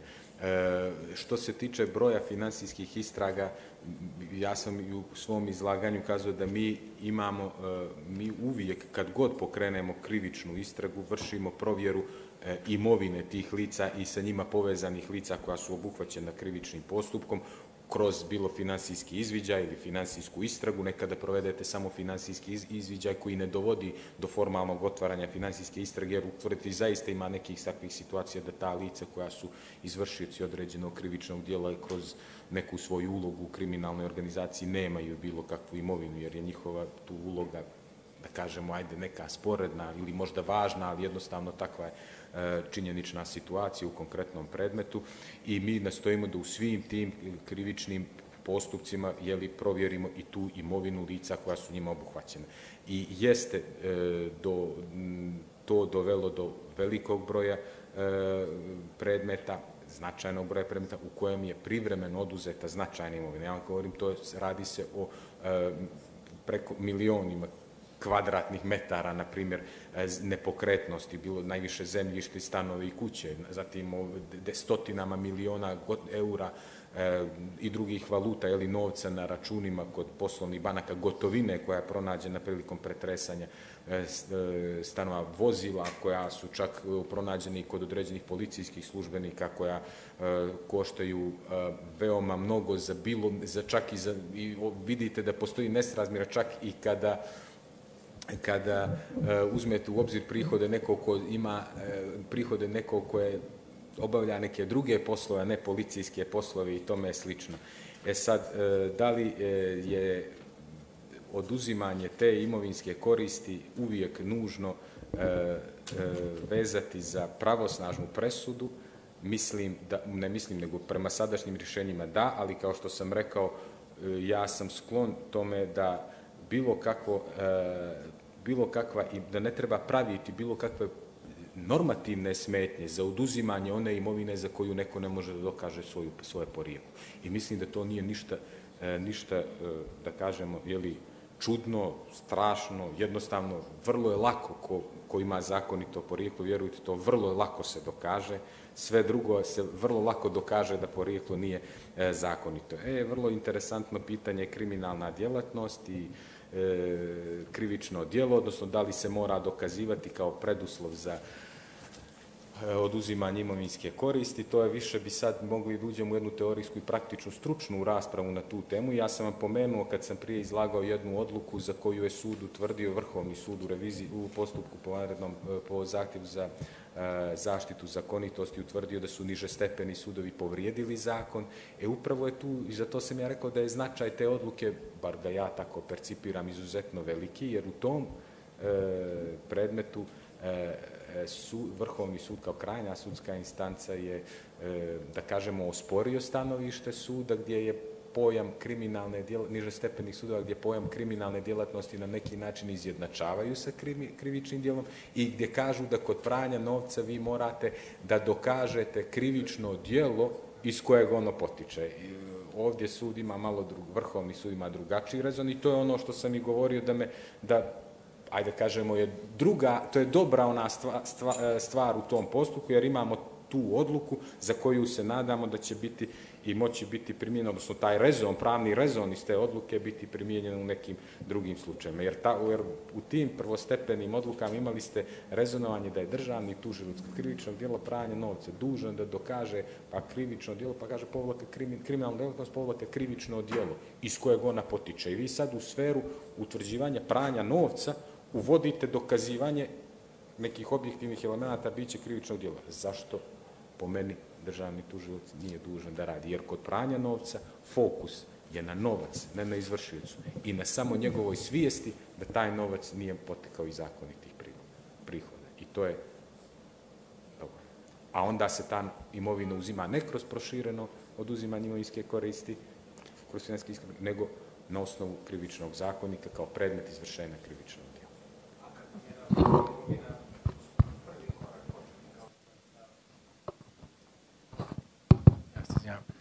Ako vam je imovina prvi korak s kojim se susrećete sa licem koje je možda izvršilo neko krivično djelo, to je bilo, znači, suština mog pitanja, vi imate javnog funkcionera koji ima clean record, koji nikad nije optuživan, nije osuđivan, bio je zadužen za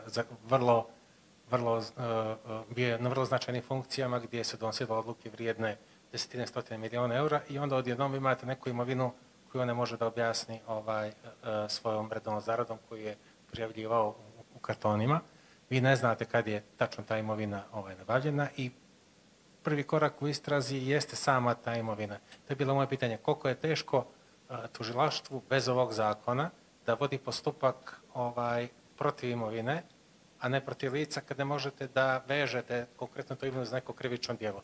I pitanje da li je to krivično djelo bilo definisano, kao znamo kriminalno udruživanje kad je uvedeno u krivični zakonik kod nas. I moje pitanje je koliko bi zapravo italijanski model bio vama koristan da vodite postupke protiv imovine, a ne da se ono veže za to konkretno lice i za krivično djelo ili kriminalno djelo. Upravo, ja sam to i prije rekao da mi pozdravljamo svako ono rješenje normativno koje bi nama omogućilo da na lakši način u onim situacijama, naravno kada se ne može dokazati porijeklo imovine, zakonito porijeklo imovine, da se ta imovina oduzme, a da se njeno oduzimanje ne čini zavisnim od određenih strogih formalnih procedura koje su važne i koje su propisane za utvrđivanje krivičnog djela. Možda smo trebali ovaj diplomatski panel da vas stavimo jutro. Možda diplomatski odgovor. Hvala svakako. Hvala.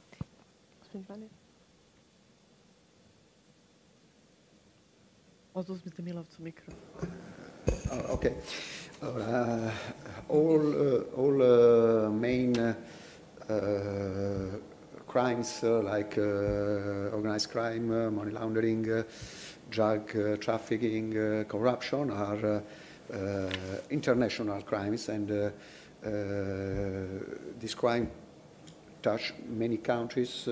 There are many local organized organization involved in this type of crime. And so it's fundamental to cooperate both at investigative level and judiciary level. In this aspect, of course, Guardia di Finanza and National Law Enforcement Agency cooperate with other law enforcement agency. We can active channels like Europol, like, for example, in the case of VAT fraud, the European prosecutors. We have many tools to cooperate,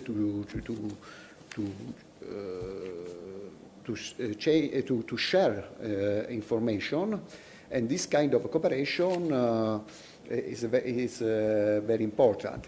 At the investigative level, for example, we can achieve the joint investigation team, and so people from Italy, people from Germany, from Spain, we can work together and in a very effective way. For example, in my experience, we carried out investigation against drug trafficking organization that the trafficking involved Spain and Italy, and we work together. And so there are many examples of this kind of cooperation, and it's the only strategy to fight this kind of crimes. Hvala vam. Thank you. Znači, to bi bilo to. Hvala puno svima koji su učestvovali na ovom panelu. Hvala vam što ste bili sa nama. Ako možemo da izvučemo jedan zaključak, makar iz ova dva panela do sada što smo imali, jeste ako želimo da budemo i dio Evropske unije i zatvorimo poglavlja 23 i 24, morat ćemo da donesemo zakon, nešto nalik antimafija zakonu, morat ćemo da uvedemo krivično djelo neovlašćeno bogaćenje, jer ukoliko kriminalcima i ljudima iz naših institucija koji su povezani sa kriminalcima ne oduzmemo ekonomsku moć, onda ništa nismo uradili i ne možemo ništa da uradimo. Hvala vam još jednom najljepše. Nastavljamo, imamo i treći panel.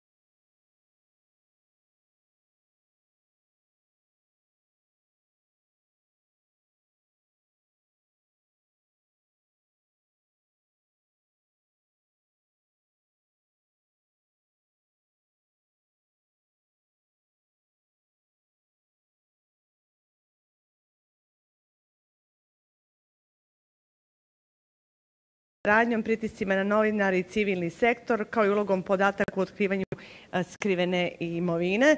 Sa mnom su danas Branislav Grković, novinar Krik Srbija. Dobar dan, dobro nam došli. I Lazar Grdinić, istraživački centar NVO Mans. Koliko sam ja shvatila, obojice imate da nam predstavite neke podatke, je li tako? Pa da krenemo. Ćemo, gospodine Grkoviću, sa vama. Imate prezentaciju, nemate? Nemam prezentaciju. Da, proteklih godinu i nešto dana i u saradnji sa Mansom smo radili na bazi imovine političara u Srbiji i istraživali smo imovinu političara koji su sada već bivši ministri, deo njih, jer u Srbiji se proteklih 10 godina vlade smenjuju koliko i godišnje doba često. Tako da, i ono što s jedne strane je dobar stvar, dosta toga otkrili, s druge strane poražavajuće što institucije u Srbiji apsolutno na ta otkrića ne reaguju. Mi imamo slučaj da je recimo ministar Gašić, sad aktualni ministar odbrane, procenili smo da ima imovinu vrednu 23 miliona evra, iako je on reagovao i rekao da to toliko ne vredi. Neka su opravdanja, on je dugo privrednik, pa kao i odatle ima, ali čitava njegova porodica ima toliko imovinu. Njega smo otkrili slučaj da je dok je bio gradonačelnik Kruševca, opštinski novac je davan televiziji koja je u vlasništvu njegove supruge i porodice.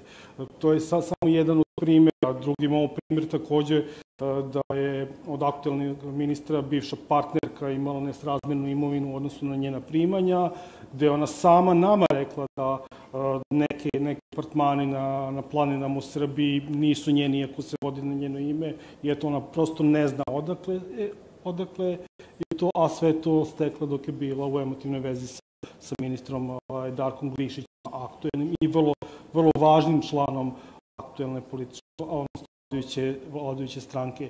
Tako da, s druge strane, ranije Krik se bavio imovinom sudija i naročito sudije koji su se bavili veoma važnim predmetima i iz domena organizovanog kriminala, i tu smo došli u jednu situaciju da sudija Đorđević sa svojim suprugom, advokatom, je tužila Krik, sad već to nekoliko tužbi koje sud objedinio, i da ona traži zakonske kazne za novinare Krika i to traži zabranu obavljanja novinarske delatnosti u nekom periodu od 2 godine. Tako da, to su neke posledice koje su se desile nama zato što smo smatrali da javni funkcioneri moraju da odgovore na pitanje šta imaju od imovine i kako su stekli.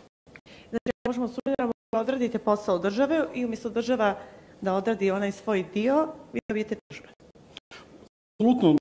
Stanje u Srbiji je toliko loše da ovo sve što ovde čujem, bih rekao, vi ste srećni za razliku od nas. Mislim, mi imamo institucije koje su apsolutno zatvorene prema medijima. Konkretno imamo slučaj srpskog katastra koji umjesto da nam odgovara na naše zahteve, jer ne tražimo mi podatke o bilo kome. Srpski katastar je protekle godine bio onako dosta poznat među istraživačkim novinarima i civilnom sektoru po tome što se svađao sa nama preko Twittera, odnosno X-a kako se sada zove, što je potpuno jedan nonsens da se institucija na taj način bilo kome obraća, a onda još preko društvenih mreža. Tako da, to su neki problemi sa kojima se suočavamo i koje, kako i znamo, umemo zaobilazimo. Nekada nezavisne institucije, kao što je Poverenik za pristup informacijama od javnog značaja, otkako na njenom čelu nije Rodoljub Šabić, daleko sporije radi. Ja sam dobio žalbe u svoju korist nakon godinu dana, kad mi informacija koja se traži apsolutno više ne znači, jer više nije ni validna. Tako da to su neki problemi sa kojima se novinari u Srbiji suočavaju, a još s druge strane što imamo je potpuno ignorisanje onih o kojima pišemo, koji bi po svojim funkcijama bili dužni da odgovore na naša pitanja. Oni ne odgovaraju, neće da razgovaraju i nedavno se isto prosto, mi smo u redakciji bili čak malo začuđeni, smo istraživali imovinu brata bivše premijerke, sada predsjednice Narodne skupštine Ane Brnabić, koji je kupio kuću, što nije sporno, tu kuću dogradio i on uspio još da je legalizuje takvu. Čak je pristao da razgovara sa nama. Mi smo, taj razgovor bio vrlo pristojan, ali smo svi začuđeni s tim momentom da je neko hteo da razgovara sa nama. I to je neka praksa političara da ignorišu pitanja novinara, ne žele da odgovore na njih, ne žele da razjasne neke nedoumice, a onda se novinari suoče sa tužbama od istih ljudi koji su hteli da razgovaraju. Prije nego što pređem na Lazara, samo još jedno pitanje. Rekao si malo prije da ste došli do dosta podataka. Kako dolazite do podataka kad je većina registra u Srbiji zatvorena, ali tako? Ne dobijete podatke. Na koji način dolazite do relevantnih podataka? Jedan jeste od načina jeste pristup informacijama od javnog značaja. I to jeste neka najjača alatka koju mi trenutno imamo. Naravno, postoji drugi kanali o kojima prosto nećemo da govorimo, ali i tu je sve teže i tu sve dobijamo odbijanje, pa se onda mi žalimo, pa onda dobijemo tu neku presudu, odnosno odluku poverenika na našu žalbu, u našu korist, pa onda institucije nam i pošalju neku informaciju. Ali utisak je da institucije kada odgovaraju žele da nam maksimalno otežaju naš posao i naš položaj. Mislim, situacija od prošle nedelje koja se meni desila da sam od jednog suda koji nije u Beogradu dobio odgovor. Imamo dokumente koja tražite, ali da bismo im poslali, vi nam donesite poštanske markice na drugi sprat kancelarije 37. Sad, mislim, što je potpuno nonsens. Sad ja ne znam da li ste s te druge strane neko ko mi namerno to radi ili neko ko ne zna svoj posao, njemu treba da objašnjavam, ali po zakonu o dostupnosti informacija od javnog značaja, novine i mediji nisu ništa da vam plate. I onda im odgovorite i onda vi dobijete. Ali sve to nekako se stiče utisak da samo žele da otežaju da dobijete traženu informaciju, da otežaju vaš posao, a će dešava znači da to bude sumnju da se nešto skriva. Hvala. Lazar, ako je nešto pomaga novinarima i ljudima koji se bave istraživačkim pričama ovih godina, to je ova aplikacija Mansove Slobodan pristup informacijama. Sad ste otišli korak dalje, vezano za ovaj novi sajt i aplikaciju Imovina funkcionera. Možeš da nam predstaviš o čemu se radi? Za one koji ne znaju. Mogu, naravno, uz jedan kratak uvod. Prije svega želim da se zahvalim malobrojnoj publici koja je... Ali gledaju se online, nadamo se. Ostala da prati, naravno, nisam siguran koliko je ljudi online, ali i njima. I svojim kolegama koji su uspješno, mogu sad reći, organizovali jednu antikorupcijsku konferenciju. Hvala na uvodu. Ja se neću previše osvrtati na poruke od ranije danas, ali hoću istaći da će MANS apsolutno nastaviti da zagovara kriminalizaciju nezakonitog obogaćenja, da ćemo nastaviti da koristimo institut slobodnog pristupa informacijama kako bi istraživali imovinu javnih funkcionera i to da li ta imovina korespondira njihovim prihodima, a u međuvremenu smo uspjeli da razvijemo bazu koju ću sada prezentovati, a koja sadrži po prvi put objedinjene podatke koji su čiji dio je javno dostupan, a dio smo pribavili shodno zakonu o slobodnom pristupu informacijama. Na sajtu imovinafunkcionera.me za sada postoje 4 kategorije funkcionera, to su funkcioneri iz sudstva, iz tužilaštva, iz policije i ova funkcioneri još nismo sigurni kako da je nazovemo. Na njoj članovi 44. Vlade Crne Gore, a ono što smo mi uradili jeste da smo za početak preuzeli podatke sa sajta Agencije za sprečavanje korupcije i probali da te podatke dodatno istražuju.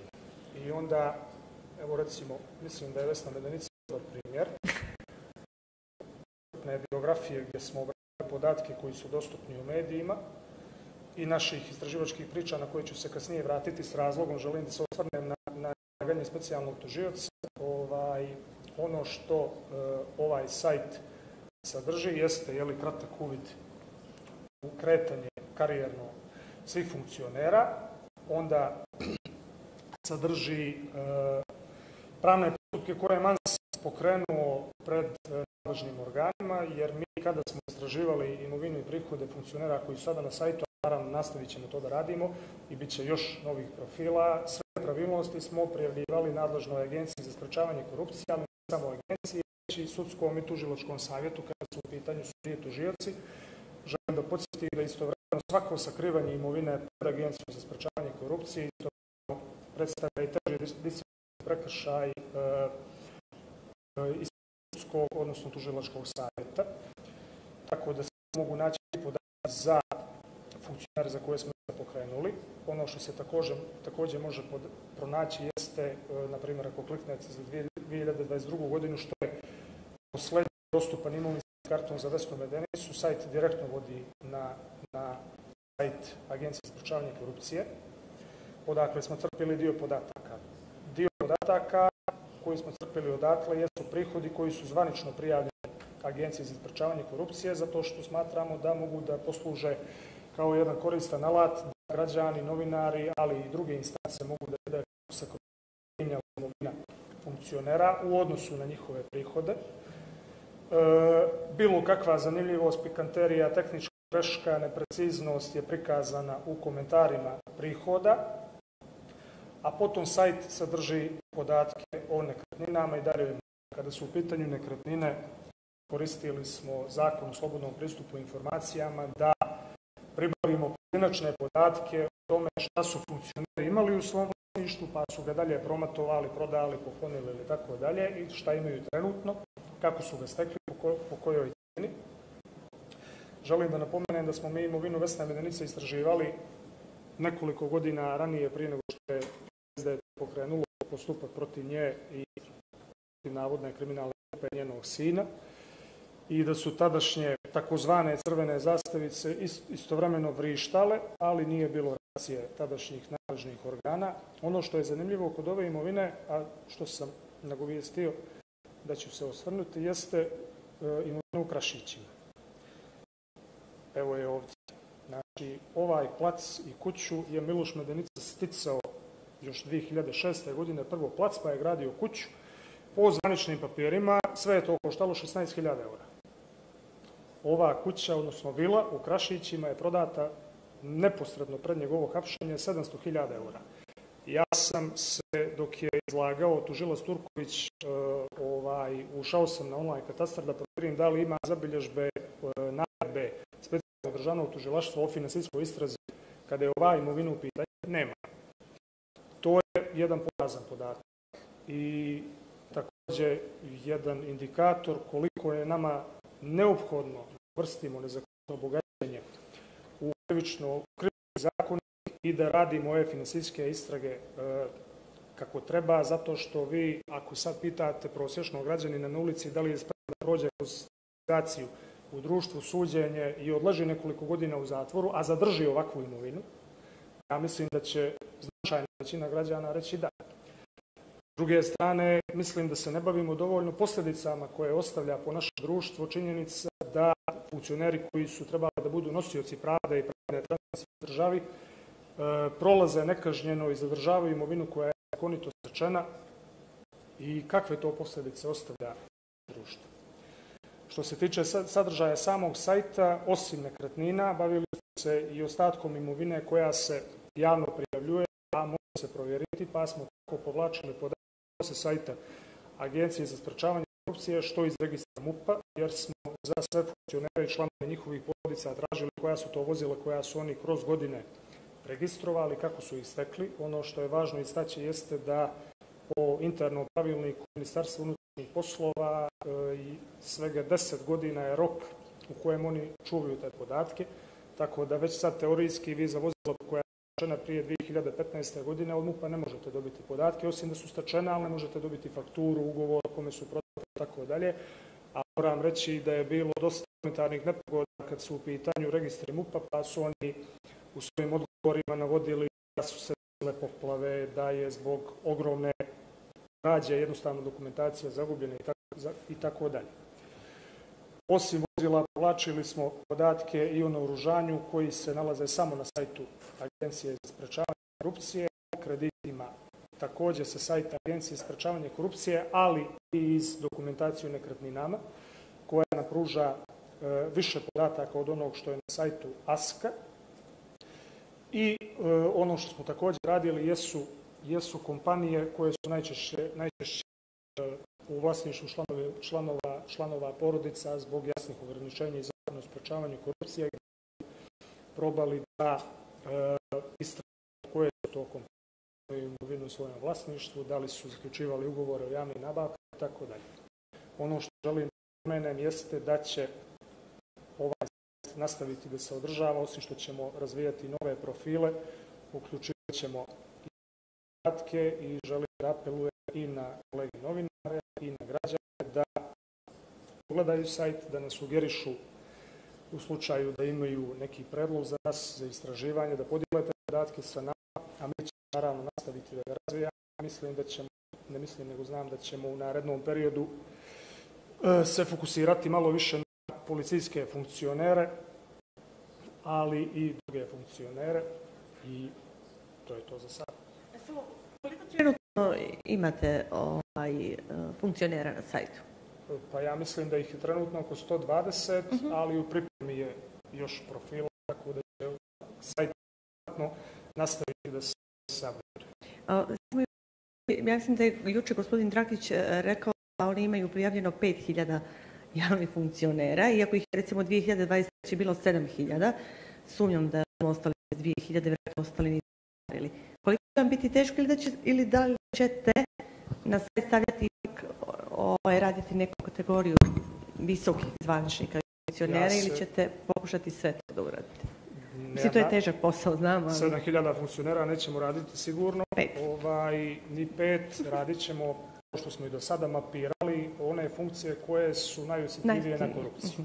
Znači, osim članova vlade, mi smo nastojali da te najvisočije pozicije iz sudstva, iz tužilaštva i iz policije u budućnosti, osim ovih nekoliko profila, označimo baš iz razloga što su to javne funkcije gdje su ljudi koji dođu na te funkcije najosjetljiviji na korupciju, su te funkcije podrazumijevaju tako nešto, tako da nećemo se članovima izbornih komisija i slično, lokalnih, ali ćemo svakako i otvoreni za sve predloge u slučaju da ljudi novinari raspolažu građanim informacijama da nekog funkcionera treba posebno obraditi, a nema ga na sajtu, apsolutno ćemo to uraditi. Hvala vam. Branislave, pomenuo si sad da ste imali dosta tužbi, da kada odradite svoj posao, vi dobijete tužbu za taj posao. Kako se nosite sa tim? Da li to utiče na vaš posao i da li dođete u jednom trenutku da kažete, dignete ruke od svega i kažete ovo, a nemamo državu koja je reagovala makar na jedan slučaj koji ste im bukvalno servirali? Pa, čim godine KRIK je prostavio 10 godina rada, tako da nije uticalo to da dignemo ruke od svega. KRIK je redakcija sa, čini mi se, najviše slab tužbi. Trenutno imamo 16 aktuelnih procesa. To prosto crpi energiju, crpi nerve. Srećno je pre nekoliko dana starting firma koja je bila glavni podizvođač radova na železničkoj stanici koja se prošle godine obrušila i ja više mislim da je ispravnije da kažemo ubila 16 ljudi, jednu osobu osakatila nego da su oni stradali, je povukla tužbu. Mi smo početkom godine otkrili da je ta firma imala nekoliko sudskih postupaka zbog nebezbednosti svojih radnika na građevinama, gde je izvodila radove, da je dobar deo tih postupaka zastareo i oni su rekli da je to njima narušilo poslovni ugled.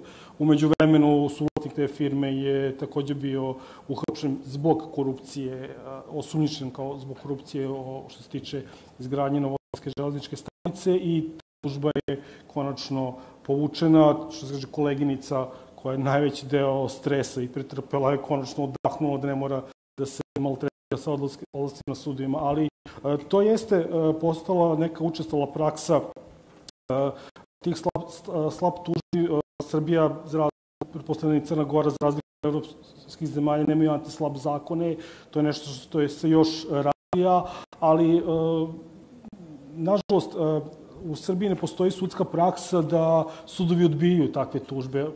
Oni apsolutno imaju pravo da urade i sada, međutim, nijedno se nije desilo, koliko ja znam, da je bilo koji sud odbio neku tužbu koja se može podvesti pod slab tužbu i da na taj način kaže nije realna tužba, ovo ima jedini taj cilj, jeste da vas finansijski iscrpe, da vam oduzme vreme, da vas zastraši, da vi ne bi više pisali osobi koja vas je tužila. A na koji način se štitite od političkih i tih pravnih pritisaka? Činjenica.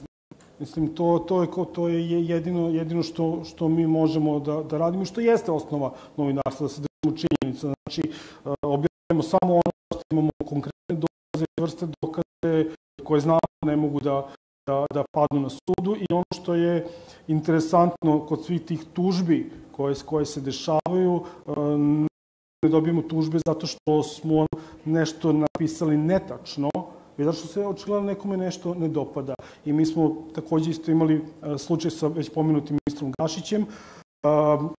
Mi smo optuženi, odnosno na kraju i optuženi krivi zato što smo preneli ono što se dešava u sudnici i zato što smo to što se dešava u sudnici stavili u kontekst, ne optužujući, ne tvrdeći da je tačno. Znači, u jednom slučaju, jedan od svedoka ili tonski zapis koji je pušten na sudu, se čulo rečenica tipa Gašić je kod njega na kazanu. To u mafijaškom žargonu znači on njega plaća. Mi smo čak pokušali da dođemo do tadašnjeg ministra Gašića, da čujemo i njegovu stranu, da prosto dobijemo odgovor. Naravno, nismo dobili odgovor, ali sud je na kraju presudio da mi nismo imali pravo da to stavljamo u kontekst i da objašnjavamo čitaocima šta to znači. Mi smo došli do toga da su sudovi sebi dali za pravo da nam vode uređivačku politiku, što apsolutno protiv čega moramo da se borimo i na što ne smijemo da pristanemo. Vidim da u Srbiji čak neki mediji su počeli da se napomenu da je ovaj suđenje, da je ovaj sudski postupak u toku i da još nije dokazana krivica. Mislim da je i to čak korak na koji ne smijemo da pristajemo, jer bukvalno počinjemo to da nam drugi i određuju šta je naš posao i kako treba da ga radimo, a ne u stvari da kada se zovemo i predstavimo smo novinari, da prosto uvedemo praksu, to je medij, to je novinar i ja sam dužan da mu odgovorim na pitanja. Hvala ti. A Lazare, Mans je toliko ovih godina poslao toliko zahtjeva za slobodan pristup informacijama. Mi se svi pravimo neku paralelu prije i poslije promjene vlasti. Da li se to promijenilo? Da li ste više ili manje zahtjeva i da li ste dobili više ili manje odgovora od aktualne vlasti? Pošto čujemo i sudstvo i tužilaštvo i policija kažu da su otvoreni i da je bolja saradnja. Kako je to iz vašeg ugla?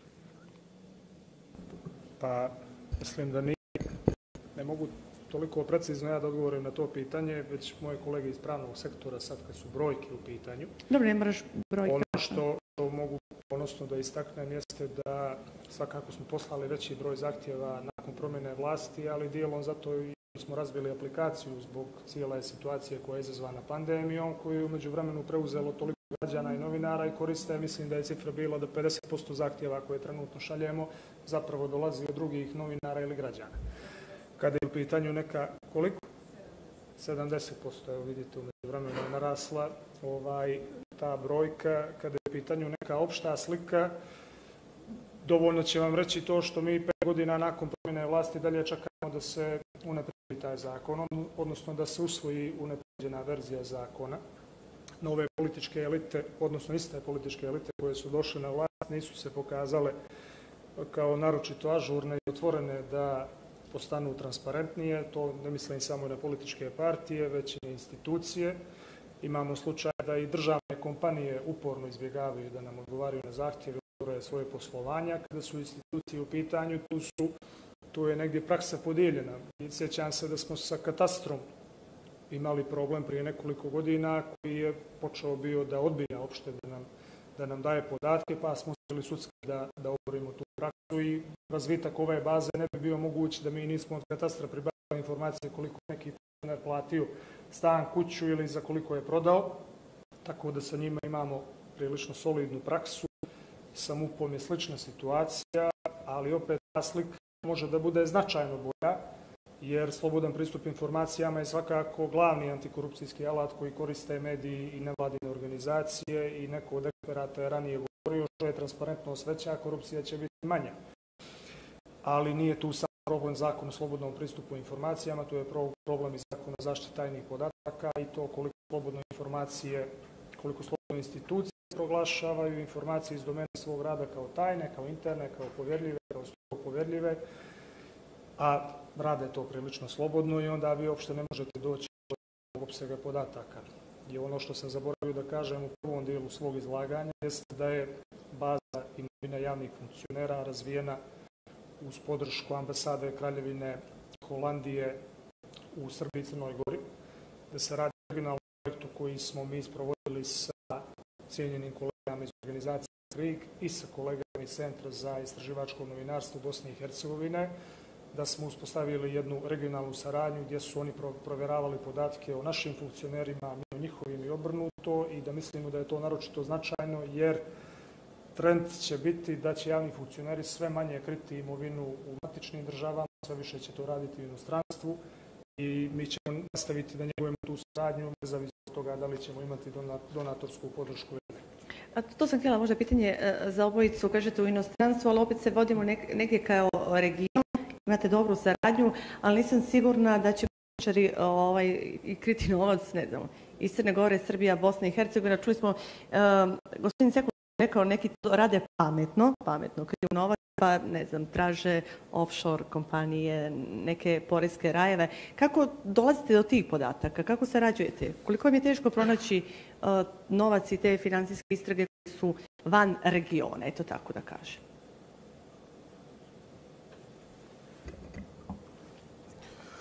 Da ne otkrivate naravno izvore. Pa, nije lako, ali to imali smo nekoliko slučajeva curenja papira, panamski papiri i slične stvari i prosto neki podaci se posle dodatno potvrđuju. Mi smo tako nedavno, odnosno tokom ove godine otkrili da aktuelni ministar Siniša Mali, bukvalno desna ruka Aleksandra Vučića, pogotovo kad se tiče finansija, smo dokazali da je finansirao školovanje svoje dece preko offshore kompanije. I naravno to ostaje bez reakcije institucija, bilo da se radi o tužilaštvu, bilo da se radi o Agenciji za sprečavanje korupcije. Prosto novinari dolazimo do papira, nije lako, pogotovo naročito nije lako kad se ide preko offshore kompanija i tih zona, onda je vrlo teško i tu nažalost na sreću moramo čekati da se desi neko curenje podataka ili da neko od izvora se javi i kaže ja imam nešto, možda će vam to pomoći, a onda mi idemo dalje. Idete dalje. Pa da, mislim da je za nas posljednji slučaj veći bio Pandora papiri i offshore računi bivšeg predsjednika Đukanovića i njegovog sina. Mi nemamo informaciju iz SDT-a šta se radi u toj istrazi, čekamo epilog. Mi smo svakako dio, odnosno partneri OCCRP-a i ICIJ-a, radi se o globalnim mrežama koje istražuju ove pojave. Ona je jedna pikanterija kada je u pitanju Crna Gora, a ovakvi likovi, ovi Panama papiri, kad se dese, jeste da Montenegro je često prezime u Južnoj Americi. I onda kad se desi lik toliko broja podataka, ogroman je posao uopšte razaznati koji se podaci odnose na ljudi iz Južne Amerike, a koji je našu zemlju, ali mi svakako ne bježimo od toga, šta više nastojimo da istražimo sve slične likove koji se dese i nastavit ćemo to dalje. Hvala vam. Prije nego što zaključimo, da imamo da li neko iz publike želi nešto pitati. Želi Milovac. Ne želim da pitam, samo pojašnjenje. Dobronamjerna opaska. 5000 funkcionera, mi imamo tu tek 100-tinjak. Ali onih najglavniji. Apsolutno. U odnosu do ono što je Lazar već rekao, da je neka intencija ove baze je bila da to što nam pokazala Sky aplikacija, da zapravo oni koji su bili na prvoj liniji borbe protiv korupcije su bili oni koji su bili najviše korumpirani. Negdje je bila intencija da upravo pokrijemo, to će se pokazati kroz dio baze koji se tiče policije, pokrivamo one pozicije koje jesu najosjetljivije za korupciju, počeo od samog vrha menadžmenta uprave policije, ministarstva, do svih onih inspektora koji su zaduženi za organizovan kriminal, pogranična policija, sve onamo gdje postoji najmanja mogućnost da taj utjecaj organizovanog kriminala i korupcije na visokom nivou bude značajan.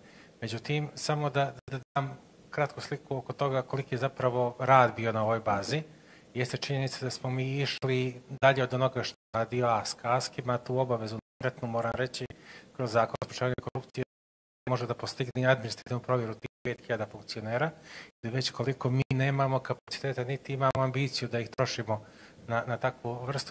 Ono što smo mi radili, ASK nije radio, niti bilo ko radi trenutno u Crnoj Gori, jeste da smo išli na imovinu i na provjeru mimo onoga što funkcioneri zvanično prijavljuju, znači kao članove domaćinstva. Djecu ostala ukućenja, mi smo pratili, evo konkretno što Lazar pomenuo, sina Vesne jedinice, čak i nakon što je on izašao iz domaćinstva, jer primjeri poput toga su nam pokazali da eto ta djeca nekako steknu imovinu čudom prve godine nakon što prestane obaveza njihovih roditelja da ih prijavljuju imovinskim kartonima.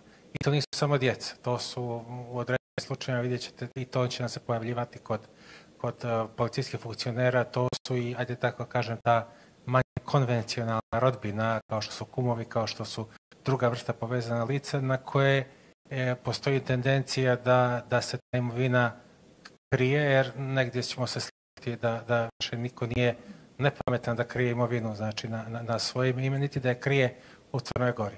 Tako da ova baza, pored toga što po prvi put donosi konkretne cifre za koje su određene nekretnine, odnosno imovina kupljena, donosi i podatak od toga na koga je sve ta imovina uknjižena. Da li ona mogla biti, da li je, ne znam, majka rođena jedan funkcionera mogla sebi da priušti, ne znam, plac u Bečićima koji je vrijedan 500.000 eura i odakle, od koje penzije i koji je to posao da se svi prijavimo odmah tamo. Tako da baza jeste živ portal i on će staviti da se razvija i bit će vezana direktno za one donosioce odluka kroz čije ruke prolazi najviše ili čija funkcija bi trebala da nas štiti od korupcije. Hvala. Još neko? Da li možda još dodam, pošto imam koleginicu iz medija tu, a i prate novinari, baza će omogućiti da sljedeći put kad se novinar sjeti da provjeri šta je koji funkcioner prijavio u svom imovinskom kartonu, može da uđe na naš sajt i ukoliko imamo njegov profil, naći će podatak za koliko je stekao kad tu imovinu, odnosno naći će to. Hvala. Odlično. Pretpostavljam da će kolege novinare koristiti to u budućnosti. Negdje po dogovoru da ja zaključim, Dejane, ili ćeš ti. Znači, Manci ove godine proslavio 25 godina, ali tako? Ovo je 18.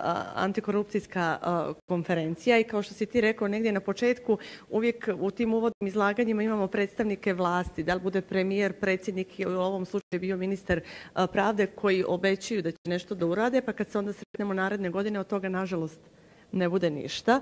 Ja želim svima nama kad se sretnemo na 19. ovom panelu i konferenciji za ono što je recimo konkretno rekao ministar pravde, pa i gospodin Sekulović iz Ministarstva pravde, bude barem djelimično ostvareno, ali nadam se da hoće jer do 2026. moramo zatvoriti poglavlje 23 i 24. Hvala vam svima što ste bili sa nama danas.